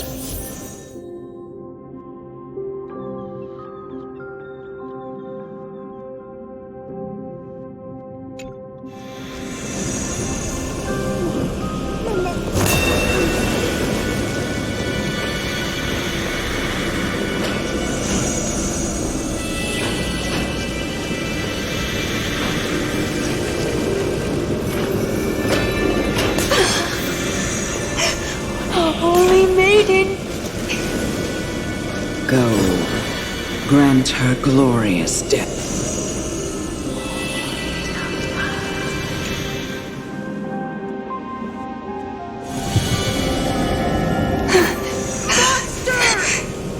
Thank you.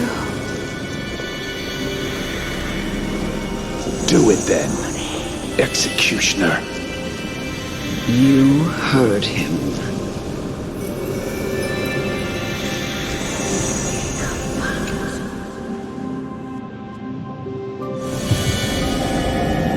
I curse you to live in eternal pain.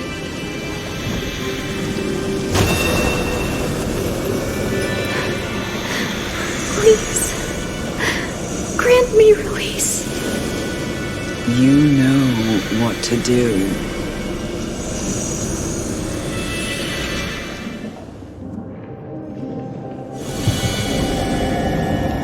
When will this ever end? You murderer!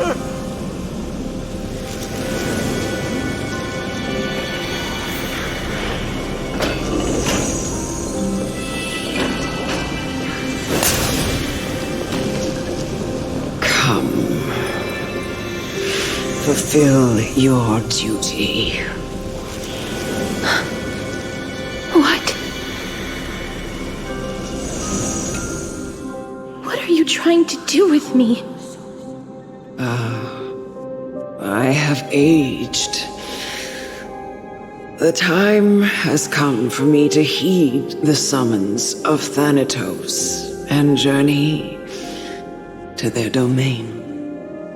The final resting place of every Idonian. You're not that old yet. You still have many, many years ahead of you. No. I'm already dead. For I have come to fear my declining health and impending death.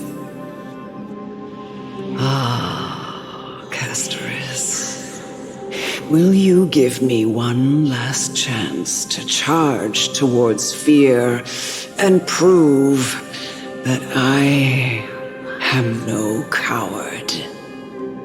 I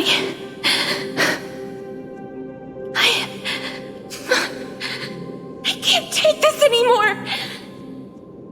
Child, it was I who brought you here from the frosty plains and set your farcical fate in motion. It was also I, Chief Executioner of Idonia, who forced the heavy duty of executing others onto you. I've always known that you have doubts and even anger about my faith and about me. I never had a choice. Indeed. We essentially abducted you. Yet you can end any sinful life with just a touch of your fingers. Shouldn't it be easy for you to escape from here? I'll never do that. It doesn't matter how lightly the Idonians take death, or how readily they accept it. I simply can't do it.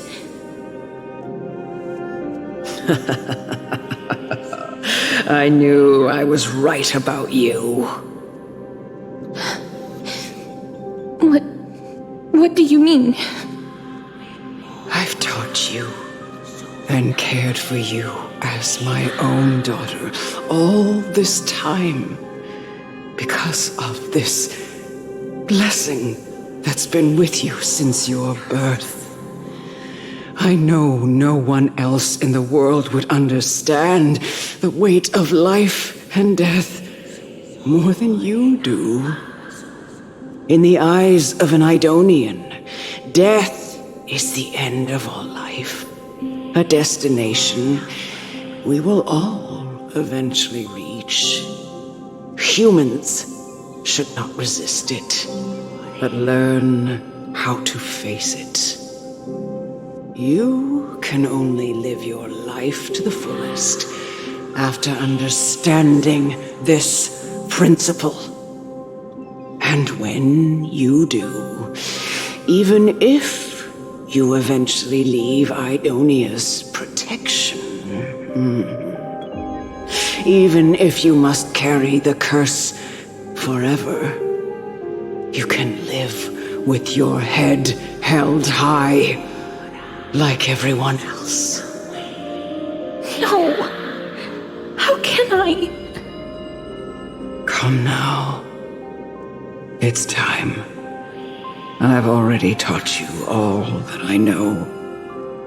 Show me that you are a fitting holy maiden, or at least that you possess the resolve to become one. Come now. It's time. I've already taught you all that I know.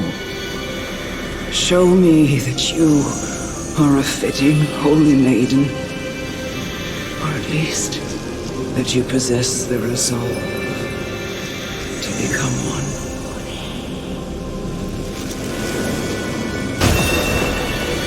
Emerge from your cocoon. Eternal.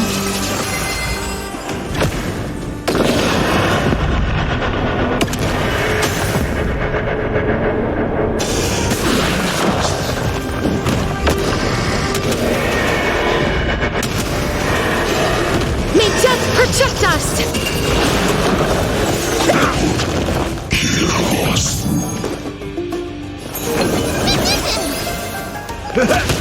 There's more to life. Please cherish as you wish. Mimi!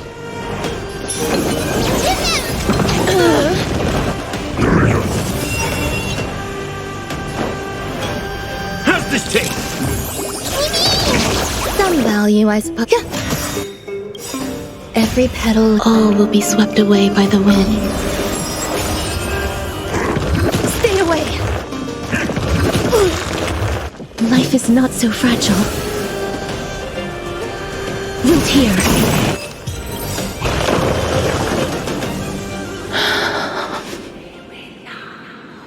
This was the last time I followed her command. I gently touched the elderly woman before me. The executioner, who had seen too much death, died the same way as everyone else. A gasp for air, a wistful look in her eyes, and a barely perceptible tremor in her fingertips.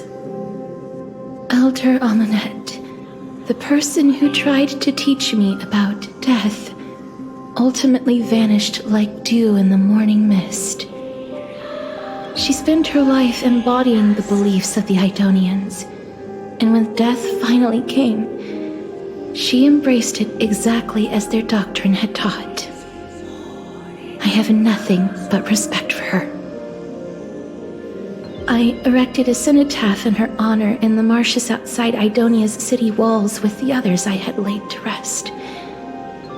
Then, I set out once more in search of Thanatos.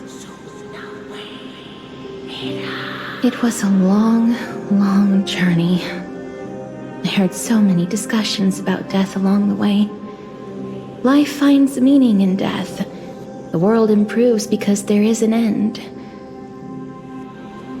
It seems the most terrible darkness in this world. Everyone talks about its heavy weight. Some resist it, some worship it, and some even revere it. How did a disappeared titan become the deepest fear of humankind?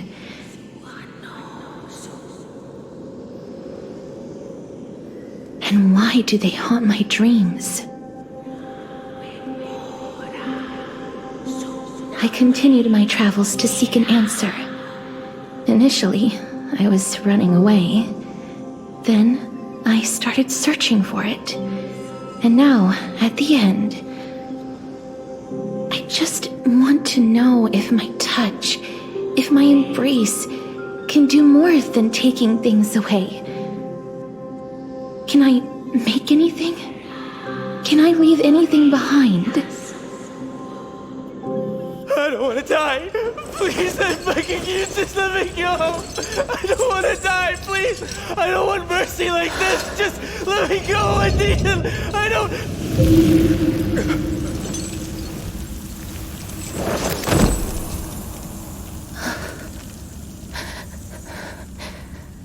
I hate these icy hands.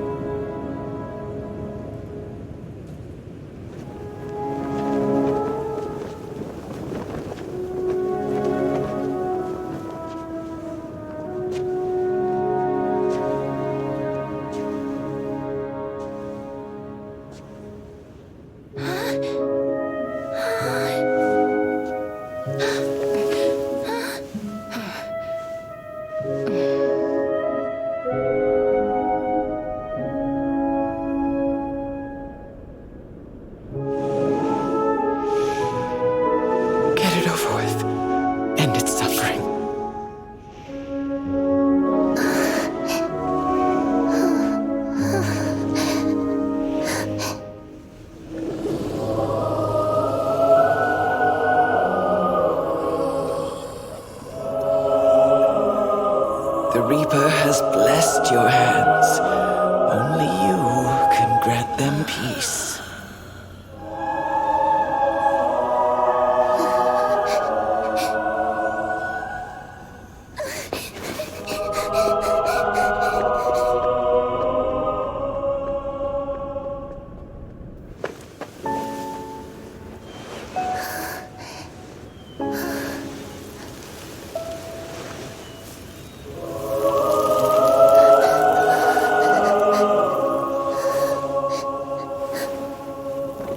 Embrace death. Walk alongside it.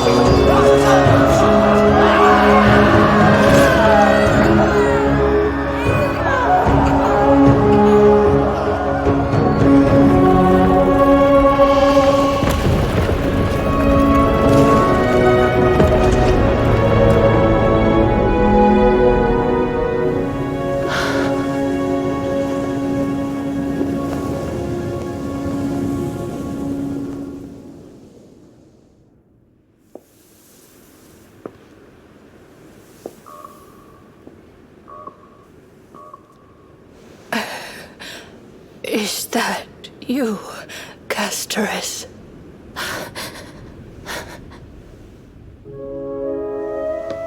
All of them have gone, heeding death's summon, crossing into their domain.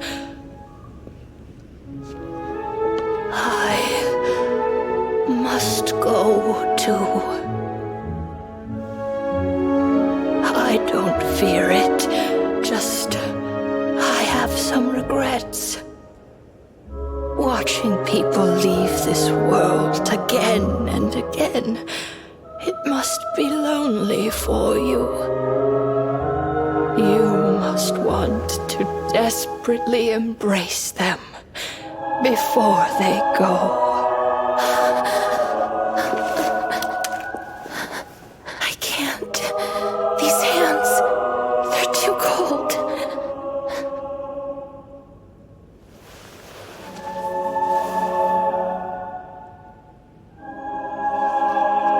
But Big Sister Castoris, your hands are so warm. Just like anyone else's. So go on. Don't hold back. Give me a warm hug.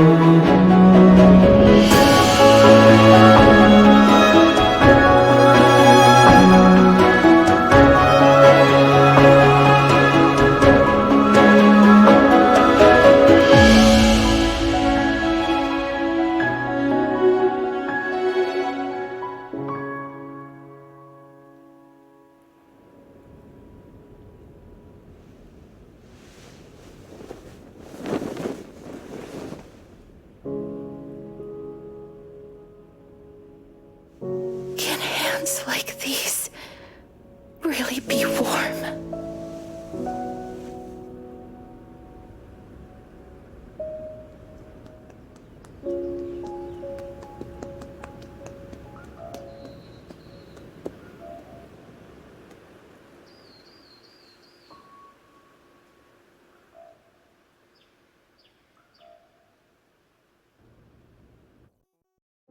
On the day that Orynyx's trial ended, you must have had many questions. I felt just as confused. Why, as someone from beyond the sky, were you so cruelly dragged into Amphoreus' fate?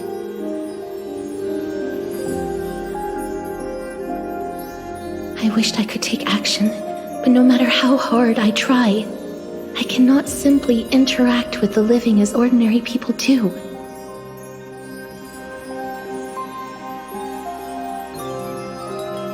Even when we brushed against each other unintentionally in the grove, and it was obvious that nothing had happened. When an almost unattainable hope finally welled up in my heart. When I thought that perhaps my touch would no longer bring sorrow, fate declared to me, it wasn't that the curse of death had finally been lifted, but that your soul no longer belonged to this world, and there was nothing left for my hands to take. Nothing. And did I really think this time would be any different?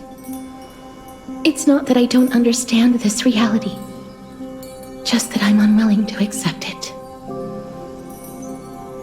Having walked such a long road, I am still unable to find the answer to life and death. I am resigned to eternal despair.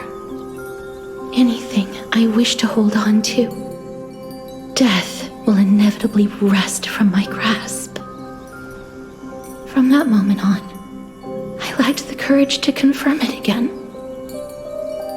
Until Orynyx laid bare the cruel truth before us.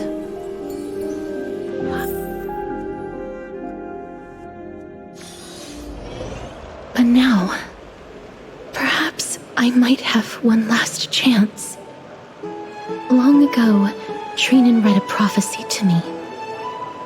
At the end of the sea of flowers, the souls of the living shall warm thy fingertips, and after an embrace, there shall be eternal separation. I found no surprise in it, for her words sounded not like a foretelling, but a perfect reflection of my past. Embraces in this world are born of reunions, yet my touch speaks only of farewells. In that moment, I had no doubt that this destiny would weave itself through the entirety of my life. And yet, things have taken a turn for the better. Now that I can finally have an audience with Thanatos, perhaps I can rewrite the meaning of that fated prophecy. I have no reason not to give it my all. For your sake, and for my own.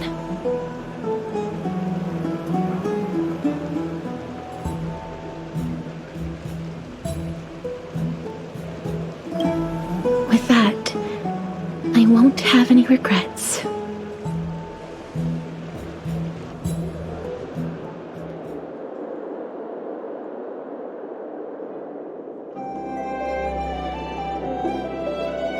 Let's put that aside for the moment. We've arrived.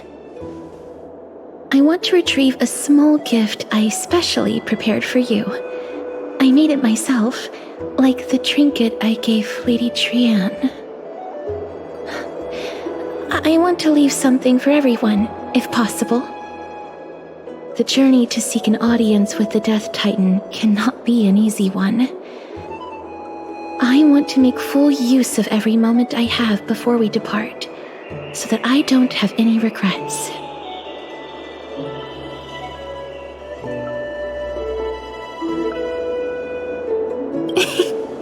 No, it isn't. You'll know when you see it. Look, it's right there. Huh?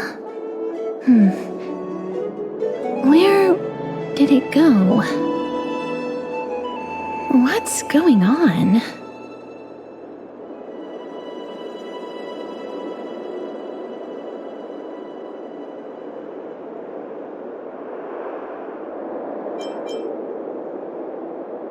I am not some corrupt grown-up.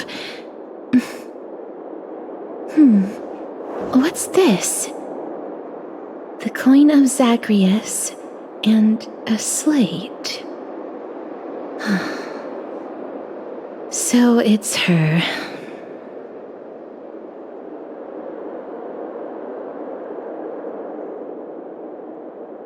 No doubt about it.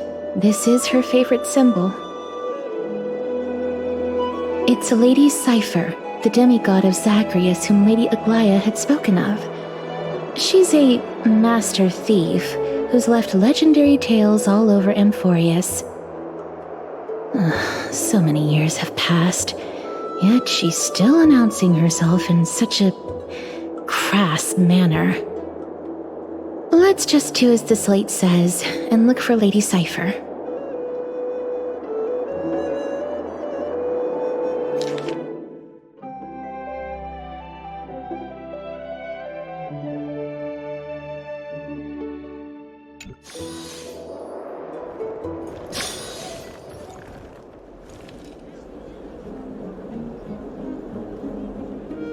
Look, it's right there.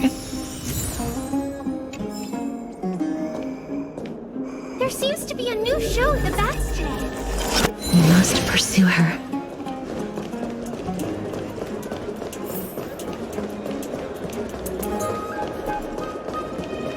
Huh?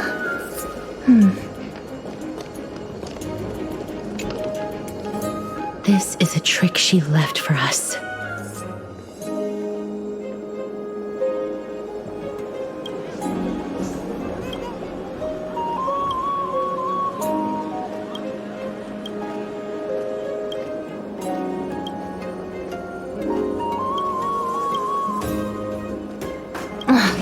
She's incorrigible. Follow me.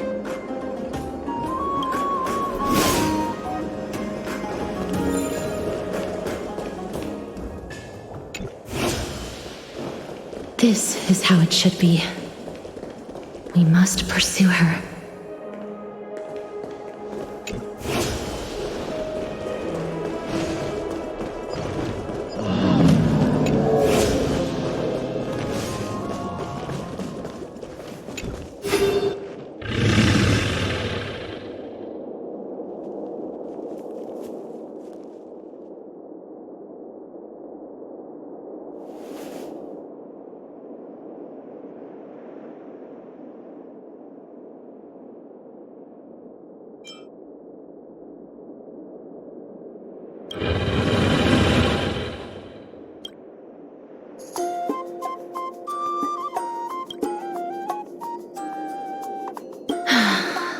Lady Cypher, please come on out.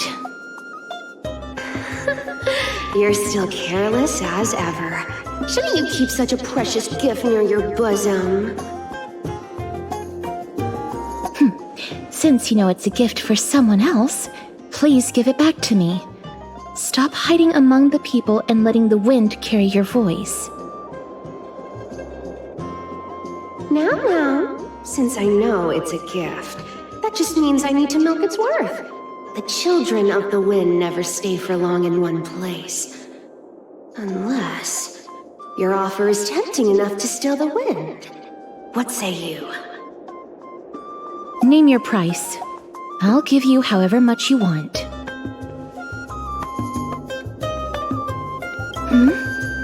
What's wrong?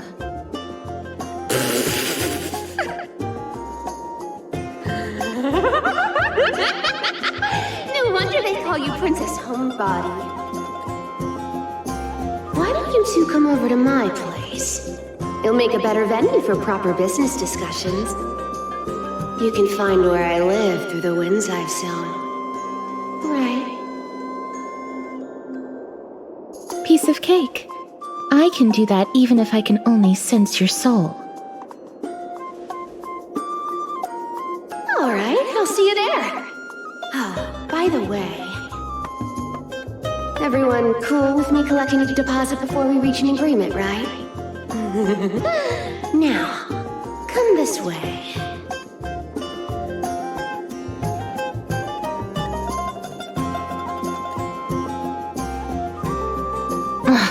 She's incorrigible.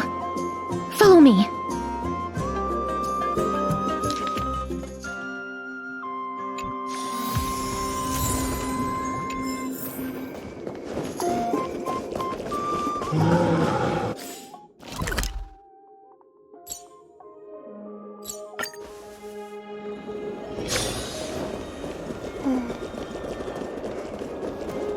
It's about time you do some exercise.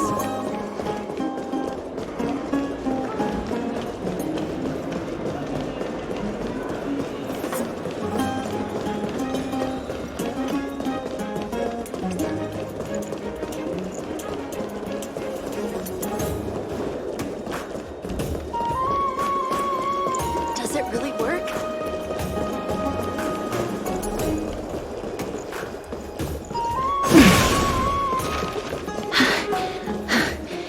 Here we are.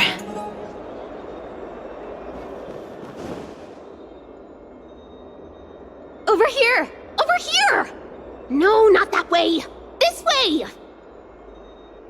Come on. If I really wanted to hide, you'd never find me. So relax, you two. No need to get your hackles up. I'm not that scary, am I? Meow. No way. Some people might have been into that a millennium ago, but it's long since gone out of style. Loosen up, buddy. Shall we get down to business? Give me the jewelry piece first, or everything's off the table. The materials are nothing to wow at, but The workmanship is superb, as always. You're still skilled as ever, even after all this time. And you've put a lot of heart into this one. Mind your own business. Oh, come now. Don't be so upset. Relax. Relax. Look, isn't the view here just great? You can see what everyone is doing and where they're going, and they won't even know you're here. Now that we've broken the ice, let's get to the point. Everything I've said so far has been a joke. I'm inviting you two here for 3 things. 1. The seamstress found me and wants me to take you to Styxia to look for the Death Titan. 2. The Council of Elders also found me and wants me to make sure the core flame of Thanatos ends up in their hands.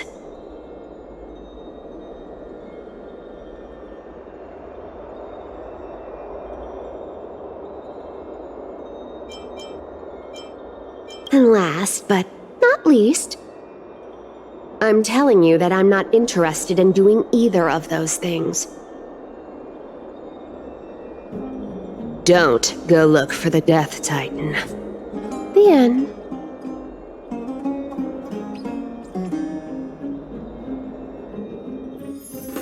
Well, this is some high-quality stuff. And this room is full of it. How much are these worth, Did you get all this through that Aeronova gimmick? Some of it is family fortune, while the rest came from my business as a dressmaster. Don't liken the flame chase work to your shady dealings.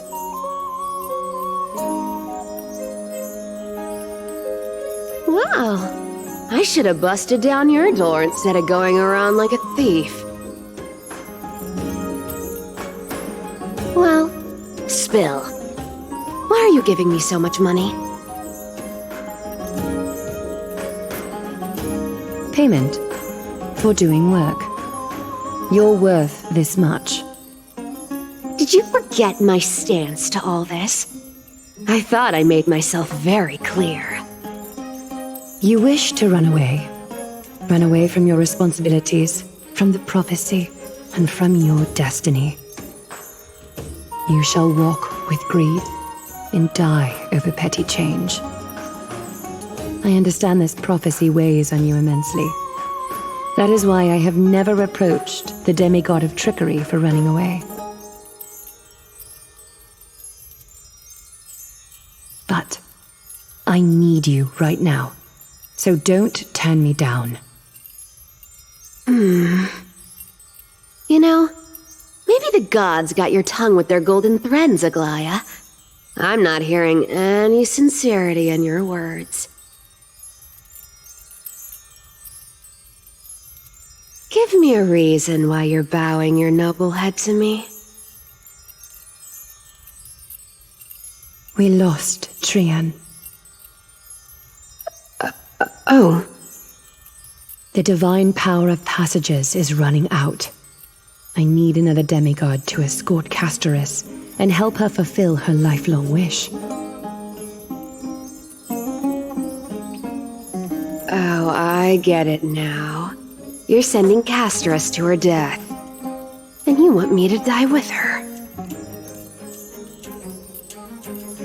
This is Casterus's own request. I have never seen her so determined. She brought this up herself? You're not pulling my leg. She's also made up her mind to leave her confused past behind. As will you, Cypher, when you finally make up your mind. Don't be so sure. Time is hard in the likes of you and I. But Casterus remains pure as driven snow. She can always turn back before the end, you know? Maybe she'll remember Trian's sacrifice. Maybe she'll remember the countless martyred Chrysos heirs. Maybe she'll remember you, with your one foot in the grave. I ain't as optimistic as you about what she'll want to do.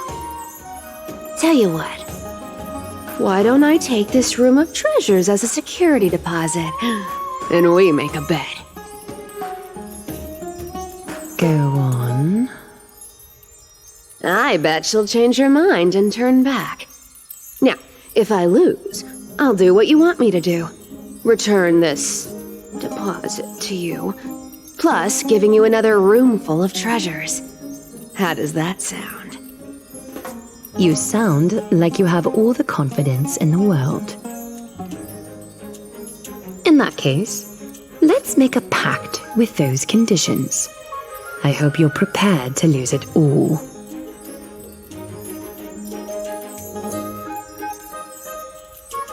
In conclusion, I want to win. So I hope you two can give up on going to Styxia. I'll give all the treasures in that room to you. And you can split it between yourselves, however you want. What do you think? Tempting, right?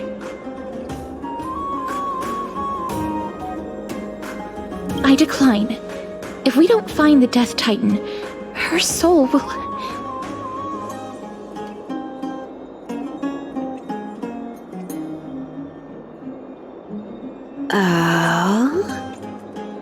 I can't go into the details, but we have to go to Styxia.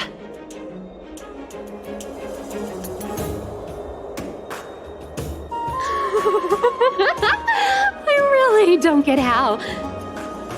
Princess, homebuddy, you keep talking about needing to find Thanatos, about getting rid of your curse, and you don't care about anything else. But did you ever live for your own pleasure? Even for just one day? What are you trying to say? I'm saying, contrary to your beliefs, Aglaia didn't take you in just so you can die for her Aranova. The flame chase journey walks hand in hand with sacrifices. Isn't that why you're always running away from Lady Aglaia?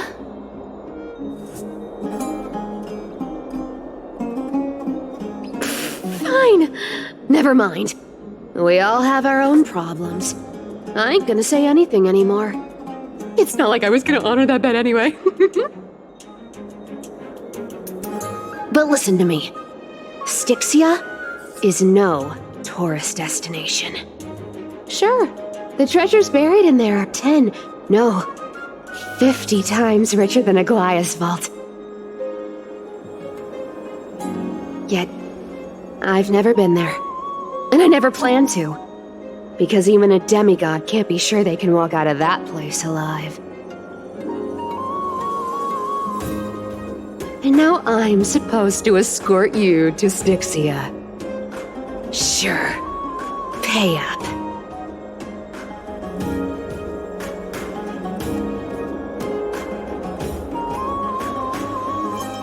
You know, you're not wrong. At least it's part of my responsibilities. I don't like this. However, I have lived a longer life than most people. Though I'm not as good at doing business as Lady Aglaia, I still have some savings.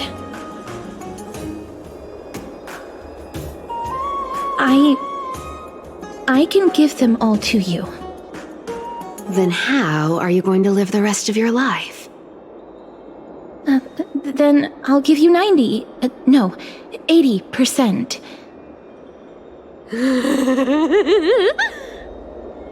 Well, don't mind if I do. 80% of Castrus's savings and a bottle of dew of divine blood. Not a bad trade.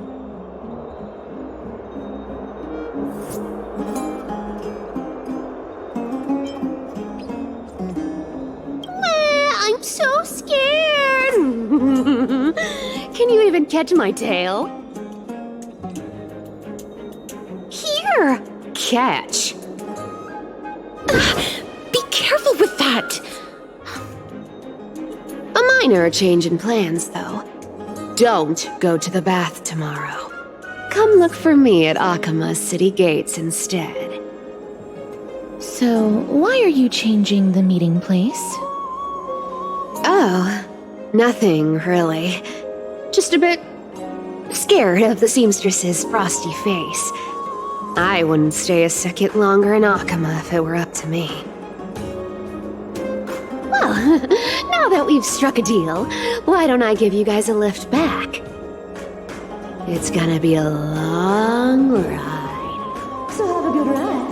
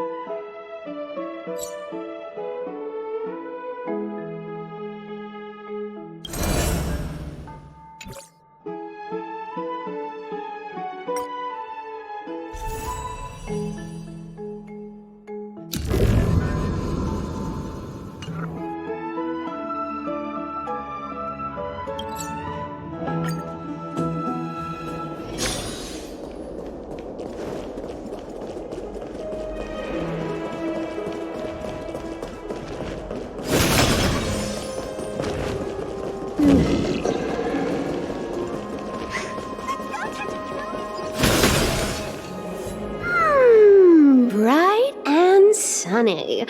Just the weather for farewells. You're here.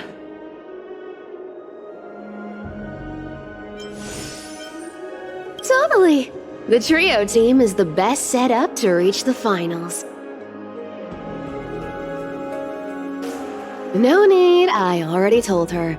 She's fine with it. You sure know how to put me in a spot, Casterus. I need to travel with you, but I can't touch you.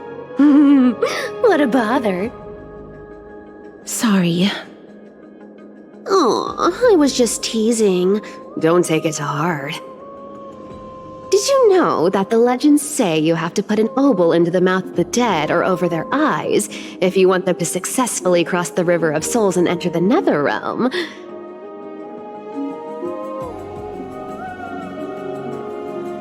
That's the fairy fare for entering the Netherrealm. However, I honestly won't ask you to pay this time. I'll pay.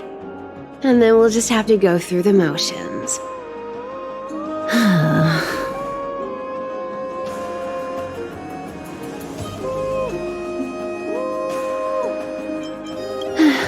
Don't worry. It's not a lot. All right, pass me the coin. It's time to get the gods' powers going. A fleet-footed trip to the Netherrealm. Here we come. Oh, one last thing before we go. I gotta give you this piece of advice, especially to you, Princess Homebody. You can't catch the wind by waiting. You only live once, so make the most of every moment you have. Get ready, be steady. Hi, your turn.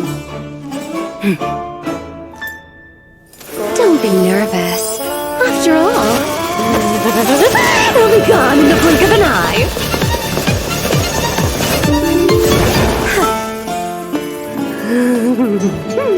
All done.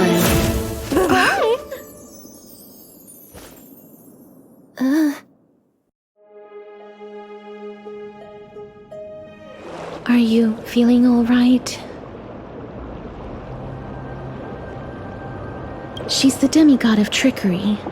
When she flips the coin of whimsy into the air, she gains incredible speed that lets her travel anywhere in an instant. Just like how she clearly had no intention of lingering here for even a second longer. We can only depend on ourselves for the rest of the way. Don't worry, Mem's here to help. I don't think I even meet the height requirement for the ticket, so I won't need one, right? This is Styxia, the city of dragons and waves. Anaxa hypothesizes that the missing Thanatos is somewhere in these ruins. This is the land of their birth. Or perhaps of their death. Anaxa had used a secret alchemical art to temporarily fuse his soul with Circe's and Kephale. And when he was on the verge of death, he was pulled by Thanatos and caught a glimpse of the flowing river of souls. This alchemy, considered a sacrilegious act, might actually make the souls of mortals and titans attract each other. Even though Thanatos has been missing for 1,000 years, and even their followers haven't been able to find them, perhaps that special attraction could summon them here. Oh, so are we going to use that Philosopher's Stone to conjure the Titan? I guess that's the only way. The only leads we have now are the name of this city and the fairy tale about the dragon. Thanatos is even more mysterious than I am. Indeed. Even one as erudite as Anaxa could only point us to this place, and no further. We will be entering the unknown as soon as we take our first steps. But that won't be the first time in my long journeys. I believe that, rather than standing still, taking action is by far the better option. Perhaps fate might take pity on us today and show some compassion.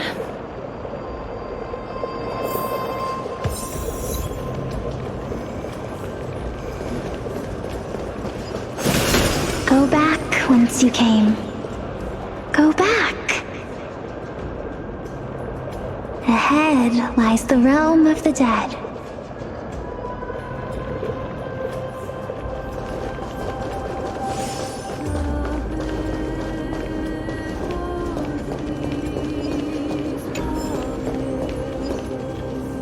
What a beautiful butterfly.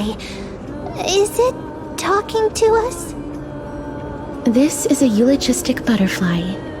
They are found in places where many have met their demise.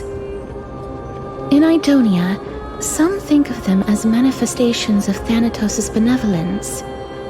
By turning the lingering obsessions of the deceased into these creatures, it is as if the Titan has made life into a specimen. Others think of them as Thanatos' messengers that guide the departed to the nether realm.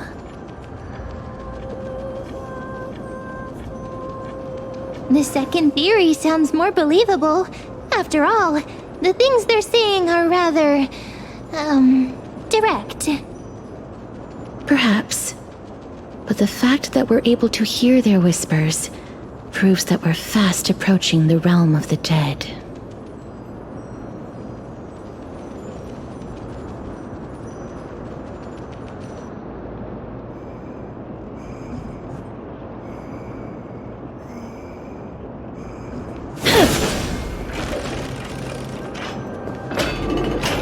These shadowy figures. Are they illusions reflected by the River of Souls?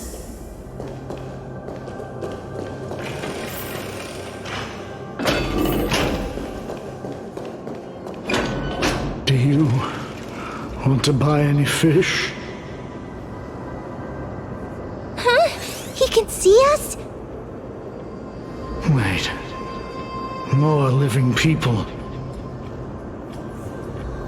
I'm not selling my fish to living people. You lot are too shameless. Buying fish without paying. If I ever see her again, I will... Could it be that you're all dead souls that never achieved rest?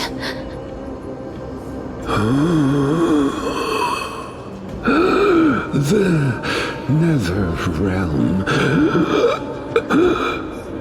does not exist.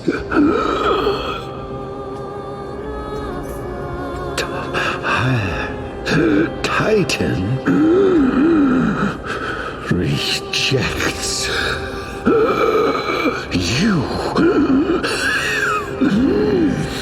Me.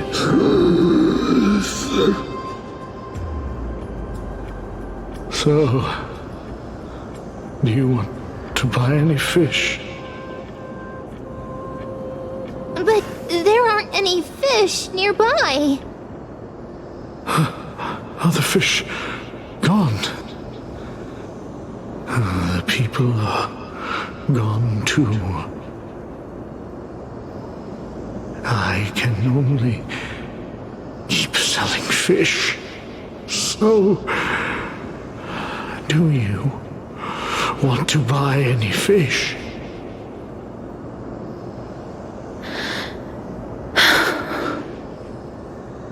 Apologies. I don't have much in the way of savings, but perhaps there's another way for me to release you from your suffering. Please relax. May you fall asleep peacefully amid a gentle field of flowers. This.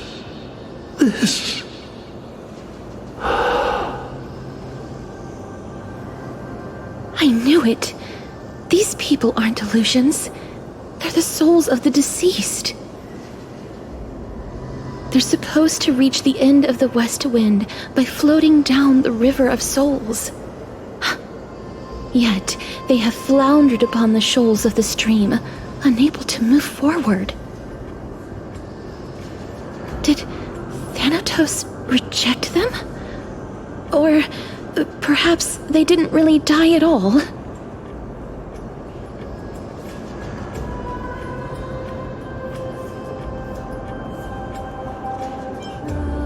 I have no idea.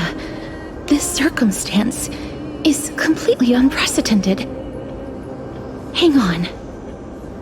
Didn't he say more living people? So that means he's seen other members of the living apart from us? Could it be that these souls are stuck here due to someone's deceit? If something is done out of goodwill, are you really gonna call it deceit? Goodwill? I can't see anything good out of... Wait a minute. Lady Cypher? That's me.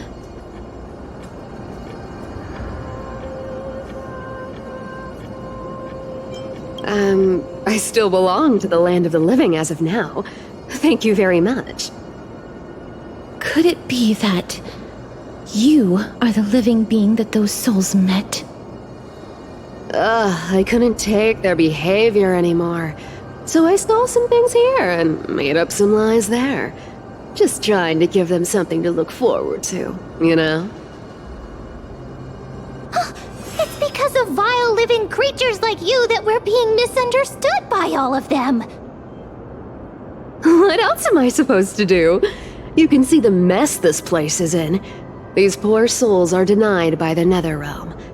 So now they're stuck in a few brief moments of their life, unable to move forward or back.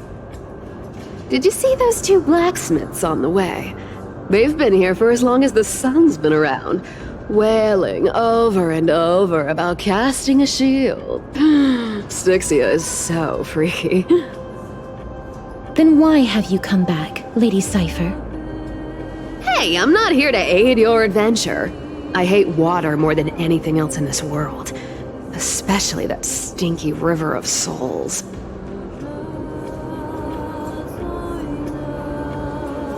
But, I just discovered some stuff before I left. And I reckon you should know about it. It's about that boy who defied death. I found traces of him here. Lord Mighty? Oh, right! That's his name. Well, now you know. As for whether that info is actually useful, that's for you lot to figure out.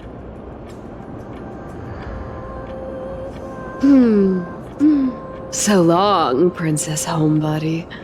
So long, Grey Mystery. Huh? She disappeared just like that? Lady Cypher has always been a free spirit. In any case, she has brought us some valuable information. If Lord Mighty is also somewhere along the river shoals right now, then he will certainly become our signpost. After all, he's different from those wandering souls. He will find his way, even in the realm of the dead.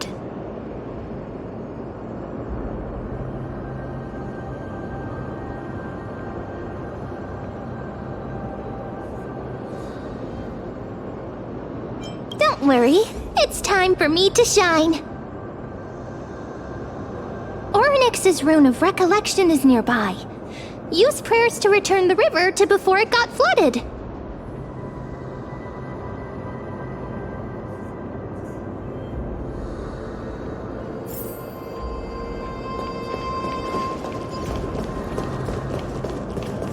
Hey, over here!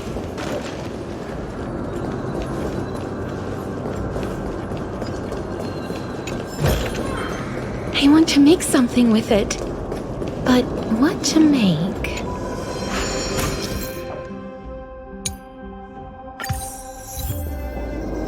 Ornyx's miracle has appeared. Amazing! It's like we're inside a giant bubble. Even the river got parted.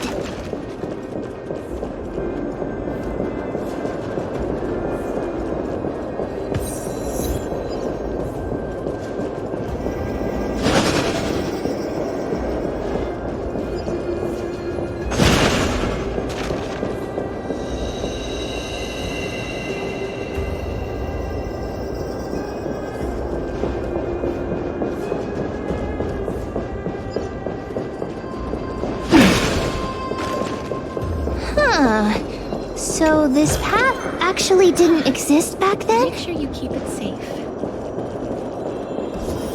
There are wandering souls of the deceased here as well. We must first return to the present before we can communicate with them.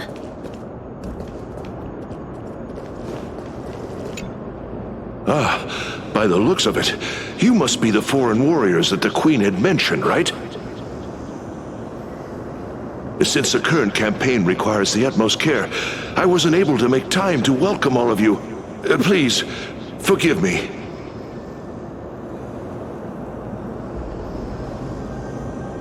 Foreign warriors?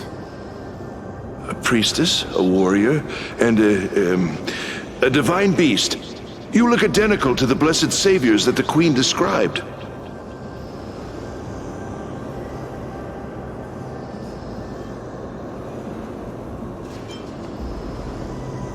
What? A campaign? Who are you campaigning against? Nobody knows, as of now. Of the scouts that went ahead, only one has managed to return. He says that the land ahead is a forbidden land that should not be approached, as it is the doorway between the netherworld and the mortal realm. As for the rest of the scouts, they've completely lost their souls. and are decaying by the day. While there is still dissension within the city, the scholars agree that this calamity was so unprecedented that it needed to be given a new designation. An unprecedented calamity. Could it be death? It seems that you have indeed heard about this. Well, death is just one of the possibilities. It's too early to come to a definitive conclusion. A world that has never seen death. Looks like these people lived in the era Chrysia before the Calamity Titans descended upon the land. May I ask, where is the scout who managed to come back? Though he returned to Styxia, he only had enough left in him to last no more than half a day. However, it was his intel that convinced us to rally together. He said that he witnessed the demonic specter of an evil dragon at that treacherous land.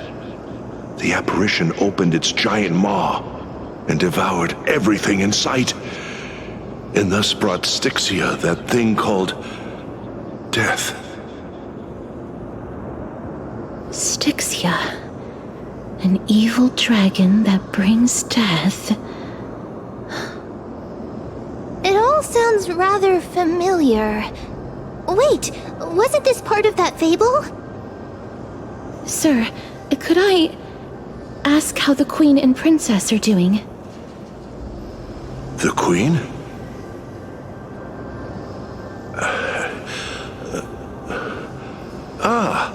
By the looks of it, you must be the foreign warriors that the Queen had mentioned, right?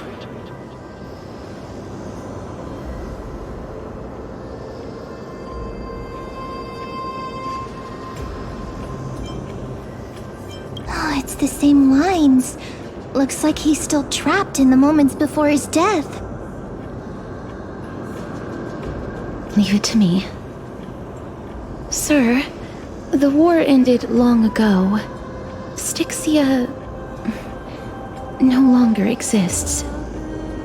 Styxia is no more? This cannot stand! Newcomers, hurry up and go take your positions! Oh, looks like it's difficult for this gentleman to accept reality.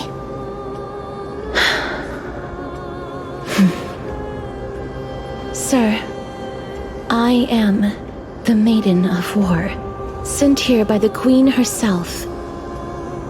If you accept my blessing, then today's battle will be smooth sailing. Maiden of War? I've never heard of this. There's little time to waste. Please don't take too long. Don't worry. I'm typically unwilling to prolong such a moment.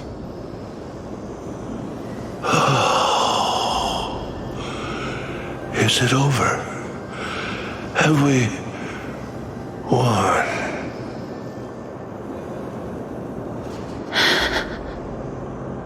Cass! Oh, are you all right? I'm fine. I just didn't expect that I would still have to embalm others, even in the realm of the dead. Is this a remnant of his soul?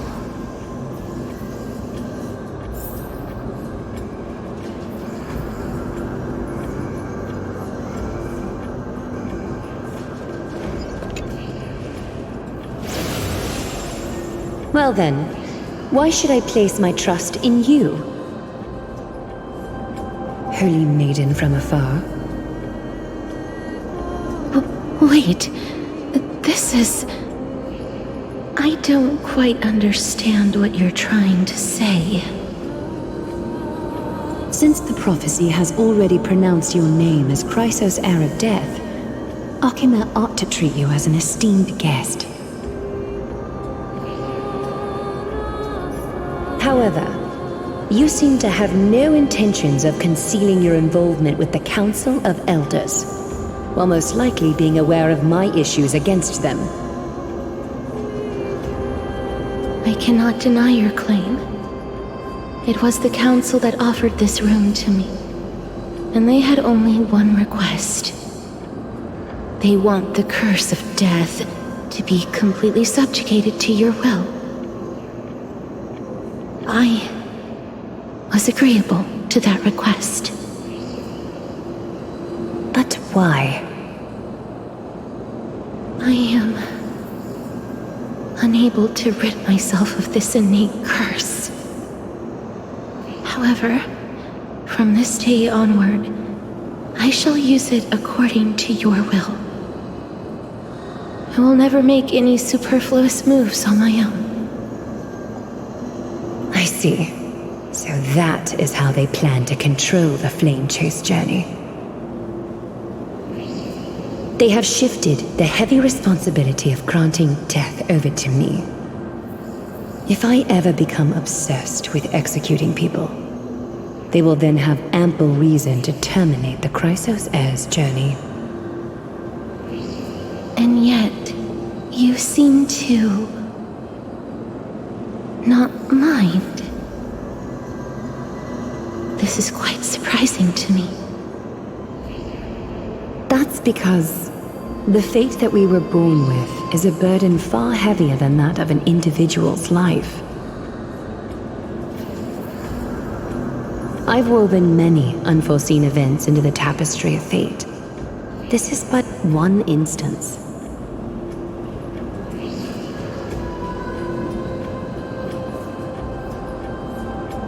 Tidy up your precious garments and come with me. Arkema welcomes you, Casterus.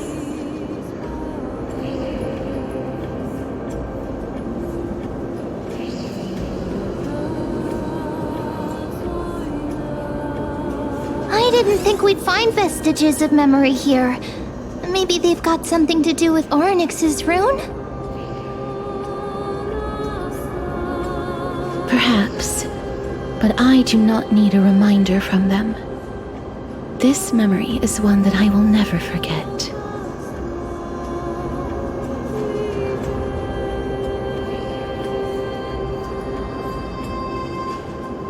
I really want to repay her for that trust. But why would this memory appear right now? Is this really Orynyx's power?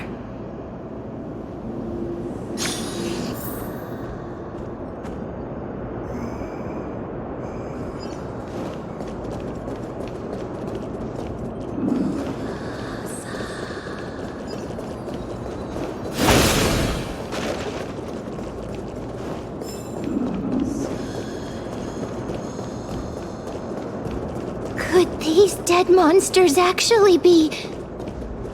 If Lady Cypher is to be believed, this could be the handiwork of Lord Mighty. He's still fighting against the Black Tide, even in the Netherrealm.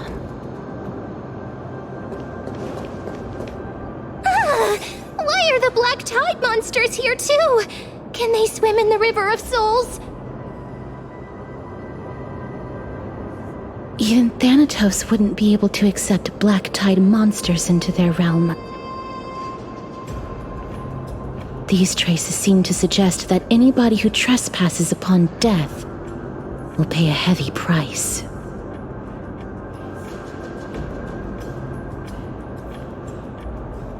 Since the realm of the dead must remain peaceful, it's imperative that we rid the place of such discordant noise. Please stay back. Let me deal with these enemies.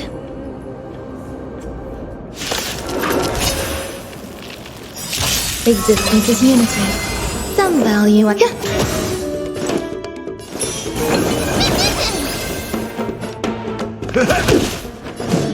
Root here. Enjoying yourself? Every petal, all will be swept away by the wind.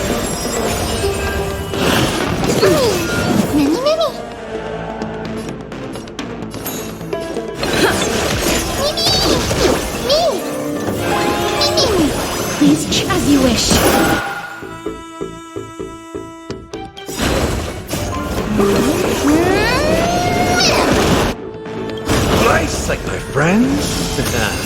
Indulge yourselves!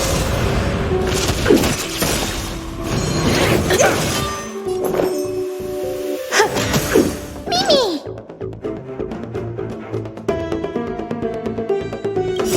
Embrace a new life.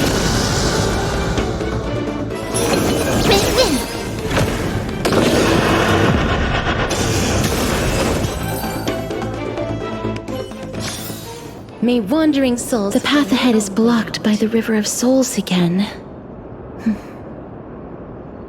In that case, let's go back to the past. This miracle sure is handy. This is yet another aspect of a Titan's divine power.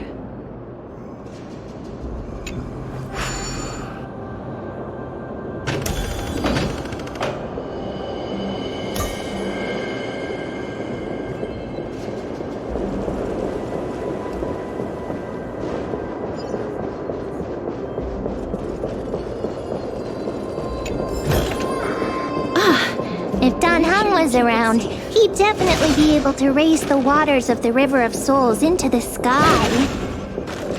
If Lady Hycelens was still alive, I think she might be able to do that too.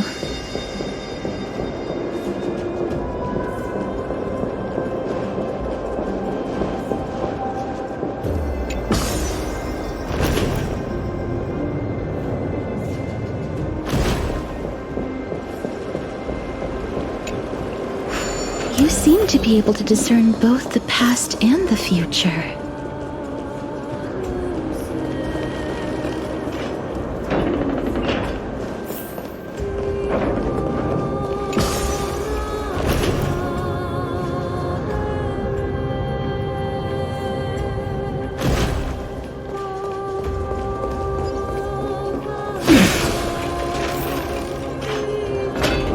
Oh, this place. Must have been a beautiful courtyard in the past.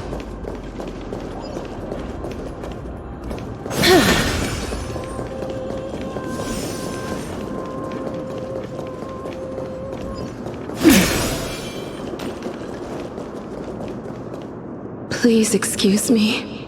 I am but a scholar from a distant land who had the misfortune of falling into the River of Souls and turned into a member of the dead. This one seems to know that she's already dead.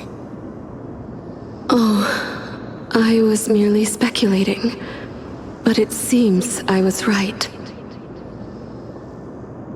And you, I recognize you. You're the Holy Maiden of Death from Idonia, right? I'm sorry. I cannot bring you back to life. However, should you desire it, I can end your prolonged limbo. I'm well aware of that. Even if you were able to revive me, I would never choose that option. That's because I didn't fall into the River of Souls by accident. Instead, I leaped into it to seek my death. Why? If you could see the life I've led, then you would not reproach me so. My life was far too miserable. But I did not expect things to stay the same even in death. What a joke. In escaping my mortal life, I've entered a millennium of pain instead. Circe's above. What cowards humans are. For we fear both life and death simultaneously. I'm sorry. I am also powerless to answer that question. That's all right, Holy Maiden. At least you are able to respond to me. Please, grant me death. Circe's above. Does this count as thinking till the moment I die?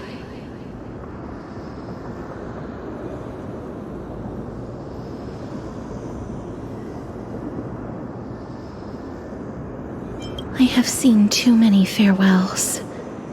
Her distress is quite commonplace. There are those who will end their lives over what seems to be the smallest of worries. For some people, this power that I possess is a blessing rather than a curse. But I never managed to convince myself of that. Cass, are you still trying to create a world without death? Yes, because when placed under time's vast scales, there is no worry in this world that cannot be solved. This is a wish that I've held for almost a millennium. My mind might have changed once upon a time if people managed to strike up a friendship with me. But I've never been more firm in my conviction. Now that I've learned about your near-death state, it is my duty to wipe death from the face of this world.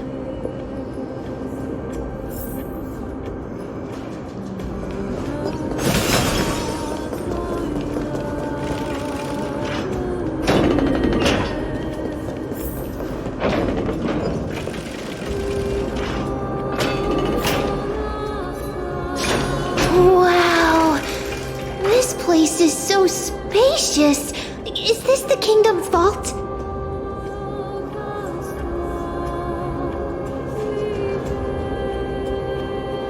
That's fine and all, but we need to lay down some rules. We're not gonna return to the past to steal things.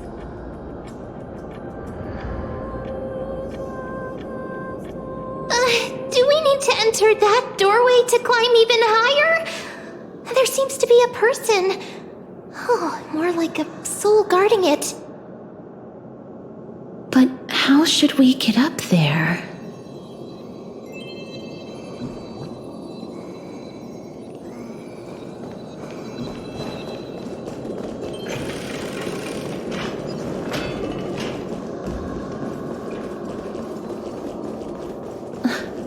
The path is blocked yet again. Oryx's 8 always appears in times like this. How convenient. Look, there's even a platform lift over there.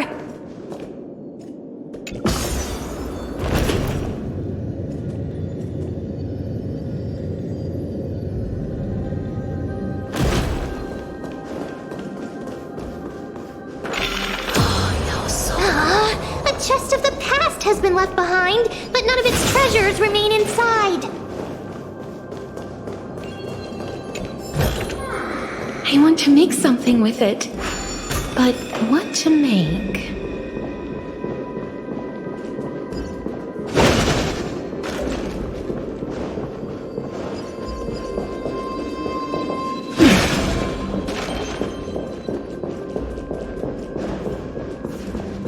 Wait, what if the miracle suddenly loses its effect? Mem, do you really want me to answer that?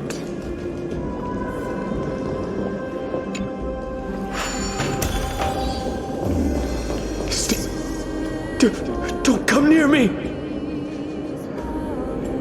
Huh? Why does he look so panicked? Did the black tide monsters frighten him? Or is he actually scared of his own extraordinary power? There's no need to be alarmed. We're just passing by the area. See? None of us look threatening.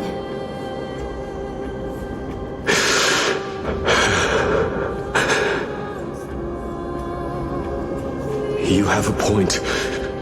Although, while this might once have been the royal vault, it's since been plundered empty. So please go away right this instant.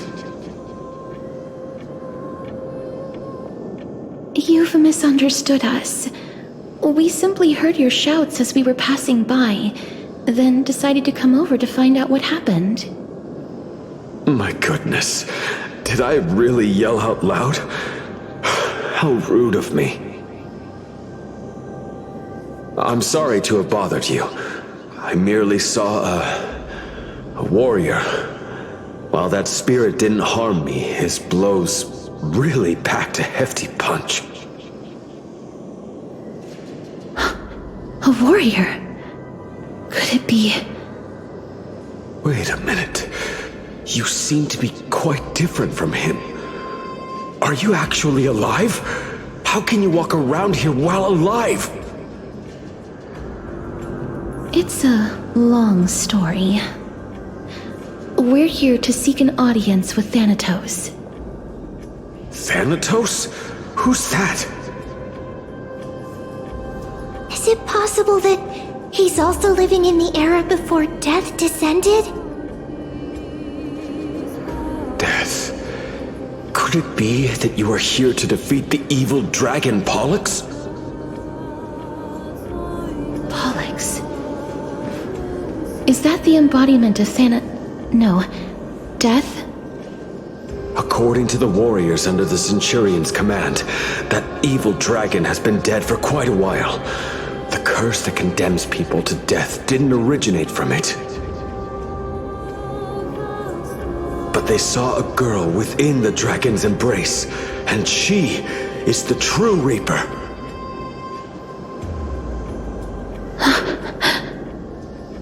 Pray tell, where is that girl right now? I've heard that the Queen spared no effort in bringing her back to the castle. Her Majesty intends to control all of Amphoreus with this unprecedented power. As for whether this rumor is true, well, no one knows. You have my thanks for the invaluable insight that you've given us. Please, treat this touch as a token of my gratitude.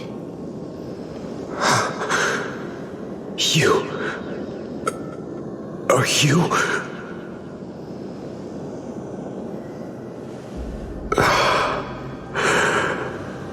Thank you. This is his...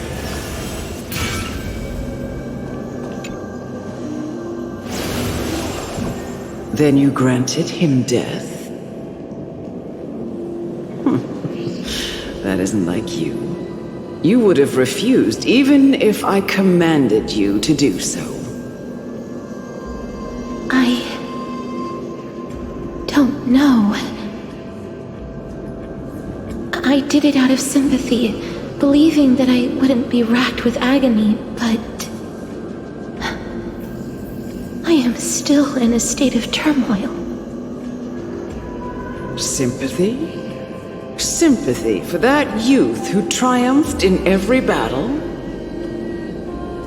That young man was favored by Talantin, who taught him a move that will defeat any mortal enemy with a single blow and emerge victorious every time. He could rely on that move to always achieve victory during Era Chrysia. However, now that death has descended upon the mortal realm, that divine swordplay also means he can send others to death at will. In other words... You feel that he's similar to you? Yes. Since he can never be inferior to others in martial combat, death would be the inevitable outcome every time he strikes. That's why he approached me and pleaded. Pleaded for me to put an end to all of this. You are perhaps feeling lost from making your peace with death in so abrupt a manner. I have not made peace with death. I've seen the people of Idonia stand tall and proud in the face of death. Even before the fated finale arrived, they were already content with the lives that they'd lived. They had such proud expressions. expressions that made me believe death would be an insult to these mortals. If the concept is truly a power that a god had carelessly cast down upon the world, perhaps death's authority was never meant to exist in this world. Just like how I shouldn't exist. I won't refute your beliefs for now, but would you be interested in listening to a story of mine? It's a fairy tale from foreign lands, told by the person who brought you to me in that ice field long ago. A tale told by the Queen of Styxia. What? Wait a minute. That means the girl born in the dragon's embrace, the personification of death these souls talked about. That's you, Cass? I've already had an inkling for a while now, but I honestly have no memories of Styxia. My memories only begin after Amunet brought me to Idonia.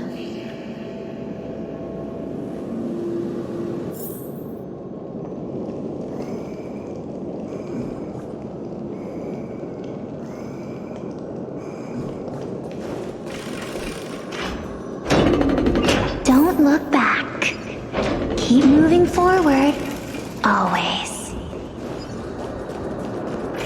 It's yet another eulogistic butterfly. Are we getting closer to the Netherrealm?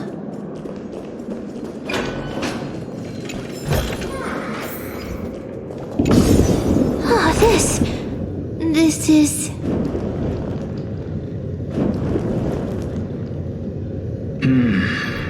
Living ones?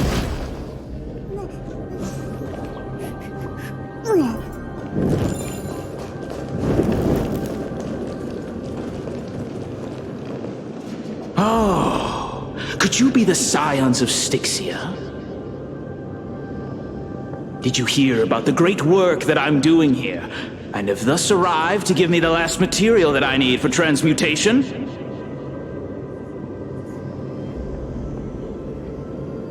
Great work? Have you heard of the great name of Pollux, perchance?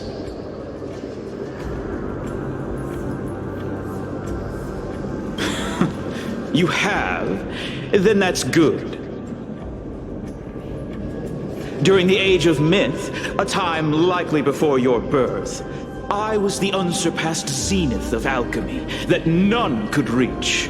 On the shoals of the River of Souls, I shall make Pollux soar again and bring death back to the world.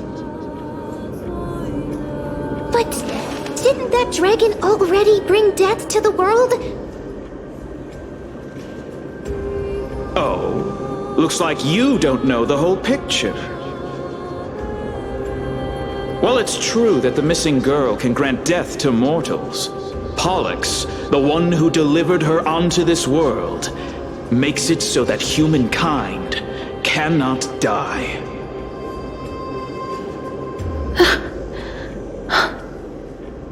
So, it's just as I feared.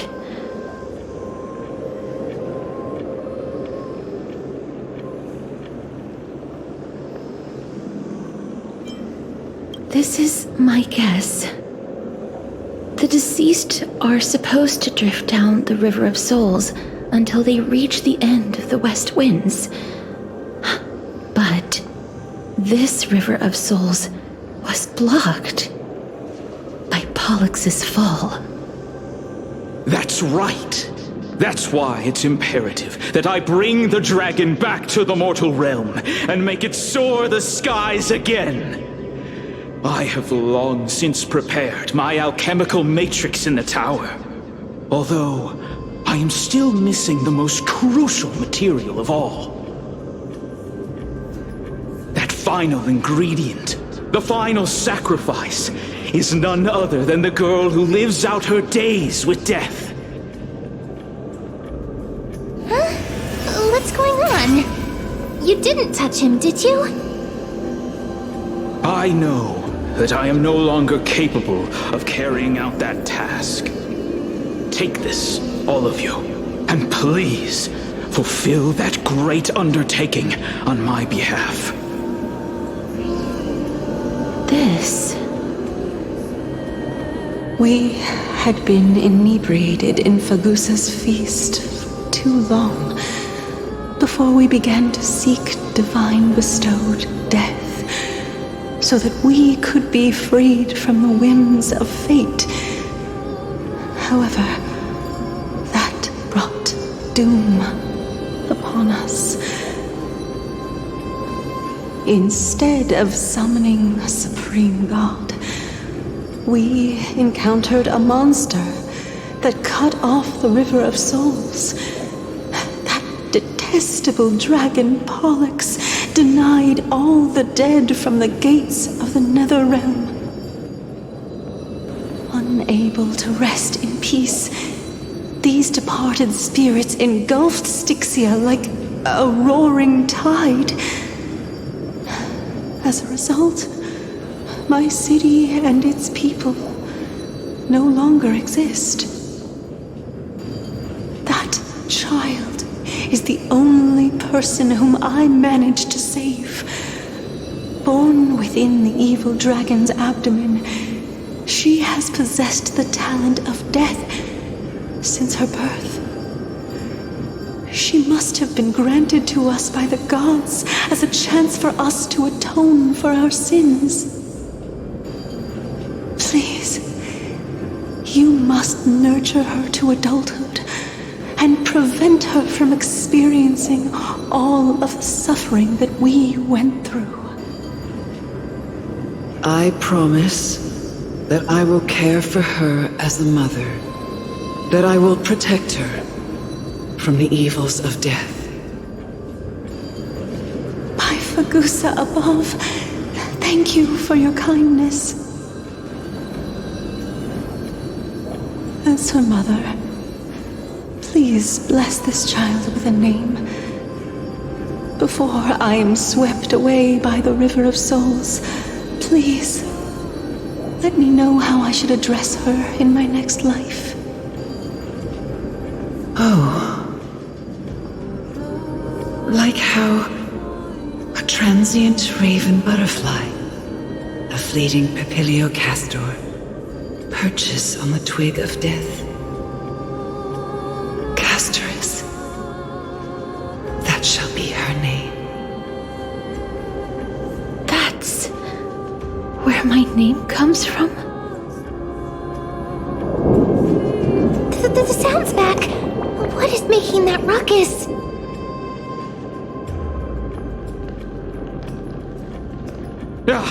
Living ones, don't waste your time bickering. The Netherrealm's wrath is falling upon you. Black Tide creations. When did they... Miss, please fight them with caution. Be careful not to suffer the same fate as those Black Tide creatures!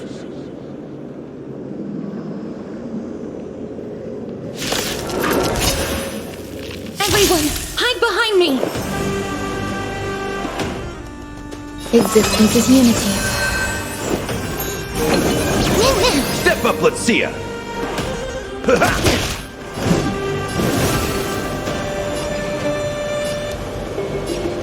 Root here.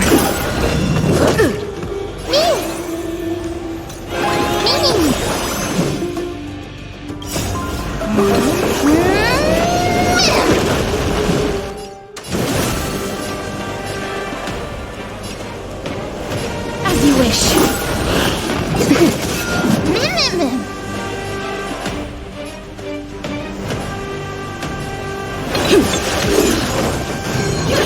Stay away. Every petal and all will be swept away by the wind.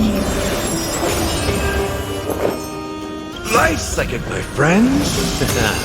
Indulge yourselves! In the mood for another beating?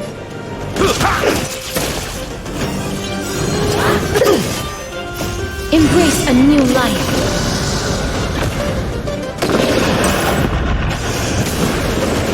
There's so many of them! How are we holding up?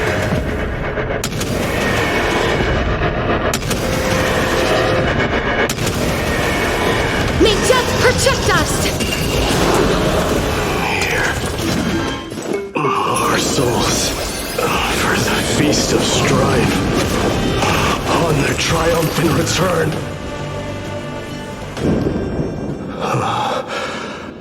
You? Lord Mighty?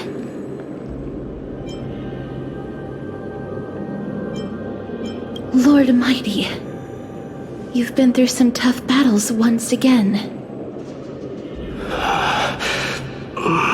That black tide is endless. My death is only temporary.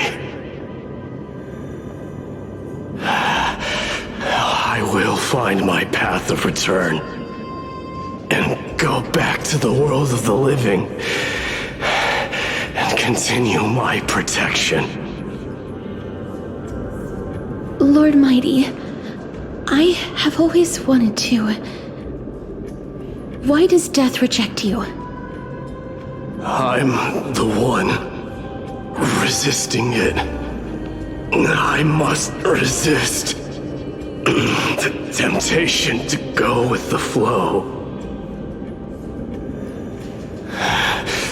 I'll go against the current and kill my way out of this cursed nether realm. That is my destiny.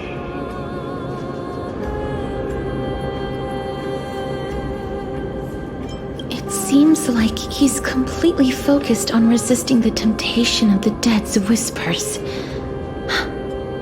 He's working hard every minute to deny death.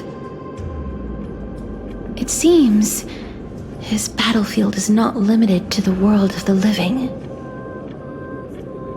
Lord Mighty, are you willing to travel with us? We're headed for the Matrix inside that tower, to summon Thanatos from their prolonged concealment.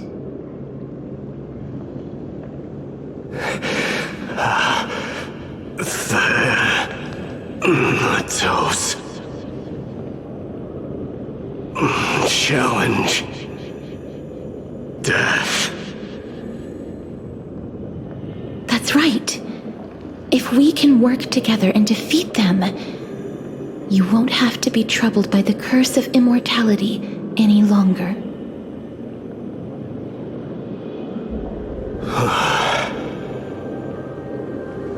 Let's go together, Castorus.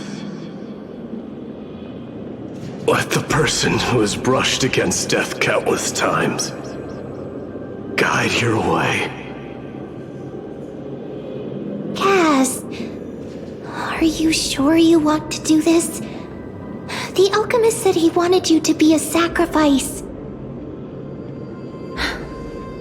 I'm not afraid. There's no reason for us to turn back anymore.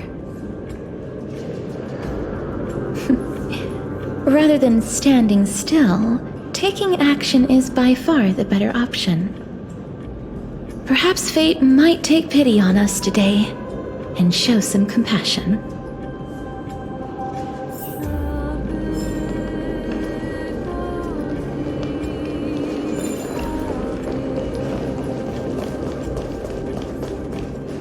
Sound lingers.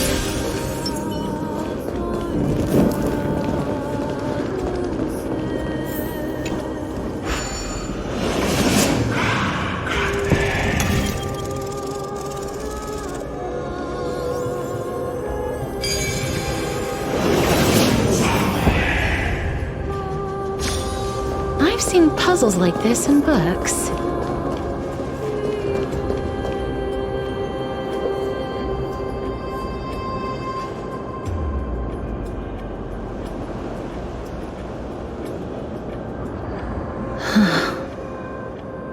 This is going to be difficult.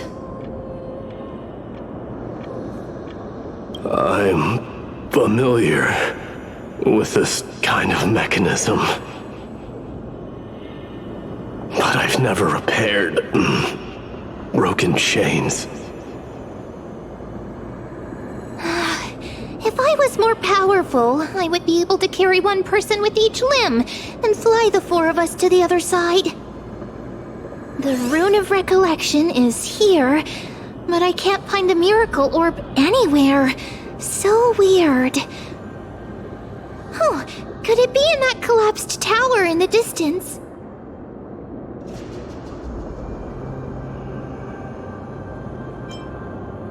That sounds so weird. Forget it. Just leave it to me.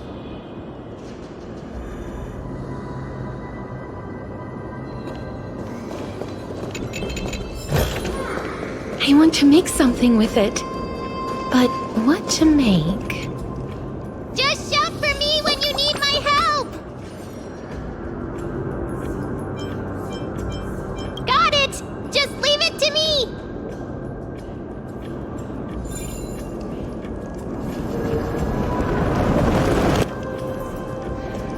Mem did it! The pink squirrel is very smart. Why am I a squirrel now? The miracle's range is limited. Please come a little closer.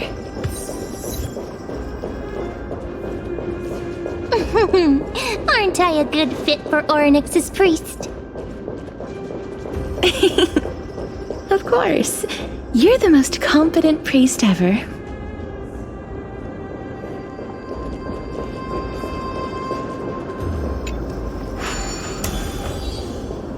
The alchemical matrix should be behind this door.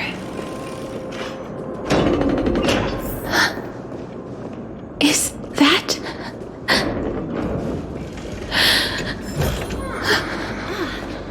Make sure you keep it safe. Wow, there are so many of you! It's little Cass and little Gray. Oh, there's also little D and the pink puppy! Trien? Aren't you...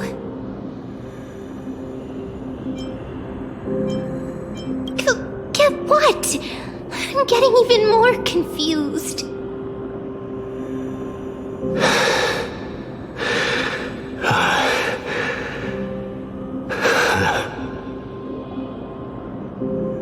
This is the first time I've encountered a deceased friend while going upstream in the River of Souls.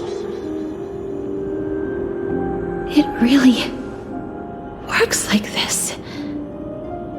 Just like the other departed spirits we've encountered along the way.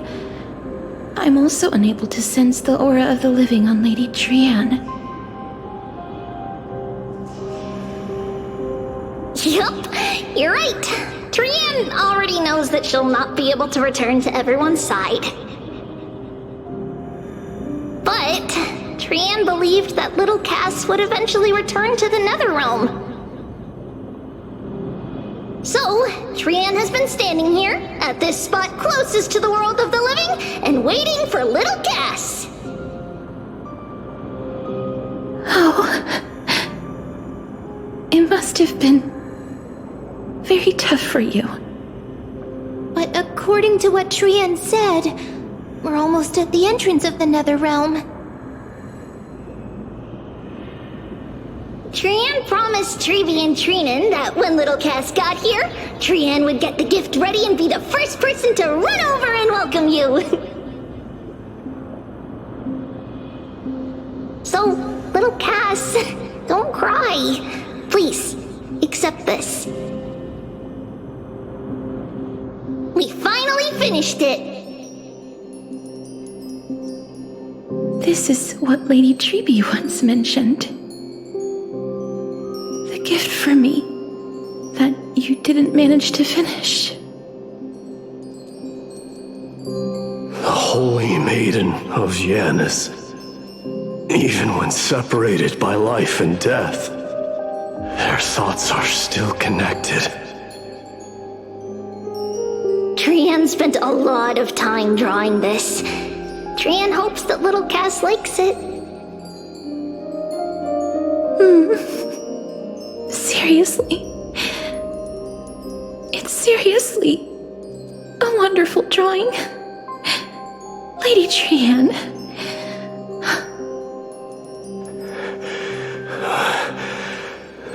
This is our flame chase journey. Little Cass, we don't know what your journey was like before. Trevi has always said that it must have been a very harsh and frightening journey.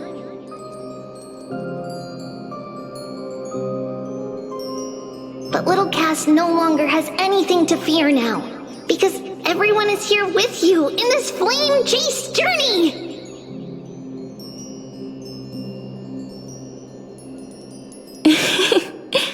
That's right. Only now, when I see Lady Trian's gift, do I realize that I've already obtained so many things I would never have dared to dream of since I embarked on the flame chase journey. It's the first time I've gained so many companions. The first time I picked up the hobbies of crafting and photography. The first time I had dinner with someone else. The first time I went to the market to buy the Chimera doll I'd liked for a very long time and hugged it to sleep. The first time I wore a dress personally made by Lady Aglaya. The first time I went for a walk with Lady Trebi, Lady Trian, and Lady Trinan. The first time I enjoyed the night breeze and looked up at the stars with Miss Hyacinth. The first time I took care of Dromesis with the Trailblazer. Looking back at all these experiences I never thought were possible, it feels as though the scales of my life had shrunk from centuries and decades down to minutes and seconds. And all of them are so precious. I took countless photos in the past, but they're all black and white landscapes. I don't have a single one with friends. If I had known, I would have taken more pictures.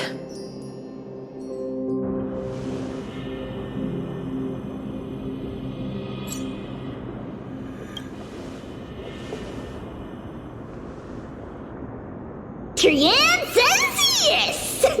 Trian likes little Cass and would love to take a picture with little Cass. Sadly, being departed souls, our images cannot be captured in the world of the living.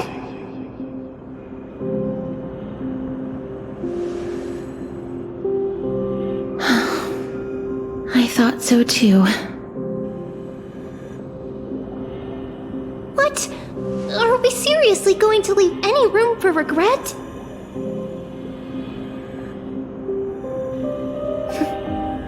There won't be any regrets. This vivid drawing surpasses any photograph from the world of the living. Little Cass smiled. Trevi, Trinan, and Trian's wishes finally come true! I remember you once said that fate is not the flowers that bloom at the end of the road, but where people tread beyond the gate. Now, the path that belongs to me is about to reach the end.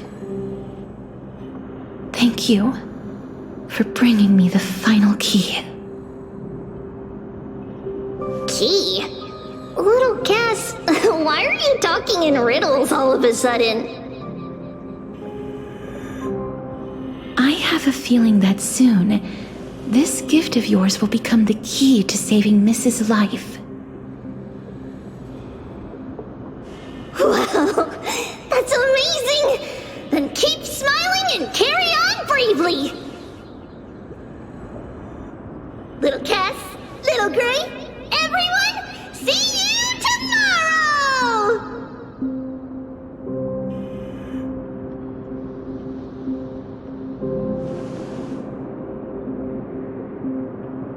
Lady Trian.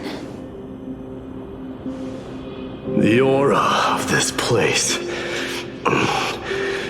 We have indeed reached the end of the stream of souls.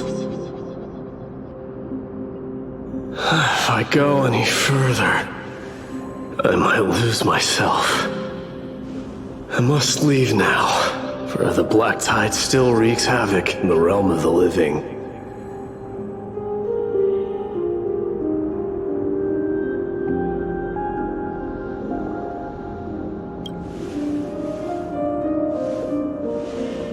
I have broken free from the chains of death countless times.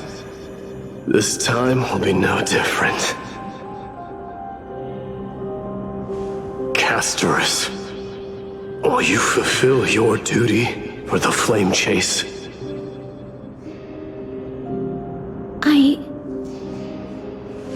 I have yet to make my decision, Lord Mighty.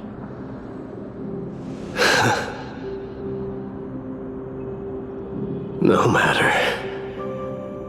Make the choice your heart desires. Even if it takes 1,000 years of waiting. I will continue to fight till I die. Then rise from death. Till the miracle descends.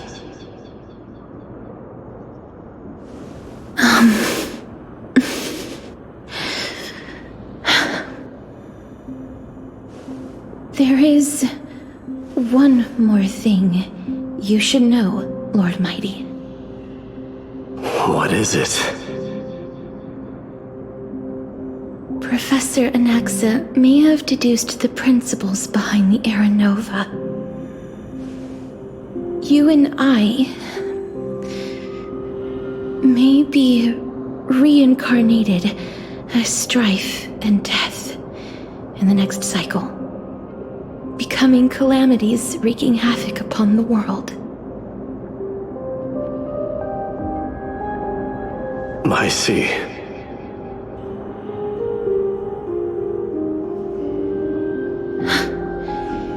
Is that all? Are you going to accept such a fate without complaints?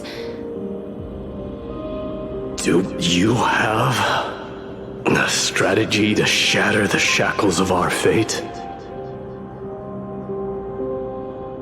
I haven't found it yet. Perhaps I never will. Then, cease wasting your thoughts on futile matters.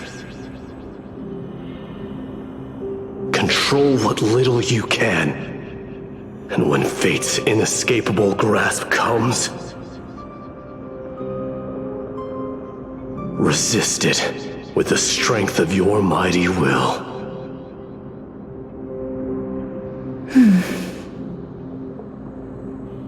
Thank you, Lord Mighty. I will find the right decision.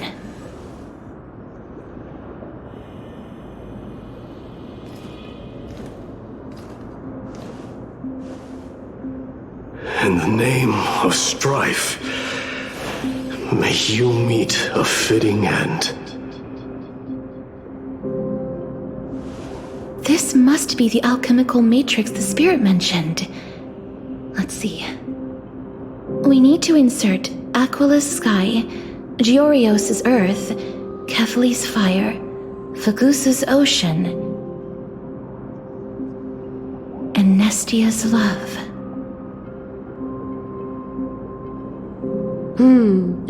It seems our sweet Princess Homebody has made up her mind. In that case, seamstress, I suppose I no longer need to deliver your message. My time is rather precious after all.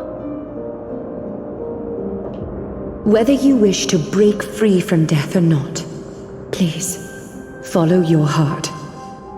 By the promise you once made, I ask that you fulfill your duty one final time.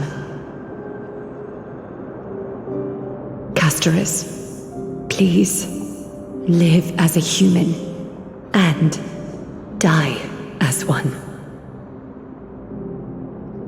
According to that alchemist, the final piece is supposed to be me. However, he is not privy to the past, and therefore cannot see the full picture. The past? I saw the twins of death in Kefali's memory, and now I am certain that I was one of them.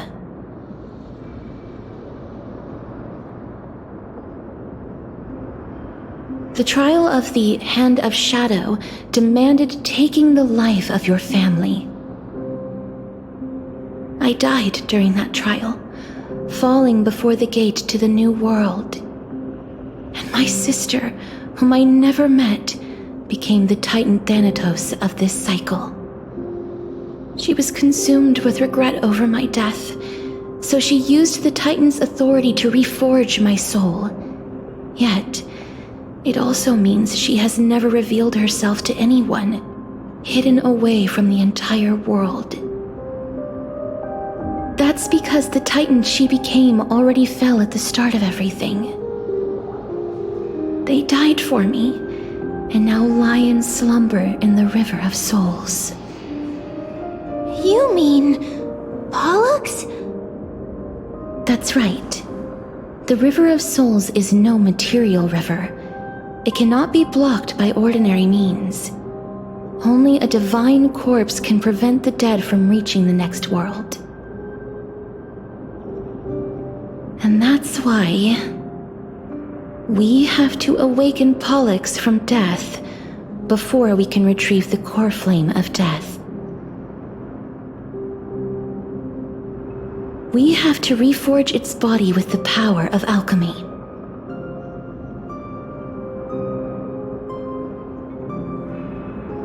But Cass, if that alchemist speaks the truth, does that mean you're also part of the dragon body? According to those departed spirits, I was indeed born as the dragon's twin. But before we talk about that, have you heard the sighs?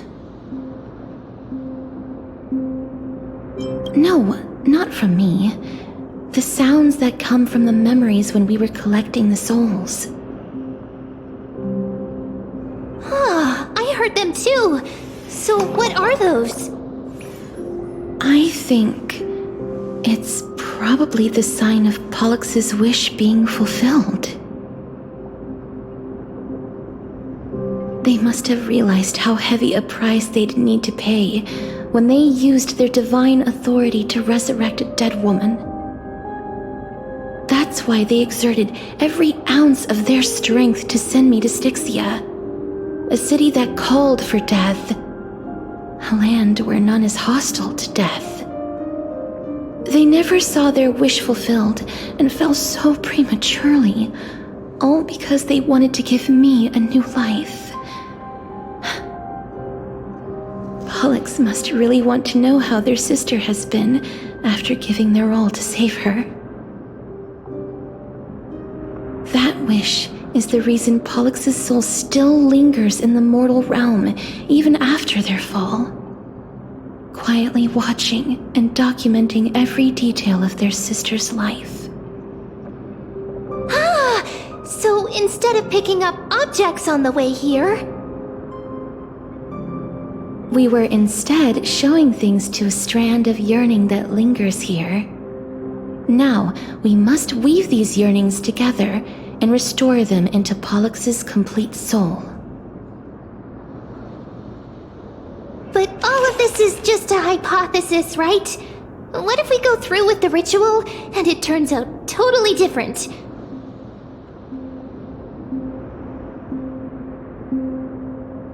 That's fine. As Professor Anaxa often reminds us, such is the nature of alchemy. The true outcome can only be known once the process is complete. This is why alchemy is also known as the miracle of creation. Now, the puzzle of Pollux's yearnings is nearly complete, with only one final piece remaining. I shall reveal what they have been yearning to know in the alchemical matrix. I will show them my whole life since I left Styxia. Lady Trianne has already drawn a picture of my entire life, and it is now in my hands.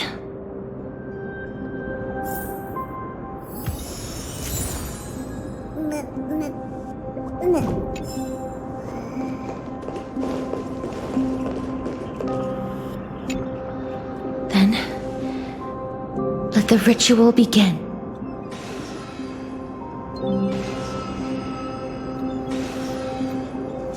And now, the objective is complete. That is all. Such is what Professor Anaxa always says after preparing for an alchemical ritual. And now, Pollux, I shall lift you from the river of souls and reforge your soul. Perhaps you will be disturbed by this, and your body may become horrifying to behold. But if even the slightest trace of your soul remains, the soul that once ferried me to this side of the shore, then please, look at me. I wish to thank you in person. I have obtained everything you sacrificed your divinity for. Lady Almanette. Did she recognize you? Oh, she must be the first soul we can communicate with here, right?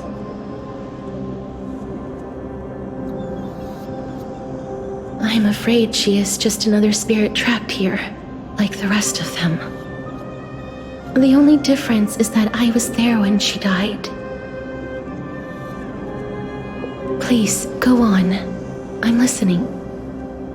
Are you about to tell the story of Styxia? Yes. You're just as smart as I imagined, but... never mind. Now's not the time. There's no need to worry, Elder. Take a look around you. You're already at the resting place of the dead. The world of the dead? But how? I understand that you chose to remain silent about the story to protect Casterus, the girl who coexists with death.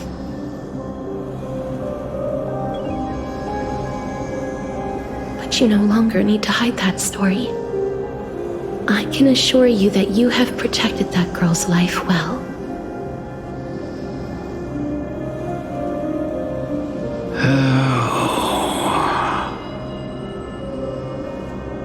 Well, in that case, let me begin. Styxia, the pearl of the ocean, plagued by unwarranted calamity and ravaged by death in the fairy tale. It was the first city-state to shift their faith towards death, even before Idonia did. From where you stand now, I suppose that's a bit hard to believe. Right? Indeed. I cannot imagine that those from the era Chrysia, blessed with eternal life, could ever yearn for death.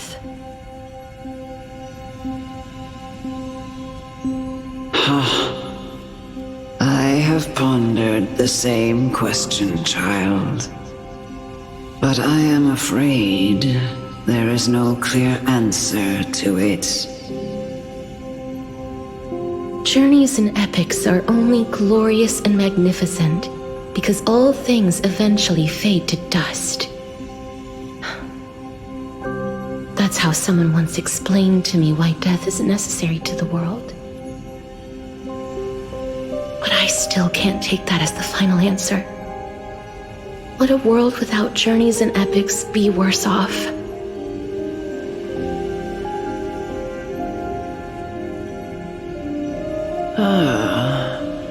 I take it the one who spoke this line was a general, or perhaps a warrior. I, however, did find some inspiration in these words. Would you like to hear my thoughts, Castoris? Please enlighten me, Lady Amunet. Though I have already made up my mind on how to handle the authority and core flame of death. Your words might truly guide me toward the path forward.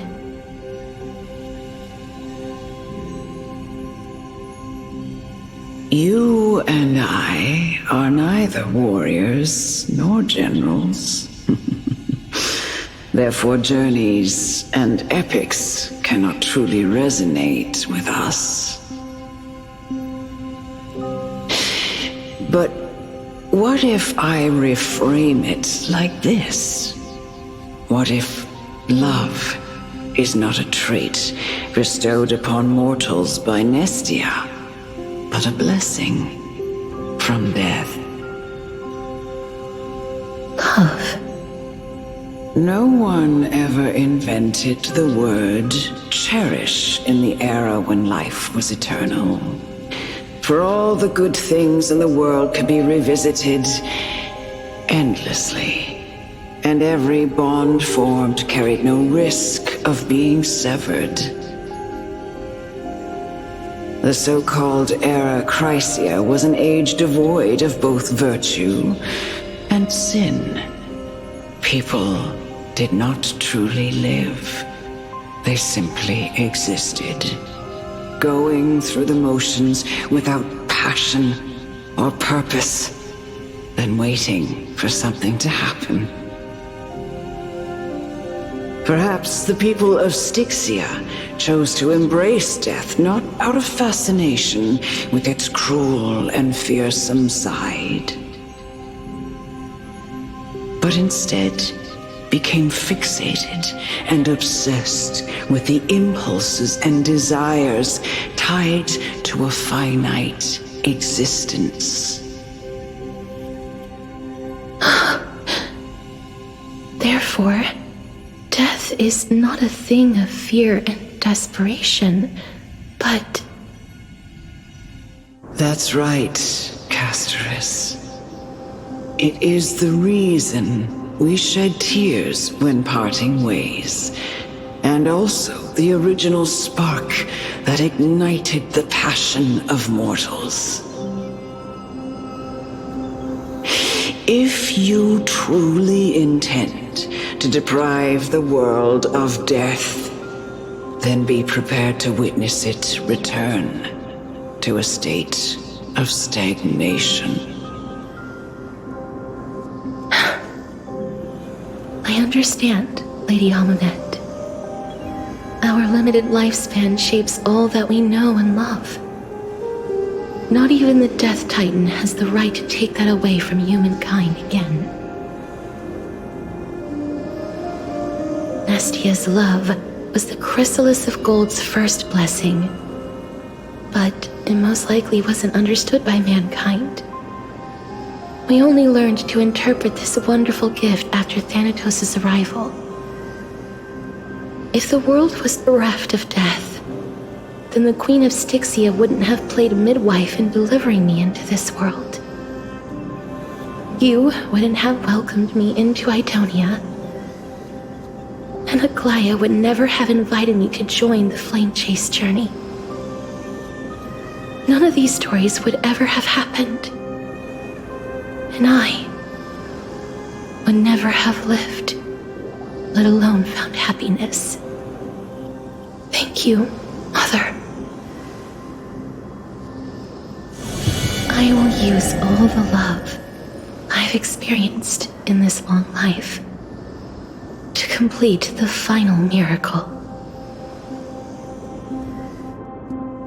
My teacher, Anaxagoras, grant me the wisdom of all things. I call upon thee, the stripped dead dragon's corpse.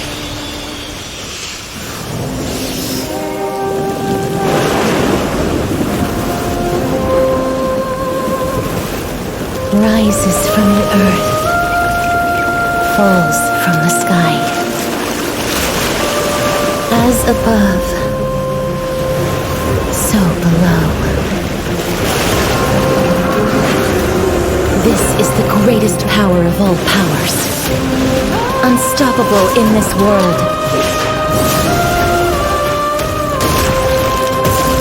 The great work that commands all death. I shall grant you embrace.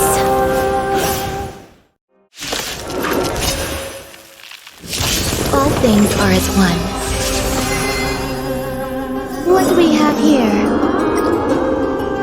Every petal in life's garden, all will be swept away by the wind.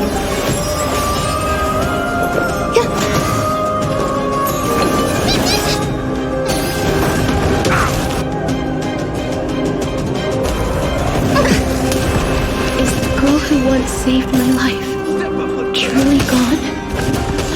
Or will you show yourself again once we...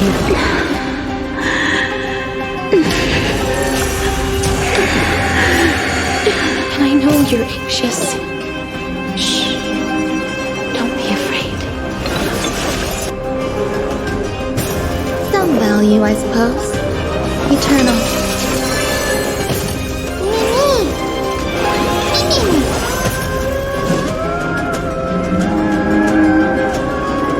Nice second, my friends. Indulge yourselves!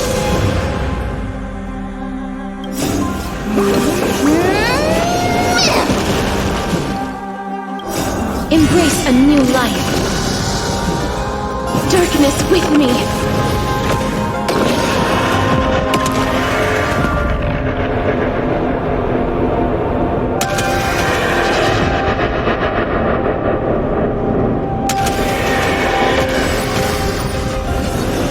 There's no more need to weep in grief. I will grant you peace.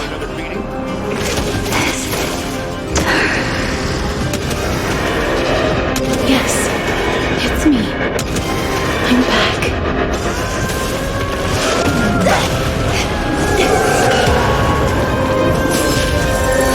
Be careful. They may be moving by instinct, but there is fury welling up within them. I shall remember this warmth. There's more to life. Every petal, all will be swept away by the wind. Life will return to dust.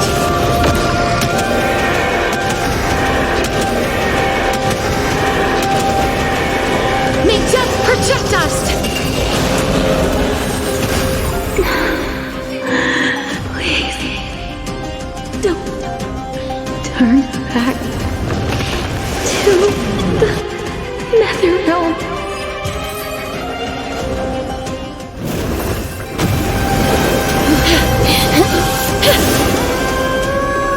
Oh, death. Sleep in peace.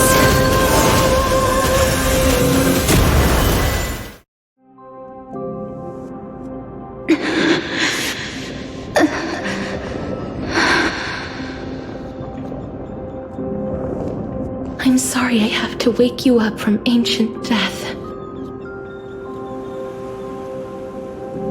And I know you're anxious. Shh. Don't be afraid.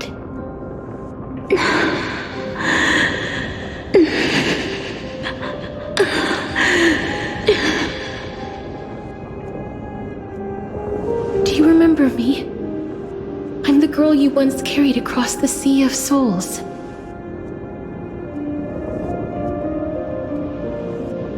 I'm sorry I wasn't able to remember you, but with the help of many people, I was finally able to pick up these broken fragments of my past.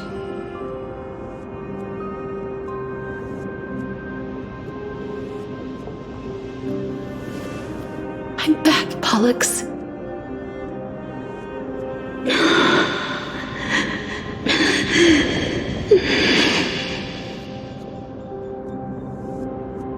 I know this might not be what you wanted.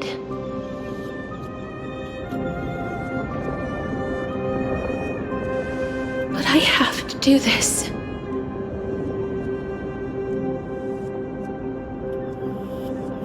So please, carry me across the Sea of Souls again and return me to the Netherrealm, just like you did in the past. Please take me to where the core flame of death rests.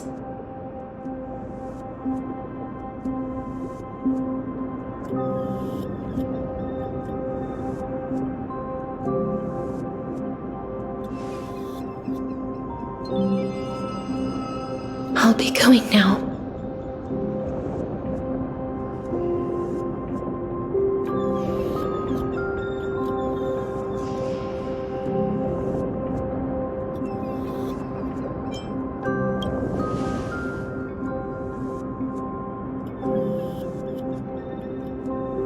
They may look scary, but as long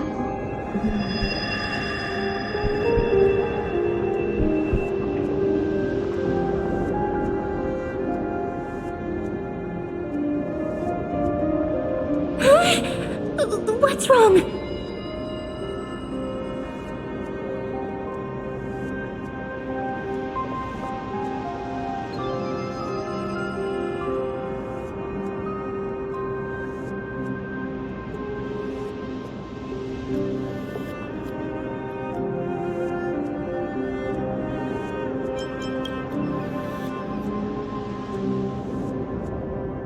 Are you... What's wrong with her? Her time is almost up. If I don't go now, I'm afraid her soul will return to Thanatos' embrace before me.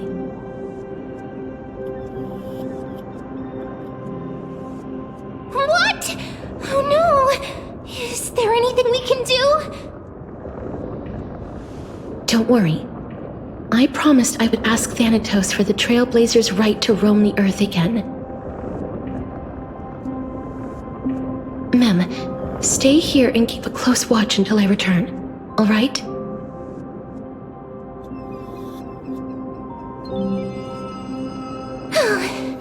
right. I'm the best at taking care of others. Go on, Cass. Make sure not to leave yourself with any regrets.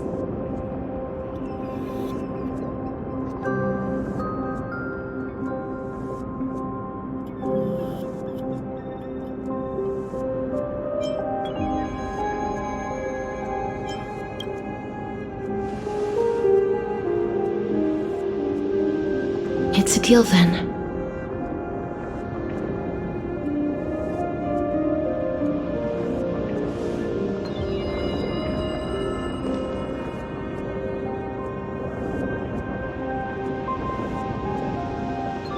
Please.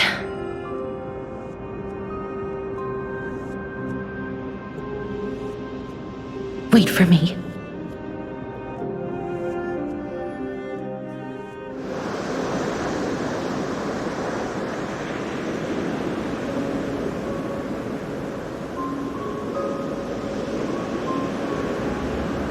After all that, you still ended up back here.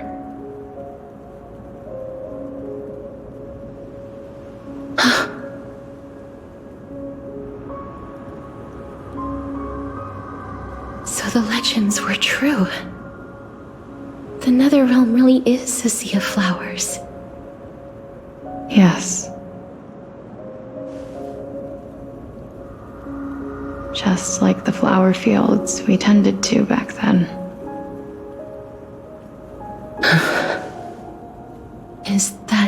You, Plixia. Do you remember me? I don't have the memories from that time, but I've seen you before during an experiment.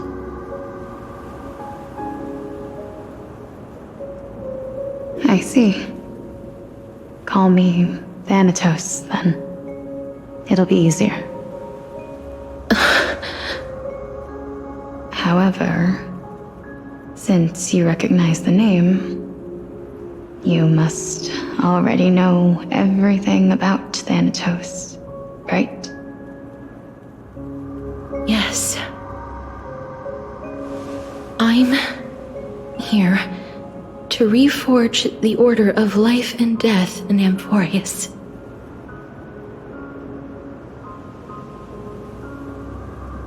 You know, my sister was a sympathetic, but rather sensitive person. Whenever she didn't want to say what was on her mind, she would avoid eye contact and look off into the distance. Just like what you are doing now. Can you tell me about the last Era Nova? What did you do, Plixia?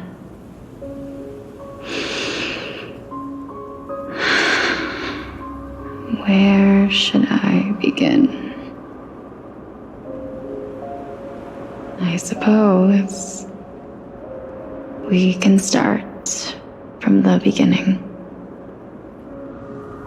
A long, long time ago, there were a pair of like-minded twins. As foretold in the prophecy, they were chosen to be successors to the god of death. But fate was cruel. The price of attaining divinity was to take the life of a family member with our own hands. That trial was indeed recorded in that memory.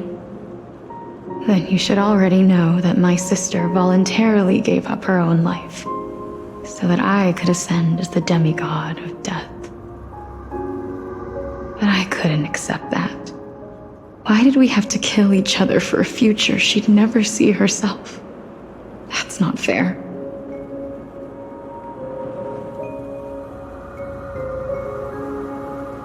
So, while weaving the laws of the new world, I shattered the forbidden bottom line for life and death. I reshaped my sister's soul and took the form of the great dragon Pollux to carry her up the River of Souls and back into the mortal realm.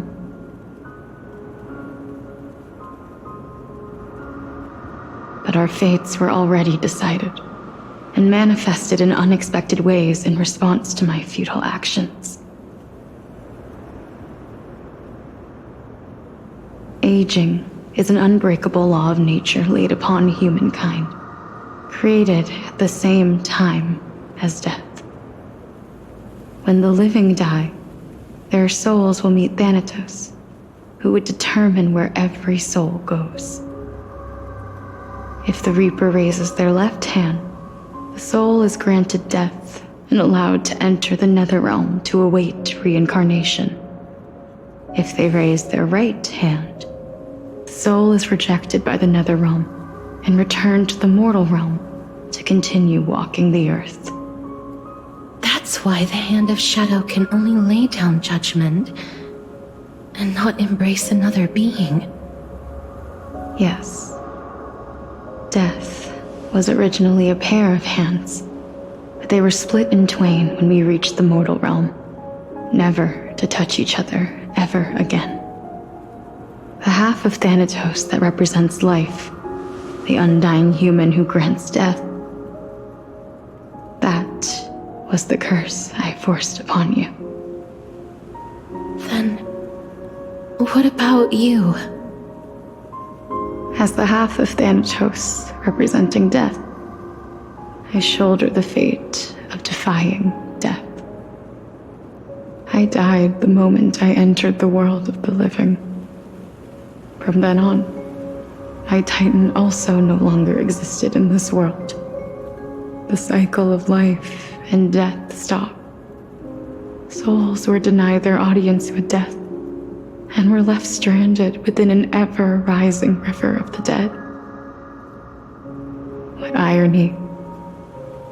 My selfish desire to save your life gave you and the world a fate far worse than death instead.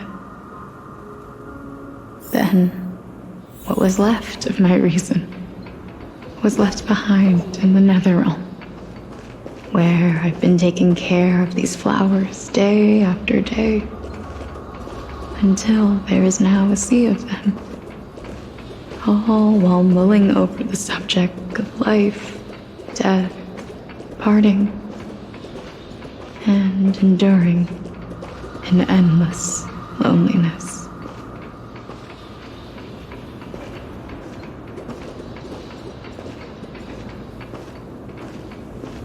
Fate is absurd indeed.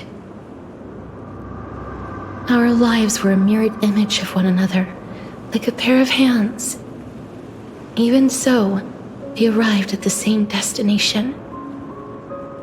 We walked different paths, yet experienced the same pain. I had hoped that maybe you would at least have a good life in this cycle. I'm sorry. I lived my life well. It didn't go to waste. As far as I'm concerned, you did nothing wrong. Even though I forced the authority of granting death to humanity upon you, a total stranger. Too many responsibilities were forced upon me in the course of this long journey. I was once lost, even upset. But I realized recently that if it weren't for your blessing, I wouldn't have understood the source of these emotions, nor would I have realized my purpose.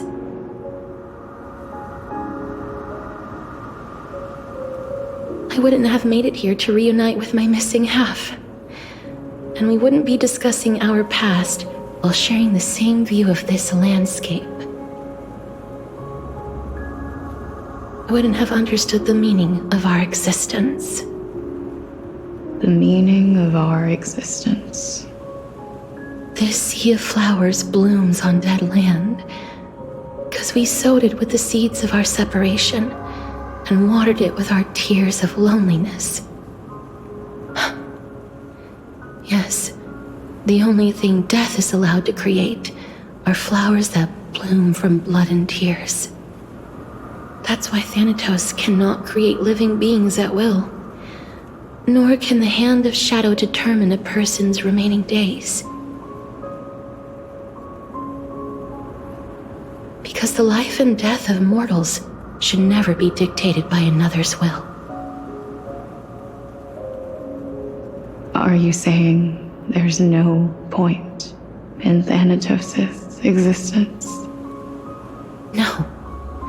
No single being can bear the scales of life and death on their own, not even a god. Life and death weigh equally heavy. We both know that now, don't we?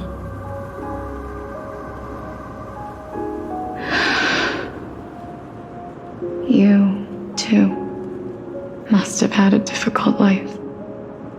We've taken quite the ridiculous journey together, haven't we? I had a feeling, even back then, that we would meet again one day. Not to embrace one another after a long separation, but to come in search of retribution. Tell me the answer that's already been written, and let us draw this seemingly endless fate to a close.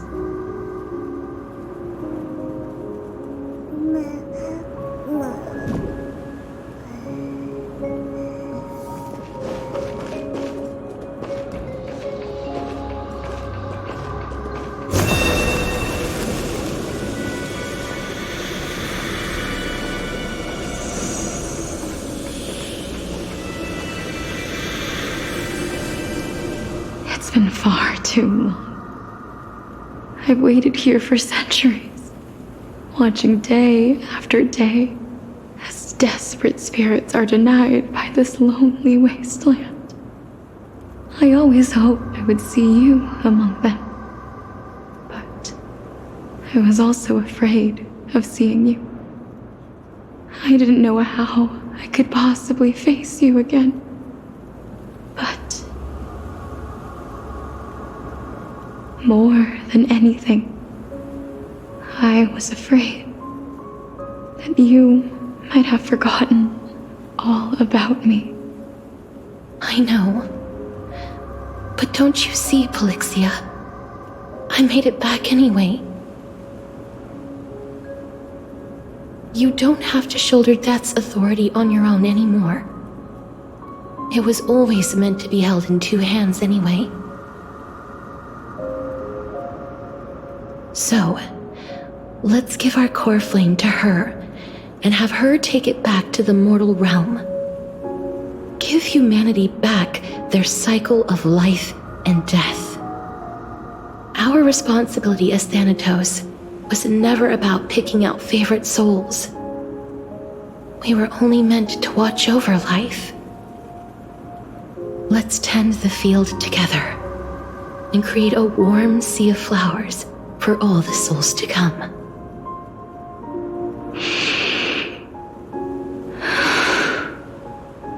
What do you think, Polixia? Yes, just one last step. You shall wither, and through that, the dead will sprout again from the remains, and be reborn with the dead flame. As foretold by the prophecy, Thanatos' authority is only destined for only one person to wield. As the Chrysos heir of death, as their demigod, as a titan, our fated moment has arrived once again. Just like before. Yes, just like before. But unlike that time, the ones undergoing the trial this time are prepared. You've made up your mind? Yes, as dictated by fate. But I won't be afraid, as long as you're here with me. Complete your trial in this life. Grant me the embrace of death, and light the spark of life ablaze. You've been tempered by life and death. I know you'll be able to give this wasteland its first breath of life.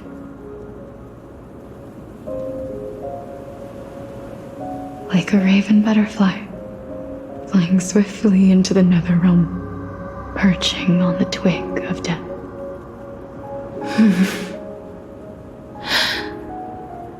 I will. After this, I will remain permanently in the Netherrealm.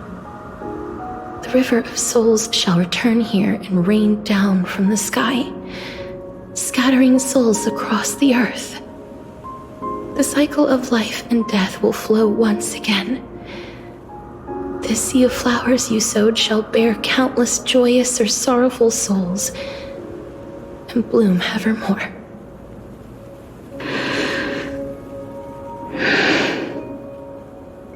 Thank you. Just one last thing. Can you grant me one wish? Of course. What is it? Please, don't forget me. I promise you, when we meet in the next world, even if I have endured another reincarnation,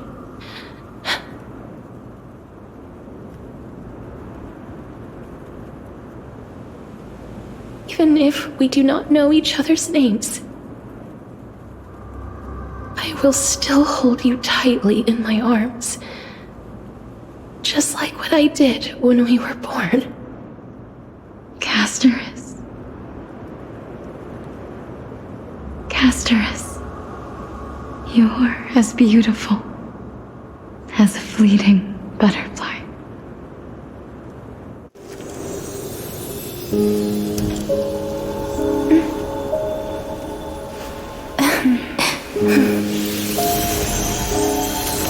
I will bring rest to death. And from now on, stagnant life will once again flow.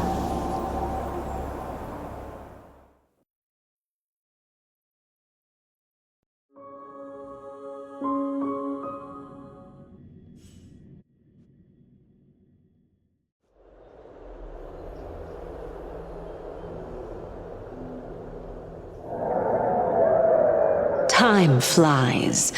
In the blink of an eye, the 15th entry hour is already at hand. When this farce is over, your soul will be placed on the scales of life and death. Are you ready? No need to ask so many times. Of course I am. Then why do you drag your feet? Is your fear of crowds holding you back again?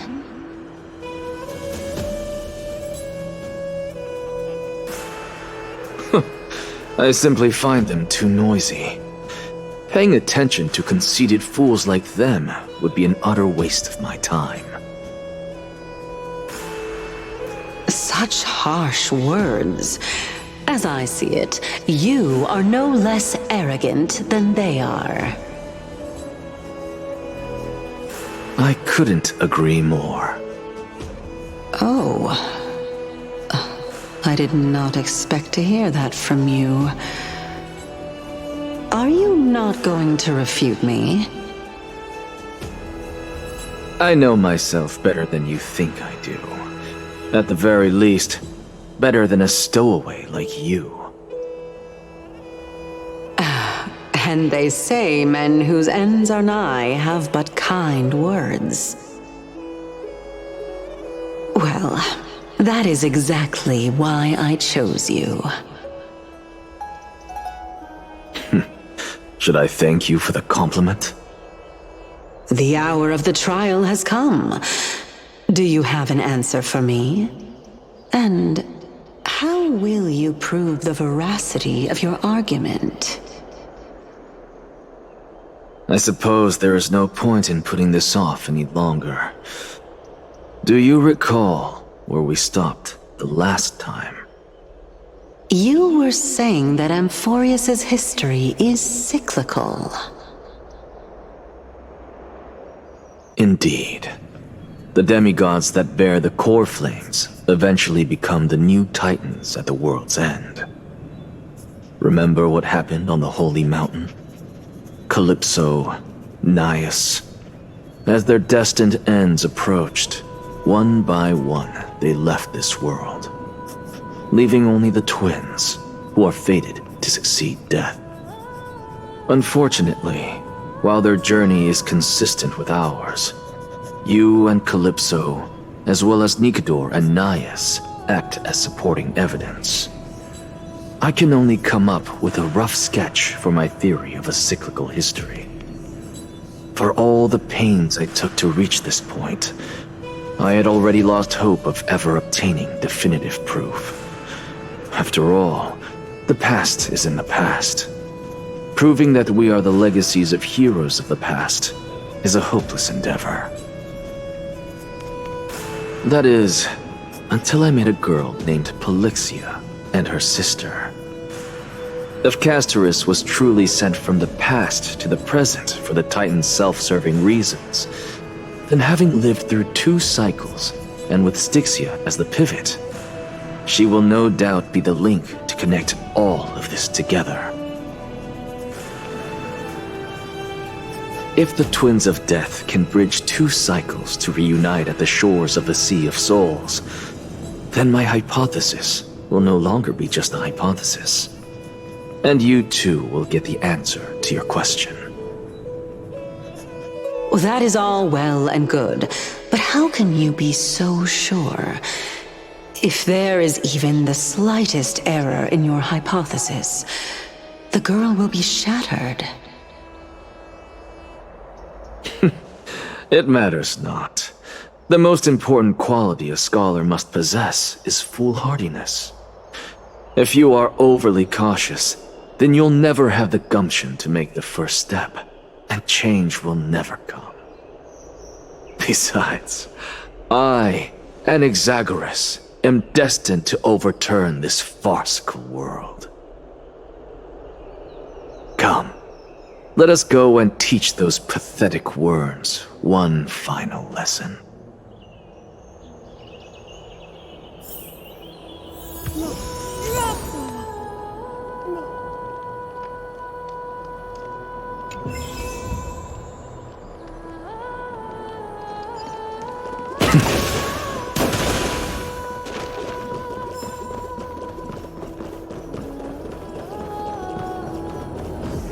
Fine. So they are leaving the final debate to him. What is this magic trick?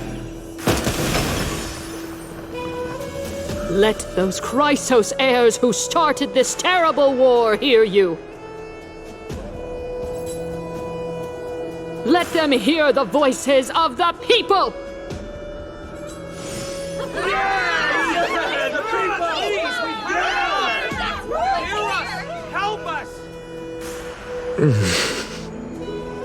As always, that woman knows how to stir up a crowd. Professor Anaxa, I thought you'd pass on this. Everyone must cast their vote, or this assembly would serve no purpose. Prof, do you truly think it's wise to entrust the fate of the world to an assembly like this? Akama has stood strong under this system for 1,000 years. It stands to reason that there is purpose in its existence. But that is not what you're asking, is it? What you really want to know is Aglaia making the right decision in entrusting the fate of the world to you?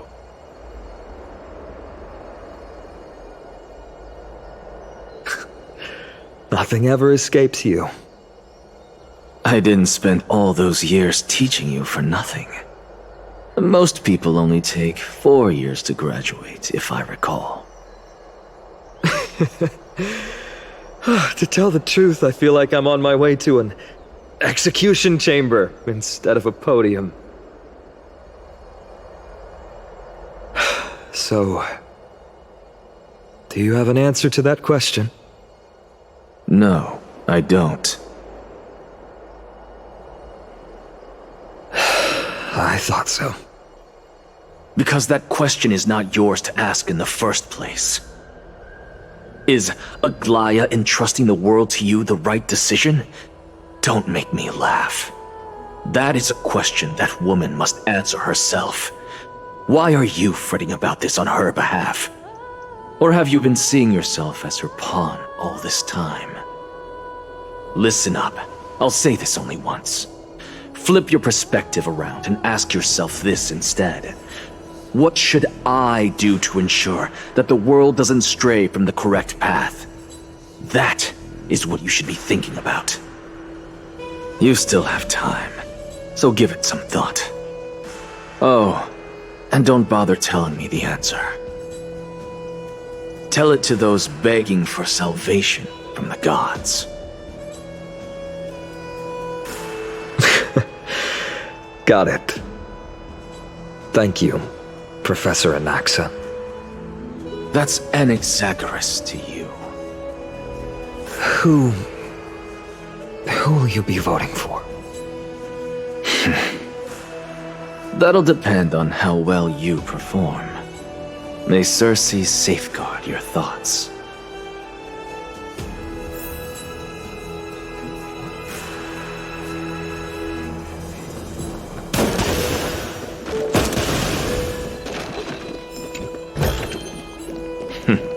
Go melt it down.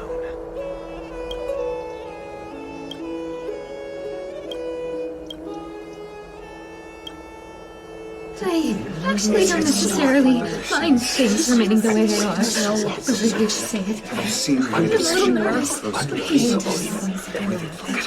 Thank you.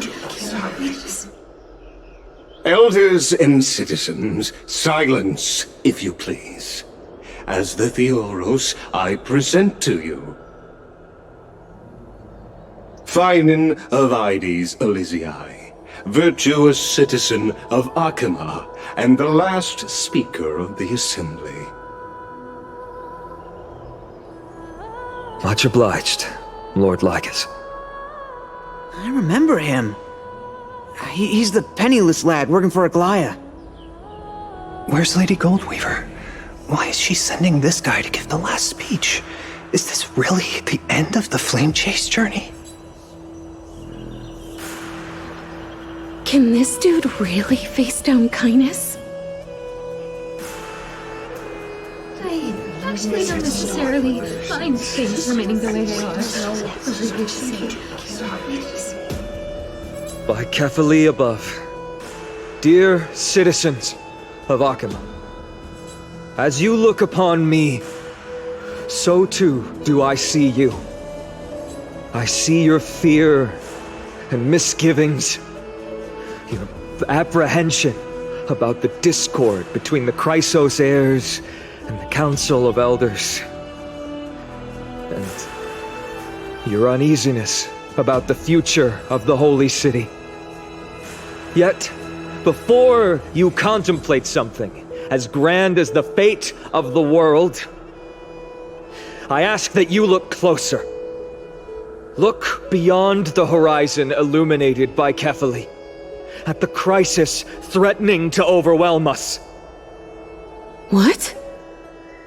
Ides Elysiae, my beloved hometown, is a village forgotten by time. It is a place with the most invigorating breeze and wheat fields that spread all the way to the sea. I once thought that there I would enjoy a lifetime of peace and quiet with my friends and family. How I wish I could invite all of you to that paradise, far from the noise and chatter of the world. Alas, I can't. Because she, and all that she nurtured, all that I loved, they have long been devoured by the black tide. My beloved home is no more.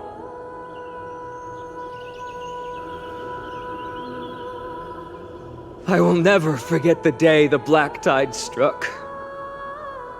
My father, Hieronymus, fought with a broken sword to his last breath to protect his child. My mother, Aldada, she was ripped apart by monsters. Also, I might live to stand before you here and now. Galba, he was a hunter. But in the end, those arms that once drew a bow instead embraced Piso, his beloved son, as they both breathed their last.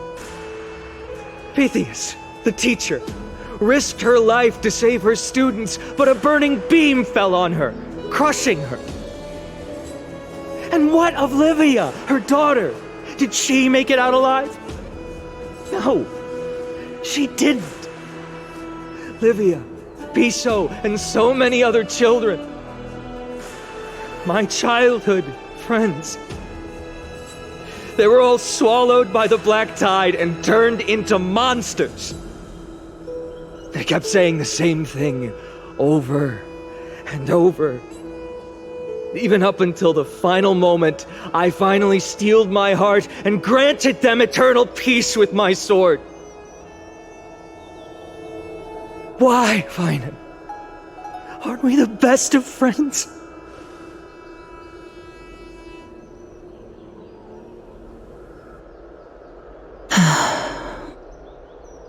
That is the black tide. A looming threat that can bring Akima to its knees any time.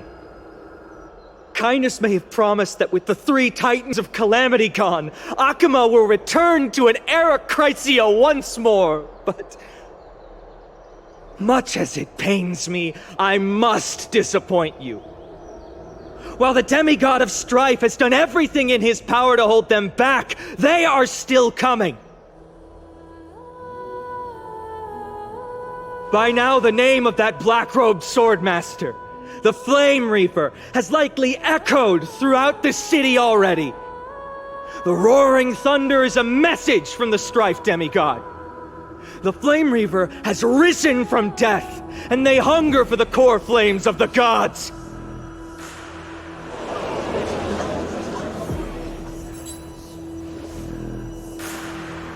Lies!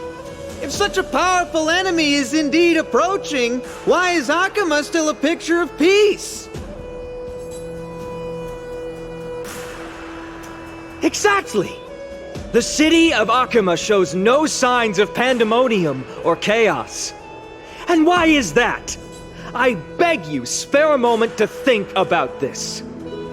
Are we able to stand here and hold this assembly in peace today because the danger has passed?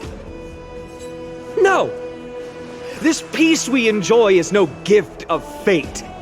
We are able to stand here today only because the Chrysos heirs have stepped up and shielded Akama from calamity. With her golden threads, Aglaya has preserved and continues to preserve these idyllic days that all of you hold dear. The Council of Elders claims that Aglaya will one day forsake the people because her divinity is eroding her body and soul. But ask yourselves this. Rather than offering her aid and support, why do they choose to watch and push Akama away from the flame chase journey? The answer that no one can bring themselves to speak of. A truth stained in blood and buried in greed, fear, and vanity. Allow me to lay it bare before you. It is because the Council of Elders, which bears Akima's history and honor, along with this citizens' assembly we once took so much pride in, are now infested with vermin.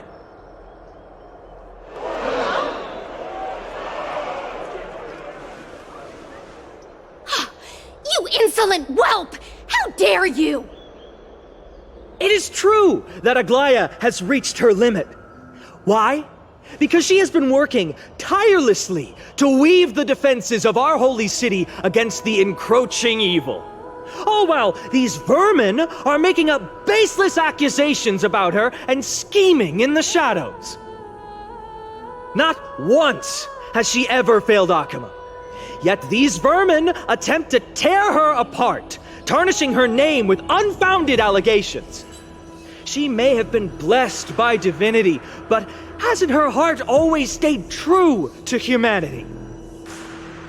They attempt to mislead you and reduce this assembly to a crude standoff between gods and humans, but citizens of Akama. Once more, I implore you to open your eyes and look at those around you. Examine them closely. Beneath all that finery, do you see the good heart of a human or the poisonous glands of a pest? Make your judgment, then turn your gaze to the demigods whom so many of you regard as cold and merciless. Do you not see the light of humanity in them? And those who wear the mask of humanity yet utter only hurtful, slanderous words. Can you not see that their souls have been corrupted by power?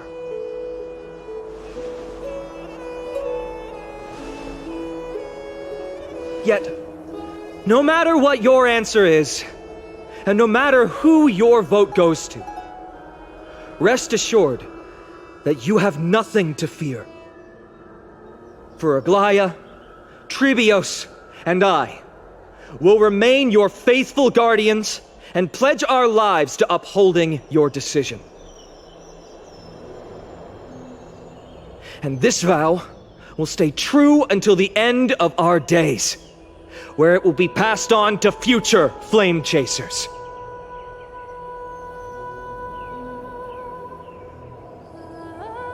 A steadfast and unwavering promise that shall endure through the ages. Absolutely right. This race of heirs have only our best interests in mind. I still don't understand it. You will never believe these heroes are always have to end. So...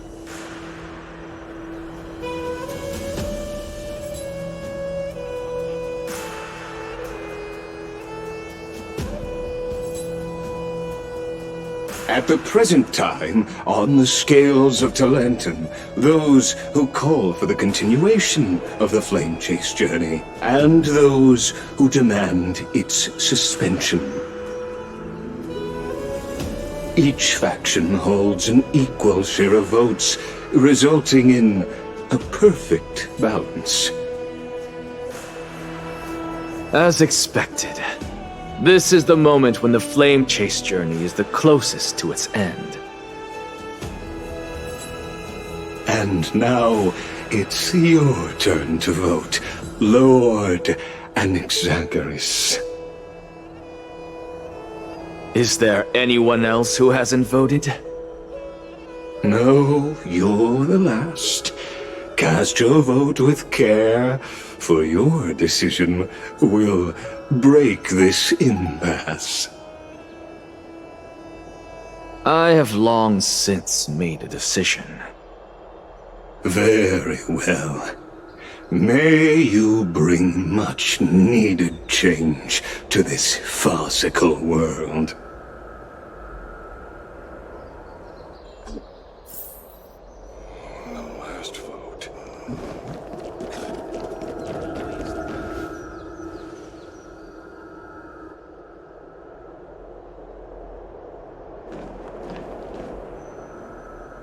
You've done well, Finan. Given the circumstances, delivering a rousing speech to stir up emotions was a prudent move.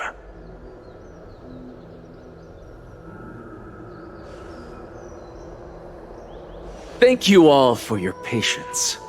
On behalf of the 7 sages of the Grove of Epiphany and the scholars of Amphoreus, I, Anaxagoras, am ready to cast my vote. But before that, in the interest of fairness, Lady Goldweaver, I pose a question to you before all who are gathered here. Will you, as Finan has promised, stand by the decision made in the Assembly, regardless of outcome?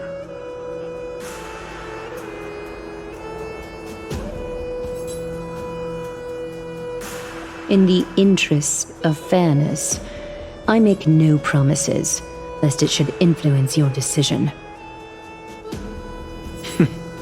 Very well. I thank you for your honesty.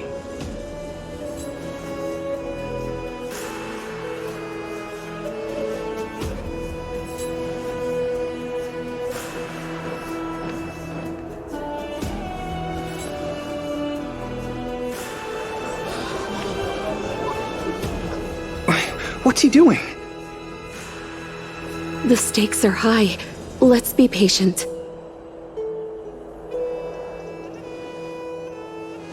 Cut the act! Who do you think you are wasting our time like this?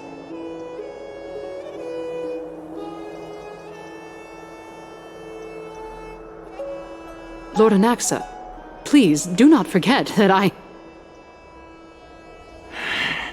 Rule number 1, do not call me Anaxa. Rule number 2, never interrupt me. Silence is golden.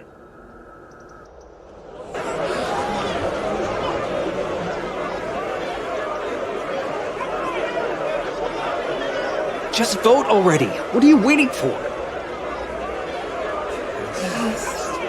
Your vote. Cast your vote.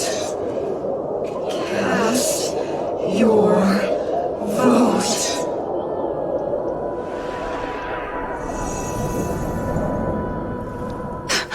I can't cannot help but wonder, is every hardship in the world something you will exploit and use to your advantage?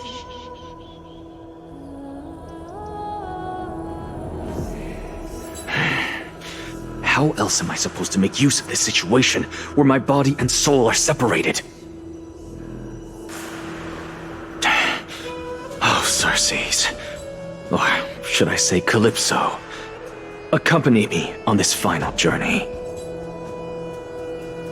Let us journey to the Netherrealm and see how she will substantiate the answer to your question and validate my decision.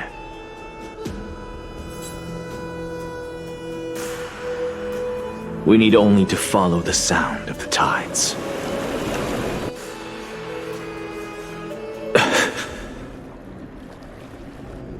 You are...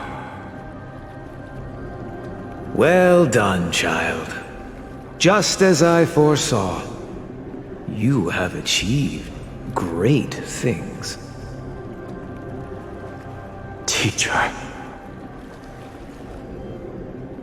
What a twist of fate. A blasphemer raised in the doctrines of the Venerationists.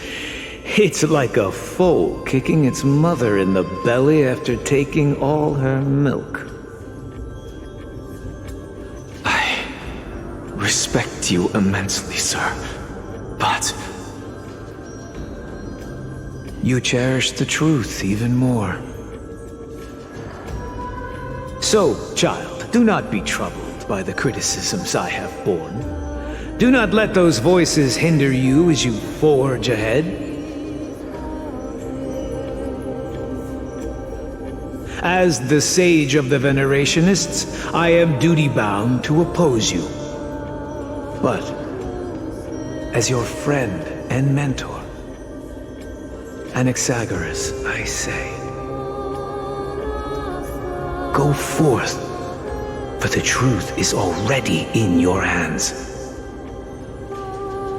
I will keep that in mind.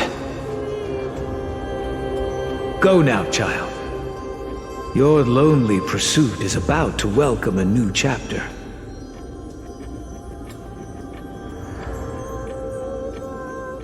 And when you reach the end of this journey, may we meet again with the truth before us. You have my word, sir. May Circes safeguard your thoughts. May Circes safeguard your thoughts.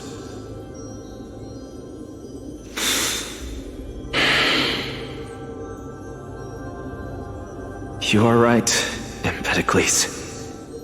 My lonely pursuit is about to welcome a new chapter.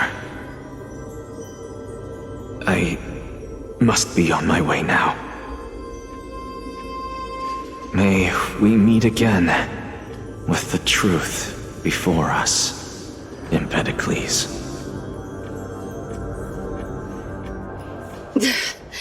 What are you waiting for? Just cast your vote. Silence!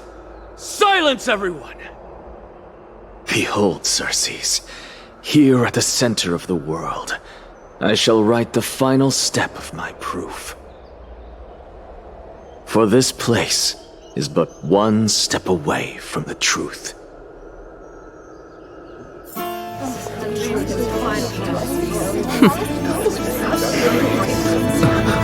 Professor, I completed the proof you wanted.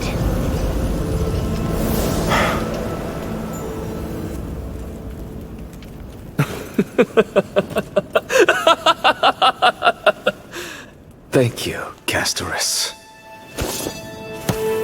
The answer is plain as day. My vote goes to the Flame Chase journey and nothing else! Elder Kindness, I have deciphered the truth of this world!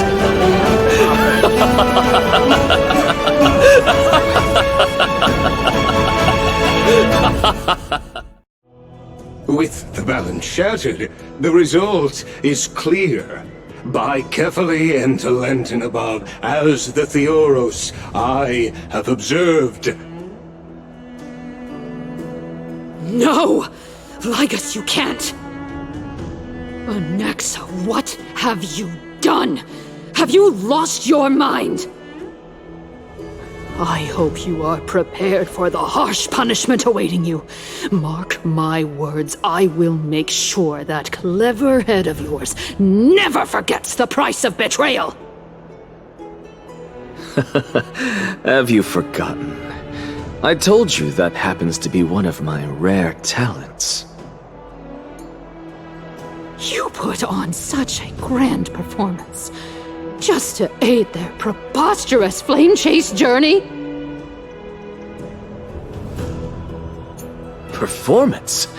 No, you are quite mistaken. I may be paranoid by nature, but I've always been known for my honesty. If you really understood me, Lady Kindness, you'd realize that I never had any interest in your pathetic little game of politics. Factions, standpoints, they are jokes in my eyes. I have never once switched sides. Because I, and I alone, am the truth.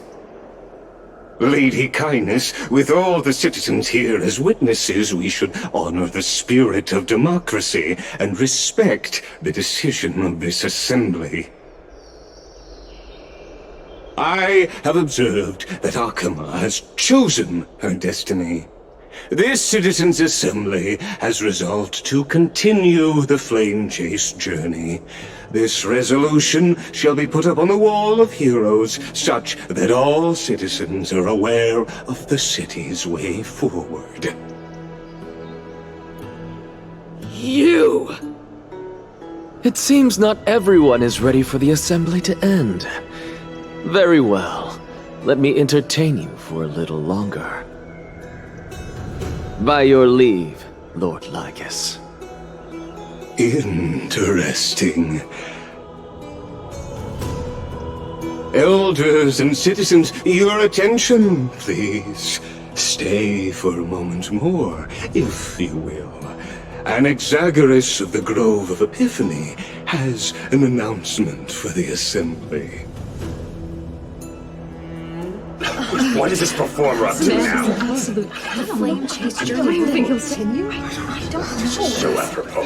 Frankly, still. Just moments ago, all of you made a decision on the fate of Amphoreus. As a supporter of the flame chase journey, it pleases me to see the choice you have made. But I regret to say that I still harbor doubts about this outcome. Thus, I hereby challenge this resolution. Tell me, who among you dare swear to Kephales's name that Era Nova will truly welcome the fairy tale ending that the Chrysos heirs have promised? A beautiful new world free of calamity and madness? Nonsense! That's impossible! What is he getting at? Of course he... Not even for a second. No one? Must I pick somebody to answer? Very well. You, the one acting so wise and profound, in front of all present here, do you dare swear that it will happen for sure? No? Fine. Next. You, the one with ignorance written all over your face. Yes, you. Do you dare swear by it in front of the Titan? What are you trying to do? Useless. Your turn, then. With that smug look of yours, you must be confident that the flame chase journey is the best course to take, right? Hey! Mind your tongue! So, no one? I see. In that case, fine then. Answer me this. Your speech was filled with such passion just now. How confident, then, are you in making this promise? Professor, what are you doing? Let him continue with his performance.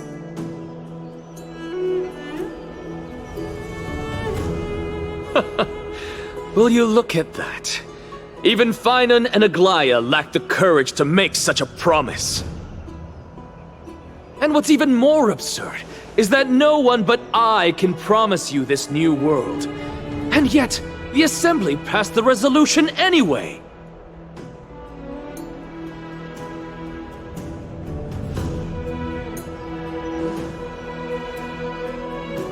But you needn't worry, because I knew better than to trust you good-for-nothings. That is precisely why I am here today. To give you one final lecture.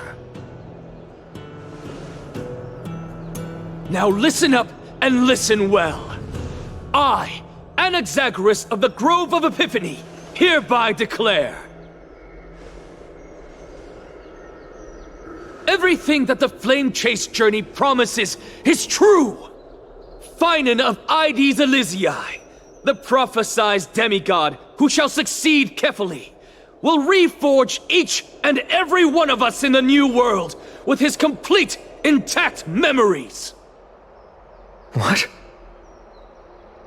The core flame-bearing titans were the Chrysos heirs of yesterday, and the Chrysos heirs who carry the core flames today will become the titans of tomorrow. All of our souls shall endure for eternity in the miracle of the World-Bearer. And all under Kefali's protection shall step into that new world.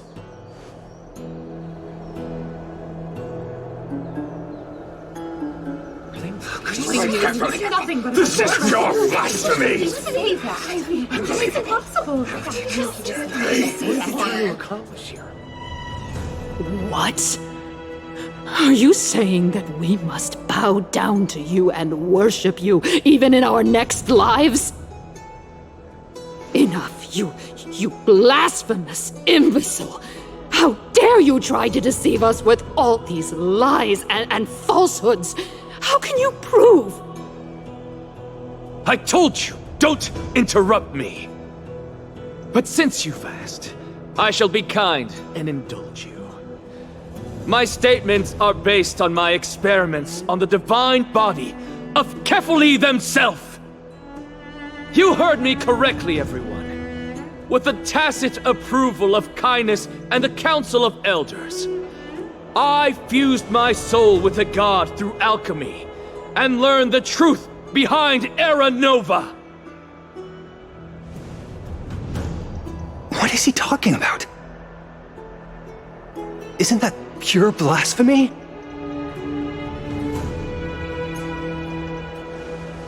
I, the vile, wretched blasphemer, deserve nothing less than death for my sins. And the Council of Elders, which granted me consent and aided in committing this atrocity, should face punishment alongside me.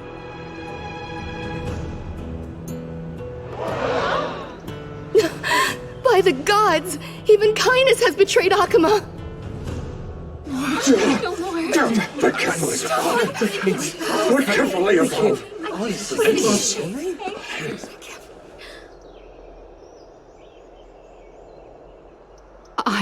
I had no knowledge of his transgressions. He did that on his own. The Council of Elders bears no responsibility for his actions. Lord Ligus, as the esteemed Theoros, are you going to simply stand by and allow the Council of Elders to be dragged through the mud?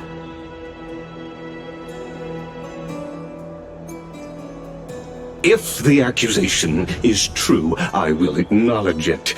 If not, my conscience stands unburdened.